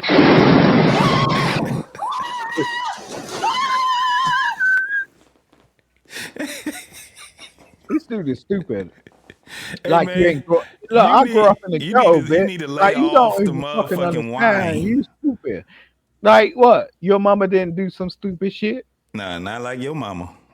Okay, so what? Your mama You was a just admitted graduate that in shit. the 1960s. You stomach. You trying to portray some See, shit. unlike Like you, you're I some would classy never embarrass motherfucker. my mom. You ain't classy. You stupid. You know what I mean? Am It's I? like, listen, I saw what the fuck went on, and it's the same with your mother. And don't even play with that shit, cause I'll drag that shit. You know what I can't mean? drag nothing. You ain't. I'll drag that Nigga, shit. the only time you seen Fucking America is years, on nigga. TV. That was it. You need to drag it. I'll Son, drag that shit, nigga. You need to drag that hoodie off, man. Drag that hoodie and put that motherfucker in the corner or And something. that cheap ass goddamn those earphones you got, them cheap ass earphones. That's the work phone. That he stole from work. That nigga boosted the office phone. That nigga Yeah, stole that. put them headphones on to see what happens. Them goddamn Cisco. That's them Put Cisco them headphones earphones right on there. and try to have a conversation with somebody. Every time you try to put them headphones on and have it, like try to have a conversation with somebody, it goes, and you know, you don't even want to figure out why that is. You want to chat some shit about black Man, people. we've been seeing your ass for years coming on panels making Yeah, a mess you out can of say it. what the fuck you want, nigga. Very few people. You lucky we let your ass up here. You Oh, lucky, okay. 'cause if it wasn't I'm Barbershop, lucky. Do you know what luck is? Yeah. What is luck? Your ass No, at you're this stupid. moment right now. You know what? This is stupid. Like this nigga is talking some stupid shit all fucking day long just because he's got a mic and he feels like he's got some Well, fucking. everybody don't put their phone on the floor and start hollering at it. No, you're just so. not. I mean, some Speak of us some do have sense. cameras. Like man. I don't give a fuck what kind of mic you got. You ain't got like $2 in your fucking pocket, bro. Like at the end of the day, like you're just on the fucking YouTube just chatting some shit. Yeah. You know what I'm saying? And cool for Yeah. you. Yeah, but I'm just saying I ain't gonna You wish you can come over here though, don't you? You wish you can come to America, don't you? I ain't gay, nigga. I ain't coming over to This you. nigga wish he can come. What the fuck All you these talking things about? that you can do. Coming to America got to do with being gay. Right. Well, Yes. why is he asking me to come over to him? Ain't nobody talking about coming over He here. didn't I'm talking say about that. to America. He said that, bro. He did Nah, not say that, I didn't man. say that, homie. What? Rewind the tape. What? Y'all He still said call it come tape? over. He did not say that. Yo, no. Am I being mysterious? Wait a sec. He literally said that shit. No. I'm gonna tell you what you heard. Oh no, why are you shaking your head? Because you're backing this nigga No. up. I'm gonna tell you what you heard. This is what you heard. I want me some glory hole. That's what you heard. That's what you heard, because that ain't what he said. JT said, "Why don't you come to America?" He's like, "No, he launches me to his ass."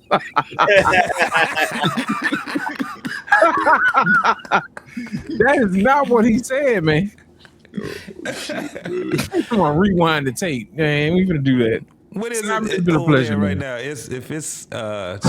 It's in the afternoon over there, ain't it? Yeah, man, something like that. It's still in the morning over there. Yeah, man. We're gonna wrap this shit up, man. It's in the top of the morning. No, man. We gotta wrap this up, man. We got to go. Simon, he done ran the show on the ground with this foolishness. Man. Man, you guys were very accommodating, man. Well, we tried, man. We tried. I'm gonna have to go back and cut the hell out of this damn show up. Right. He came in and then where can he go now? Because I think everybody done got rid of his ass. Pretty much, man. He can't go nowhere. Yeah. All right, y'all. It's been real. Enjoyed it. It's been really real. It's been really real, folks, man. Y'all know what to do, man. Hit the like button, hit subscribe. You know what I'm saying? AM, thank you for coming out again as always. Braxton, Yes, sir. good to see you, man. Trey Ferg, JT, our pain always is real, man. Y'all hit the like button, subscribe. Y'all know what to do. Peace. Later. Later. All right, guys, another one in the books. Another great episode on the Black Man Unfiltered Network. Listen, we're doing the thing over here. So, guys, do me a favor. Hit the like button, hit the subscribe button, hit the share button. Also, if you want to donate to the channel, which helps the channel, hit your boy Cash App. It's scrolling right here, right there, at the bottom of the screen. And support the channel. But we're happy that you're here, and we look forward to seeing you on every episode. So hit the notification button so you know when we go live. Thank you again, guys, for watching. We out.